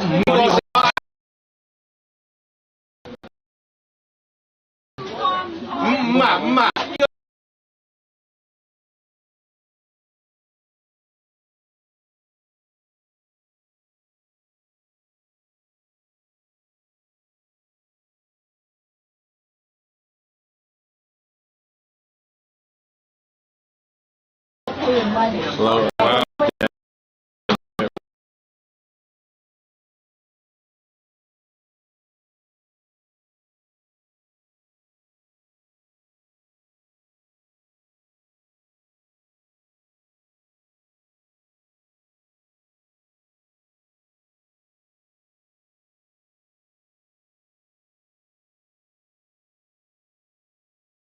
Bars in here. Too dark.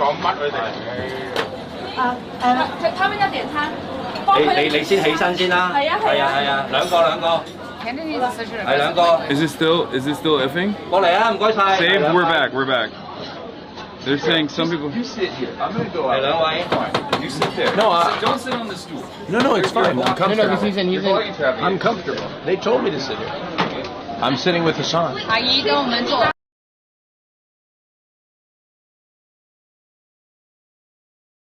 I'd like an iced vanilla. Scrambled egg sandwich. Yeah, that's good for me. I heard it's a scrambled egg sandwich. Yes, that's enough. Oh my gosh, look who it is. You guys waited that whole line? No, I did. Stella was. You're a champ. I know. You might have spawned in. We're so good. Alright, we gotta talk about this. Yeah, we can buy it. Okay. Did you guys see the final? Yeah, I was in it. You stood in that entire line? How long did it take? About 45. And then they normally order a set, you know. I think this one. What is that? Let's just get 3 of them. Scrambled egg with milk and mix, and then that is char siu. Spaghetti. Oh, ham and yeah. Char siu, spaghetti with char siu. Okay. Soup, in soup. Wait, why don't we just order 1, 2, 3? No, actually it's more or less the same. Okay, we'll get Okay, that. so let's get- We you wanna both go want. three? You want a sandwich? It's a set. Yeah. Okay, let's do 1, 2, 3, 4. It's fine, Christian. 4 egg sandwiches and 1. Or do you want to do like 4 egg sandwiches with a milk tea. 4 egg sandwiches, 4 milk tea, right? That's a specialty here as well, right? Coffee, cappuccino. Okay, coffee. No cappuccino. Yeah, only one kind of coffee. What is it? Just cappuccinos? What about milk tea? Isn't there milk tea? Milk tea, yes. Yeah, milk tea. 4 milk teas, 4 scrambled egg sandwiches, and then 1 of the ham, the macaroni thing. Is there French toast? Oh, and then 1 French toast. Actually don't. 一個多士，4個，咪中間嗰個咧炒蛋咧。4個炒蛋多士啊？我覺得係4個炒蛋多士。 Milk tea's fine. I can handle that. Milk tea hot or ice? Hot. 1 ice, 3 hot. 一個同奶茶。I'm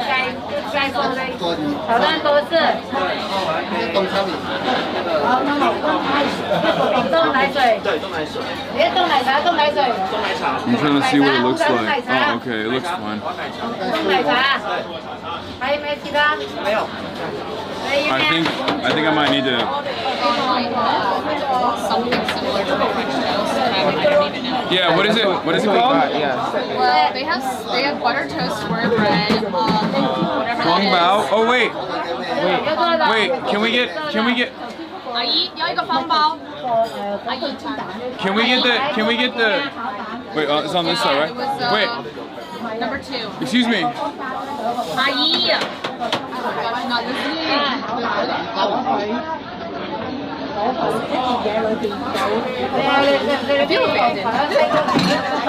She is arguing with this person.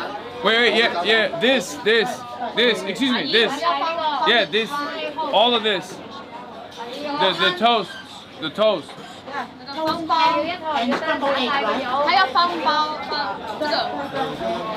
Will wants 5 of these sandwiches to go. No, I don't think we can do that. Like, that's insane. What is it? Can we get him to go as well? Can we get? No. We're not doing that. We're not doing that, actually. That's fine. Okay. Dude, come on. I was just reading the text. He's being insane right now. It's crazy. This is the most chaotic ordering experience of my entire life. Yeah, let's just. I've been here before, but yeah, it's like this every single time. It's like a very intense, aggressive system. I didn't do any modifications. I just took it as is. No, you didn't. You did great. I took it as is. Even also, though it's cash only, so we have to pay with cash. Who has cash? You are literally sweating it? We're not. We're not sweating it at all. They're making it unnecessarily difficult. Not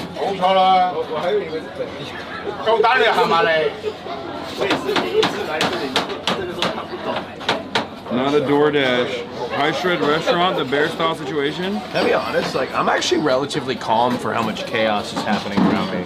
I'm proud of you. You are starting doing to great. learn. You know, I don't know what happened, but something happened recently where I just don't really. Maybe you know why? Because I'm in airports all the time. And those are some of the most chaotic environments ever. Yeah. So I think I really have learned to just absorb Especially when you fly with me. Yeah, for sure. Oh. Austin, I completely understand.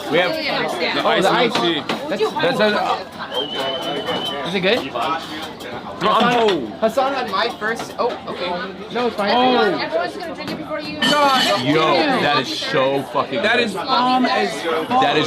That's the best milk tea I've ever had. Really? That is the best milk tea I've ever had. And the ice that is awesome. That was awesome. Okay, that was worth it. Even that alone is worth That stress was worth it.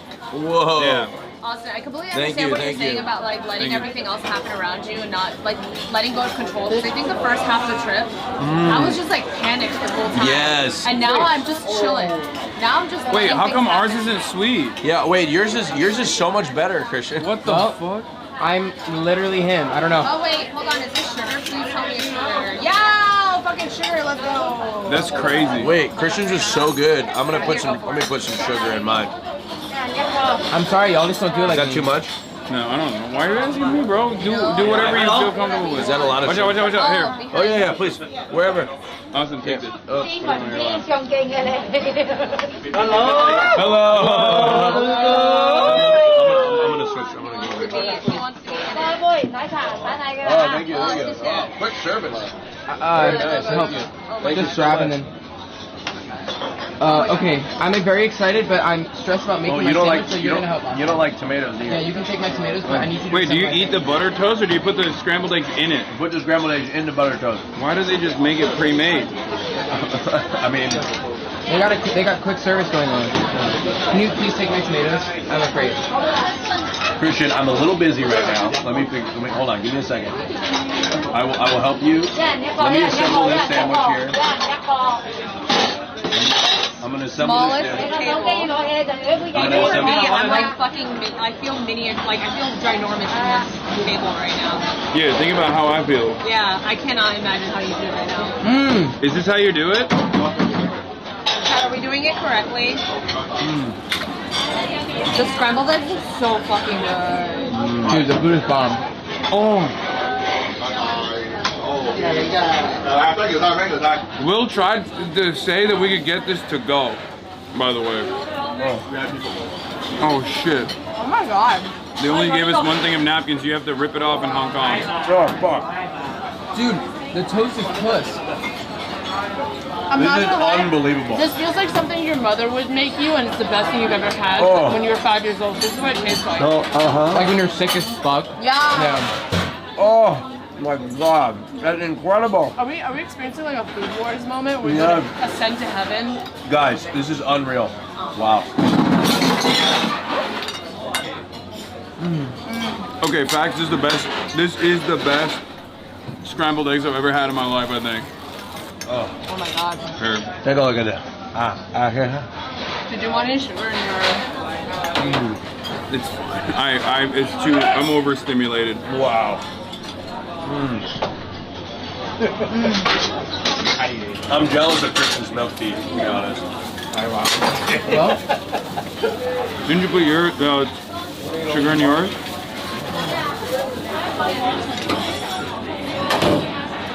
it's the best milk tea I've had the whole trip. Oh my god. I need this egg recipe. This is crazy.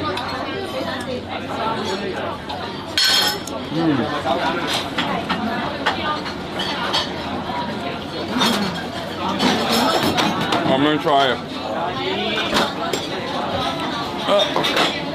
Wait here, no. Let me help you. This might be a little ambitious. There you go. Yeah, that was... Guys, this table is like not even 3 feet across. No, it's insane. It's like 2.5 feet.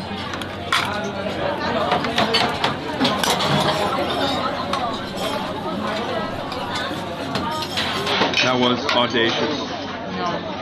You're right. Good word. No, that's mine. Here, rip it from here.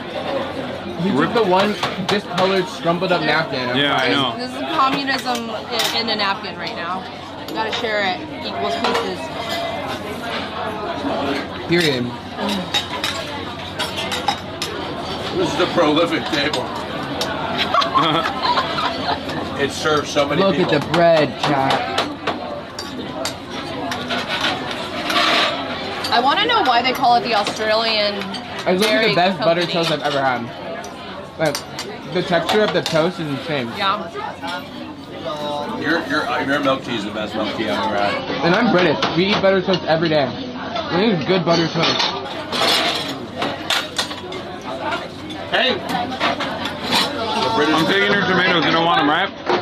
Christian, you don't want your tomatoes, right?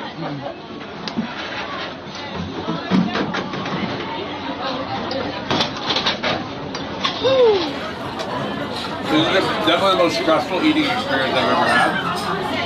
But I feel like Hong Kong people kind of thrive in this kind of environment. Everything in Hong Kong is so on top of one another. And so fast paced, and everybody yells at each other. Yeah. She was beeping with the guy that we were taking the order from.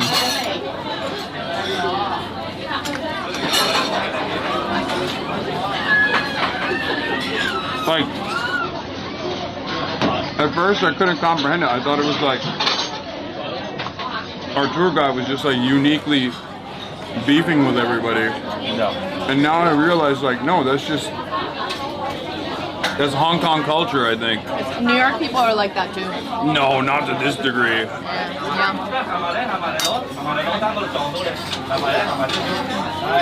We never got the sweet stuff. Oh yeah, we had the toast too, right? What kind of toast? Oh, the sweet toast, like the 奶油糕，奶油糕，加买个奶油糕。阿姨，我问你一下，可不可以转？可以换冰？ I just watched this on Slice Fast Forza. Can I change this to cold actually? No? No. She just said no. I can't chug this right now. It's too hot. You're not eating your ham? Austin. Scrambled egg, is Say by him. fried with milk, Japan milk. Yeah. You're not eating this?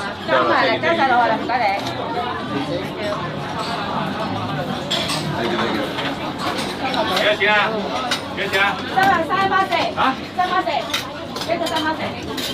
Hasan, do you want the rest of mine? I actually ate breakfast, so this is too much for me right now. Fuck yeah. Hey. Wait, this is like what we had yesterday.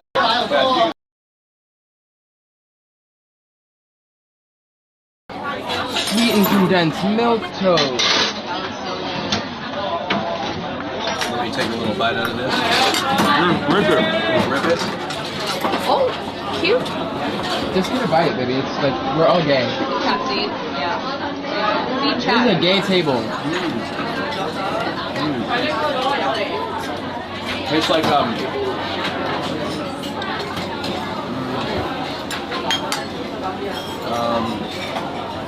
not French toast, but my grandma used to make me toast like this. Oh yeah. Oh my god, this is so good. With the condensed milk on top and butter. Oh my god.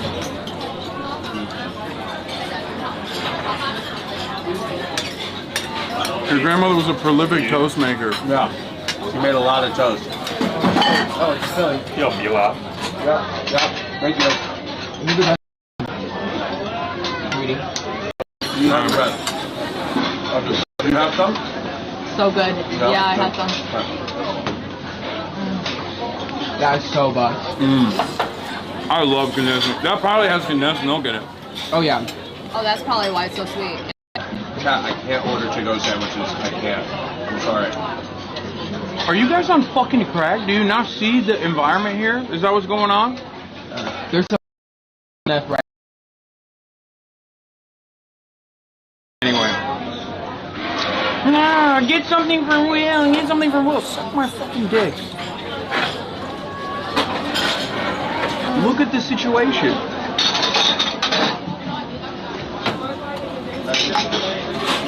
We can't even fucking... I don't even know what's going on. There's so much going on. This place is insane. I mean, anyone who visits Hong Kong can absolutely come to this spot, regardless of how stressful it is. Oh, yeah. It's definitely an experience. I don't think there is any like way to order to-go food here anyway. I haven't seen a single person This get is a place you come in and you eat and then you leave. It comes out so quickly. It's practically like Someone's like, Stella can't even get her drink iced. I know that. The way the waitress was like, no. Like, not even like, oh, sorry, we can't do this. Like, no. Get out of my face. Girl, they're on like, all right. They're on a time crunch, honey. I actually appreciate the Wait, bluntness. there's a PowerPoint? It's bad?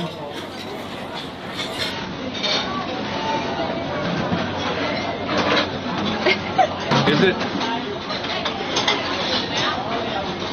I think we're good. Yeah, we've got to pay the money. I don't have any cash. Why not order it like regular and carry it out in your hand? I don't know, dude. Maybe your fucking mental deficiency is making it incapable for you to see the format in which they present the fucking sandwiches. But it's not. What do you want me to do? Hold the fucking scrambled eggs with my hands? Are you that stupid? Yeah, let me just grab a couple sliced tomatoes with my fucking hands. What is going on? Nebraska's finally getting it.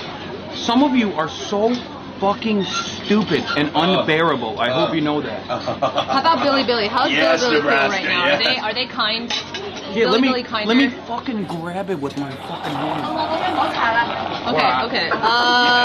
Yes. Alright, I waited in line and I got cash on me. That's crazy. Wait, you got Hong Kong dollars? That's right. Damn, so you saved the whole fucking. You saved the day. That's goat status. Some people don't wear capes.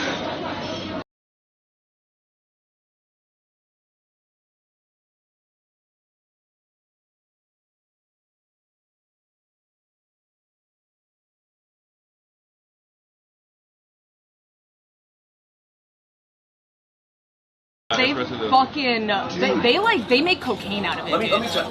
Yeah, because that shit is, I looked it up, it's 220 whatever doses of caffeine. Regular coffee is 60. Let me tell you something. Let me tell you something about this tea. That's why I've been like actually absurd this whole trip. I've been Are we drinking, ready to like 3 rip? a day. Oh yeah. Are we ready to go? Let me finish this tea. Okay. This tea is so good. I realize it ascended me to a level where I'm not even anxious. I'm just floating. I'm overwhelmed with pure joy. I love hearing that. Tell me more. The amount of joy that I'm experiencing, I need to enjoy this last few I feel like we should do a hashtag ad.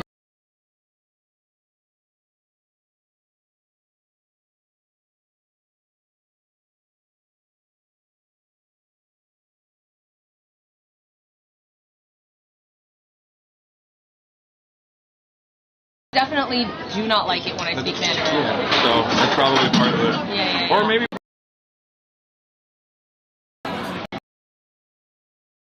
Let me ask her. You know what it is? I have to speak more Taiwanese style, okay? That's how they'll respect me if I do that.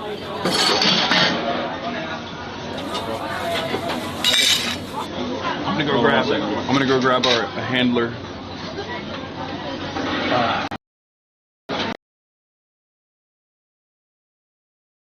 Yeah. Guys, what is this? What does this say? This is our bill, by the way. I don't know what this means. What does that mean? What does this mean? What does that say? I'll help you out. There you go. Yep. Let's go. Wow. That was incredible. Thank you so much. Pay up there. Do we pay up there? Thank you. Thank you. Yeah. I think so. Do we pay up here? What do we pay up here? Kenny? Do you have the check? Pay all. Y'all pay already? Oh, it's paid already. Oh, thank you. Thank you very much. Have a nice day. Where's our parents? Yeah. Let's just get across to the other side. Yeah, so it's split up. Okay. Oh.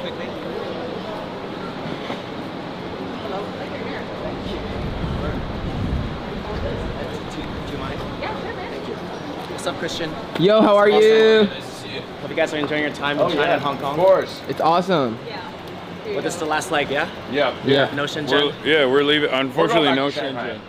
Oh, yeah? For a day. You guys like it that much? Well, no, we saved a bunch of money on airfare. But we still love Shanghai. So we're excited. Yeah. All right, man. Yeah, take care, man. Nice to meet you. Oh no, that song is stuck in my head. Which one? I can't say it. Is it Quando? No. The other one that's been taking over the internet. Is it? We carry the flame. I don't even know that one. I don't even know that one. You do. I just can't say the first. I'm just not going to say the first line. Okay. Chad, what have you done to me? Stella, do you have any wet wipes? There you go. Nice to meet you. But I do have... Big fan of your work. Hope you're enjoying Hong Kong. That's about it. It's been great. It's the best I can do. What's up? If anyone can bring us wet wipes, that would actually be amazing. Yeah. Oh, here you go. Red Star? What, you got a gift for me? Yeah, it's the Imagine Dragons song. What is that? That's sick. The time is now for socialism. That's what it is. It's socialism o'clock. Yo. Careful. Oh, if you drop it, It's over. It's Jover. Is this a vintage or is it antique or something? Or is No, it it's just a like normal? Oh, okay. Well, thank you so much. You want to take a photo? For Will and What? the rest of us here and crew in the photo. They're eating right now. But Austin's here. But Austin is here. We can do it with Austin, and then you can get one with Will when he comes out. Do you mind if it's off? Yeah. Oh yeah, I'll be off camera. Oh my God, look at you. He's looking up at us. I don't know if he knows it.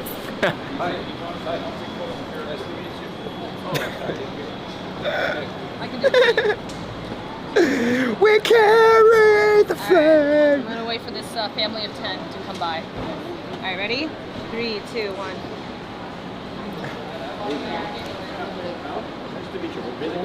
Damn, Christian has a great chin. That's why they call me Chin.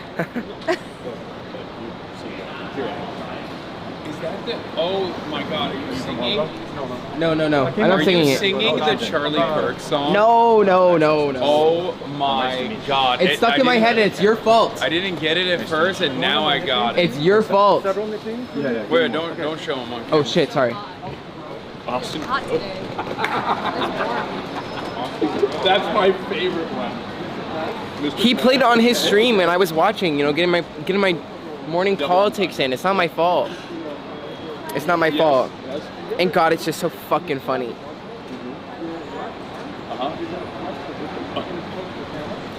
Christian looking so good. OMG, I'm straight, by the way. Does it like a crap? Me too. Okay. Give me my nickname, Mr. Bro. Sorry, I'm not trying to hijack the stream. The girly pop who's taking a photo doesn't want to be on stream. So you're just getting Christian Cam. Hi. And Stella Cam. What else does chat want us to do today? Christian always dripped out. Actually, I got this shirt here in China. I'm obsessed. Well, it's nice to meet you, man. Thank you so much for watching. We love your chin. You for us. Also, Jenner from In Care Saves Lives. Yes? Chatter had a couple nicknames for me. Number one, Austin Grow, because I'm a grower, not a shower. The other one was Mr. Krabs, because number one, it's a double entendre for number one, my financial proclivities, I guess is what he said. And then also my, watch up. Oh. And then also the way in which I'm positioned on the podcast. Now you're doing the 6'7" pan, sorry. I look like a crab, I guess, I don't know. Then the third one was Guantanamo speaker, because I torture people with my singing. Guantanamo speaker. Yeah. Is crazy.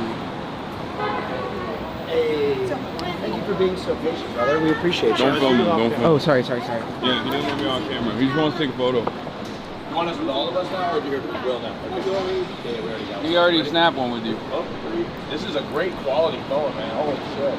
I got a few. Oh, you don't want all of us in the same photo? No. Oh, I thought that's what you wanted. My bad. No, he wanted one with you as well. Stella POV. It's probably terrible with the light, with the Did you sun. not get us extra egg sandwiches? There was no... I want you to put your head in there for 1 second and take a look at the... You didn't say sandwich to go? I tried. That's all I do for them. I'm gonna kill every chatter in a video game. And you What did they say? Hey, how are you? Awesome. Nice to meet you. Yeah. What's up, brother? I'm Will. Nice to meet you. What's your name? I'm Julie. Julius. What's good, man? Yeah, how you doing? It's so good seeing you guys in Hollywood. Oh yeah, dude, you know, we're enjoying it. Oh. We are enjoying it. Nice shirt. Oh, thank you. Where'd you get it? Oh. I had a handsome gay friend tell me to get it. You ended up picking up the black one, huh? Yeah. Bro. You guys are the yin and yang of my life. Will was on the front lines of my catfish situation. Oh, I thought we were saving it for the pod. Well, I kind of told it, but no, I'm not going to talk about it anymore because your interaction on the pod will be. No, Okay. don't say anything more. I just want to give a preface. I was 10 drinks deep. I was 10 drinks deep, and I saw a message on Christian's phone that just said, I've been catfished. I need to run. I'm running. And partially, I was like, this is great content. But partially, I was like, my Austin is in danger. And we took off. Because I thought something crazy was happening. Oh, no. God, that image of Austin running around the corner is the funniest thing. The funniest thing was, it was like the most dutiful. No, I'll tell you what, chat. The moment that I realized that when I stepped out of that building that I had free will was so over. I was like, wait, I don't have to do anything. I can run. Chatters, can we get that moment of him running with the soundtrack from Chariots of Fire? Bum, bum, bum, ba-dum. Dun, dun, dun, dun, dun, dun. Oh, shit, what's up, brother? He wants to say something to you. Dude. That was... the moment that I had free will, that I determined that I could run, was so liberating. You've been having a lot of liberating moments. I don't know. I was like, I don't have to do that. I have no obligation. I can go. The free will situation, the fact that you couldn't order your highly specified Baconator. Yes, Baconator. You know, whatever you wanted. They keep saying we are Charlie Kirk. It's not my fault. It's your fault. This is your impact. You are Mr. Politic 127, not me. You played it on your stream, and it's been stuck in my head ever since. It's a great song. It's honestly a bop. It kind of is. Hold on, let me see. Is it AI? Probably. Is it AI vocals? Did Austin grow up somewhere? Yes. No, he came out like. No, I was born at 32 years old. You're 31. Oh, you're 32 now. Christian. Ooh. Why you gotta say it? Sore like spot. That's No. Why you gotta say it like that? Okay, I'm 24. What? Oh, that's doubly fucked. Don't You fucking say that. He's like. Apparently, AI-generated song honoring Charlie Kirk goes viral. That's what it is. Yeah. Damn. I found it.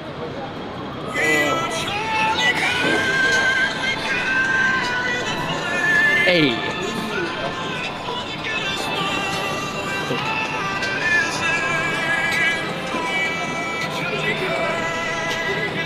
No. I'm gonna go finish my food real quick. I'll be out in a second. All right. He's not up there. Oh. Okay, you're pushing it now. You're trying. Oh yeah. What a. Can we get out of the sun? Yeah. Let's stand right here. I feel like maybe this is a foot massage place. I know, but we can at least like hang here when it's away from the sunlight. Baby, how am I supposed to live without you? Someone in the comments said of this YouTube video, and people will still listen to Taylor Swift. That's crazy. Someone said, I can't breathe. Charlie Kirk's last words. Oh my, okay, it's so much worse than, No. The comments get so much worse. No, I think, dude, Gen Alpha, the way that they have, that could be an entire dissertation. The way that Gen Alpha has, understood, They are zero chill. Yeah, they have no chill. Because they're raised by, who's Gen Alpha raised by? Like older Gen millennials? Z. And older Gen Z. No. Yes, my friends have kids. What? Yes. Fuck. That's crazy. Dude, every time I open up Facebook. When my mom was my age, she had 4 kids. That's fucking crazy. Every time I open up Facebook, I see another friend getting married, another kid I went to middle school with having another child. It's crazy. When I was my mom's age, I was alive. That's crazy. Yeah, someone in my chat said, I have a Gen Alpha child. No, right. Raised by Gen Z who was cooked and hate millennials. But also, I think they were just raised by the internet. That too. They're raised by TikTok. Like, people think it's like these guys are dark woke, but honestly, they're just dark. Yeah. I don't even know if they're dark woke. They're just. I hope they're at least a little woke. Yeah, they're mean for the sake of meanness. No, they love being mean. Yeah. But I think that's just how kids are in general.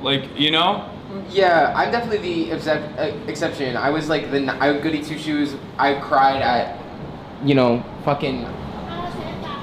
What's that one movie? Kids are just fucking evil in general, and I think on the internet they get to roam free and they get to expand their reach. And a lot of people, I think, don't understand that you're talking to a kid half the time.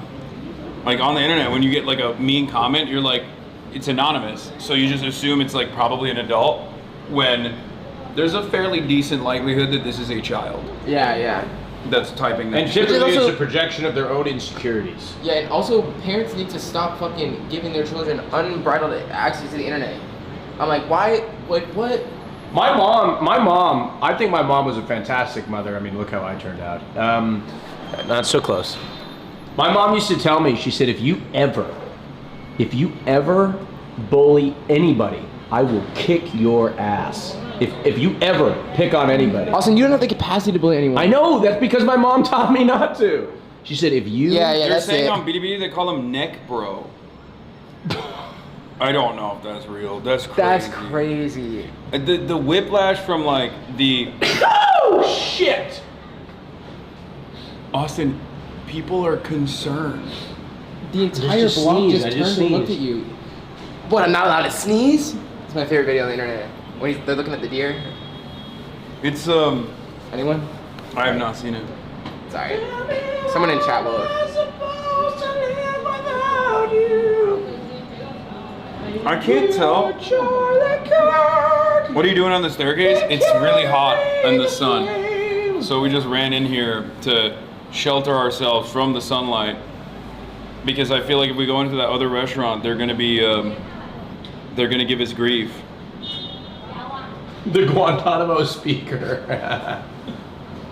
Tell me quando. Wow, the acoustics in here are great. We can share a love divine. Like, there is a business. No, I mean, we can just be here. Like, oh my God. Wait again. Oh my God, we're at a massage place. When will you say yes to me? Oh man, look at all these different massage Tell me quando. Yeah, here you go, chatters. You all wanted foot. Oh, I got a new song for you guys. Ready? Not this close. Not this close. Dankeschön, darling, Dankeschön. Oh, good. Can you help me with this? Because I feel like I'm tangled up. I think it's... I'm on the wrong side. Here. Turn around. I think it's close. Wait, wait, hold on. Oh, it's stuck in your butt. Oh. Yeah, it has that capacity. Damn, it was stuck in your ass cheeks. You were just holding it the whole time. He was gripping it with it. Oh, I'm telling you. God damn. And you see, it was instinctual. My body just did it unconsciously. That gum? I got that gorilla grip. He does. Yeah, you were just, you weren't even aware that you were just gripping it with your ass, with your butt cheeks. Thank you. Do you need help? We just got a text. Said, wait, can I have some of the gum, please? Yeah. Did you just give me the gum in your mouth? No. Come on. They just kissed and gave. No, I didn't know. I gave him a gum.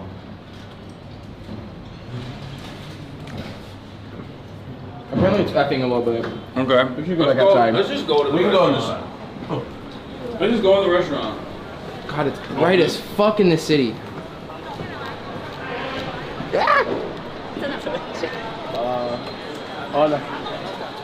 Are they in? Are they in here? Right there. Yeah. Thank you. Oh, there's 3 sheets right there. Yo, this food looks buzzed.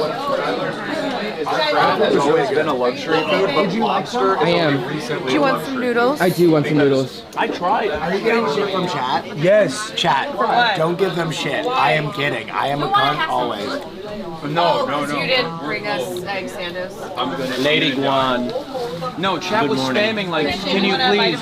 Why won't you get something for Will? Why won't you get something for Will? Tone indicator. I am kidding. I was like, do you notice something about the restaurant we're in right now? They don't even. Stressful. No, that and also nobody speaks English. And also they don't even serve the breakfast sandwiches in breakfast sandwich form. It's deconstructed. Oh. You have to make it yourself. I was like, what do you want me to do? Grab the fucking tomatoes and bring it outside? Everything was made of milk, and if we could eat it together, I would die. Oh God.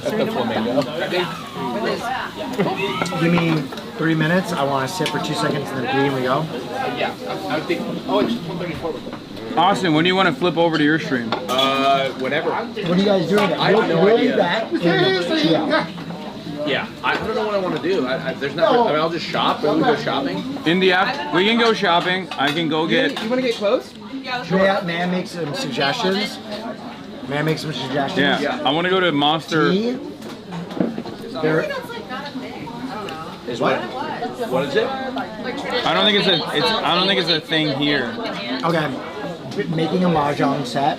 I hear something you can do, which is really cool. Make a memory. Get on a boat. Ooh! I'm gonna get on a boat. Let's get on a boat. Get on a boat. I would really like. I said that last night. Let's go shopping and then get on a boat. We have to film the podcast tonight, by the way. I'm good. Can you give me your room key? Yeah. I woke up I had a protein shake delivered to the gym. I had 2 espressos, coffee right now. Uber Eats? No, the gym makes them. Oh, wow. Bro, I've been trying to tell you about this rooftop gym and none of you joined me except for Marsh. Can I join you tomorrow? No. Yeah, I've been streaming. Will, please. Okay. It's leg day. I don't thought need we to had be distracted by some twink. No, you can join me. You're just scared that I'll lift you, huh? Here are some things. You can join me, but I think we should do a ping pong tournament on camera tomorrow. Here's some things. Here's some things we could do. That sounds like an awesome idea. Here's some other things that we can do. There are a couple places. There's like the newer version of the Kowloon Walled City, which is called like Monster, I think. Oh, the Monster Building. Yeah, Monster Building. That's what they were saying. Is like it's like Kowloon Walled City basically. Oh, okay. And there's also We could recreate the Mondo Grosso music video. I just need orange pants and suspenders and an orange striped shirt. And I need a bob. Sam Rockwell? All right, there's so many fans here in Hong Kong. Can somebody just bring these to you? Because it'll be so much easier than us trying to find. We're gonna get like. Yeah, let's not do that. I always feel like you make that request and then it comes true and then. And then you have a lot of orange pants. Yeah. Yeah. Hasan, do you want to flip over now? Yeah, I can do that. So I need to change my title. Okay, you do all of that. You get ready, and I'll flip it over. So the other thing we could do. Hear me out. Sear and Wake did a full-scale RP stream in Miami with Rage. What if we just did a Wong Kai Wei film and we all stayed method and played roles? Yeah. Wong Kai. Yeah. Wong Kai. War. Those noodles were delicious. Thank you. I'm doubting myself now. Wasn't it one job? Like something like that? But what about the idea? Okay. Yeah, circling back to the idea. That's what I'm saying. Full RP commitment. We just encounter each other as characters in the night. Camera follows a protagonist silently. Yeah, never address the camera. I kill myself. why would you do that? Kill myself because you're not fucking listening. No, we do a no. You want to do an RP stream, Wong Kai War style, where the camera follows the protagonist. Yeah. Yeah. No, I understood that. Yeah. Well, we're gonna all have our traditional outfits. Yeah. Okay. Do you want your traditional outfit on and we follow you through the streets? Well, I'm gonna flip over to. I'm gonna do Bilibili while I'm Austin. talking about late night. Yeah, late night. Whatever you guys want to do, I'm down. Yeah, I want to go to a cool mall. What? What's going on, man? I'm not a huge fan, but really admire your work. Oh, okay. All right, nice to meet you, man. Yeah. Like, and the Polish left will have some divided takes on your takes. Oh yeah, I know. The entire Polish subreddit hates me. They think I hate Poland. How far is that? I'm gonna use the restroom. No, I don't. Divided takes, but you know. Yeah. Really admire your work on the China trip. It seems like all China trips and in Hong Kong. But Yeah. Well, it's. I guess it's like easier to fly out of here back to. Definitely. That's why. Yeah. Anyways. Nice to meet you. See ya. Okay. They have good stores. Okay, so Victoria Harbor. Okay. Hasan, do you want to still go see those old buildings Irene was showing me? Which? We can do the Monster Building. I'm just throwing out ideas. There's a Chungking manor or mansion, which is like a which is like a shopping area, right? Yeah, that is not a shopping area, but it's very old shopping area. Oh, very old shopping area. More stuff to look at. Okay. Okay, chat, by the way, I'm getting feedback that the ads were a little crazy last time. Even I texted you. I'm sorry about that. I'll make sure that those aren't run as frequently. How many did you have run? I don't know. I think there was like 50 minutes of ads per hour last time. Some people were telling me they couldn't even get on the stream. There were so many advertisements being run. Okay. Are you ready to go? I'm ready. Go ahead. All right. I don't know. Everybody, I'm going to. No. Ready to. We're gonna turn on a stream. Everybody, I'm gonna stay on Bilibili, but also I'm gonna turn off my stream, and then I'm going to turn on Austin's stream instead. And Then I'm gonna raid Austin, and then I'm gonna end my stream, my Twitch stream at least. Okay. I ripped all the rest of them off. When I have the. I will be running less ads, but you can avoid the ads. Because two of them fell off, so then I was just annoyed. I took the rest every day. You were maxing out on the ads. I don't know. Animal? I've streamed one time in China, or in Asia. Well, they're used to an experience where there's 0 ads because I don't run any ads. All right, I will run less ads. Okay, I will run less ads. It's not loading. God damn it. This is my first time.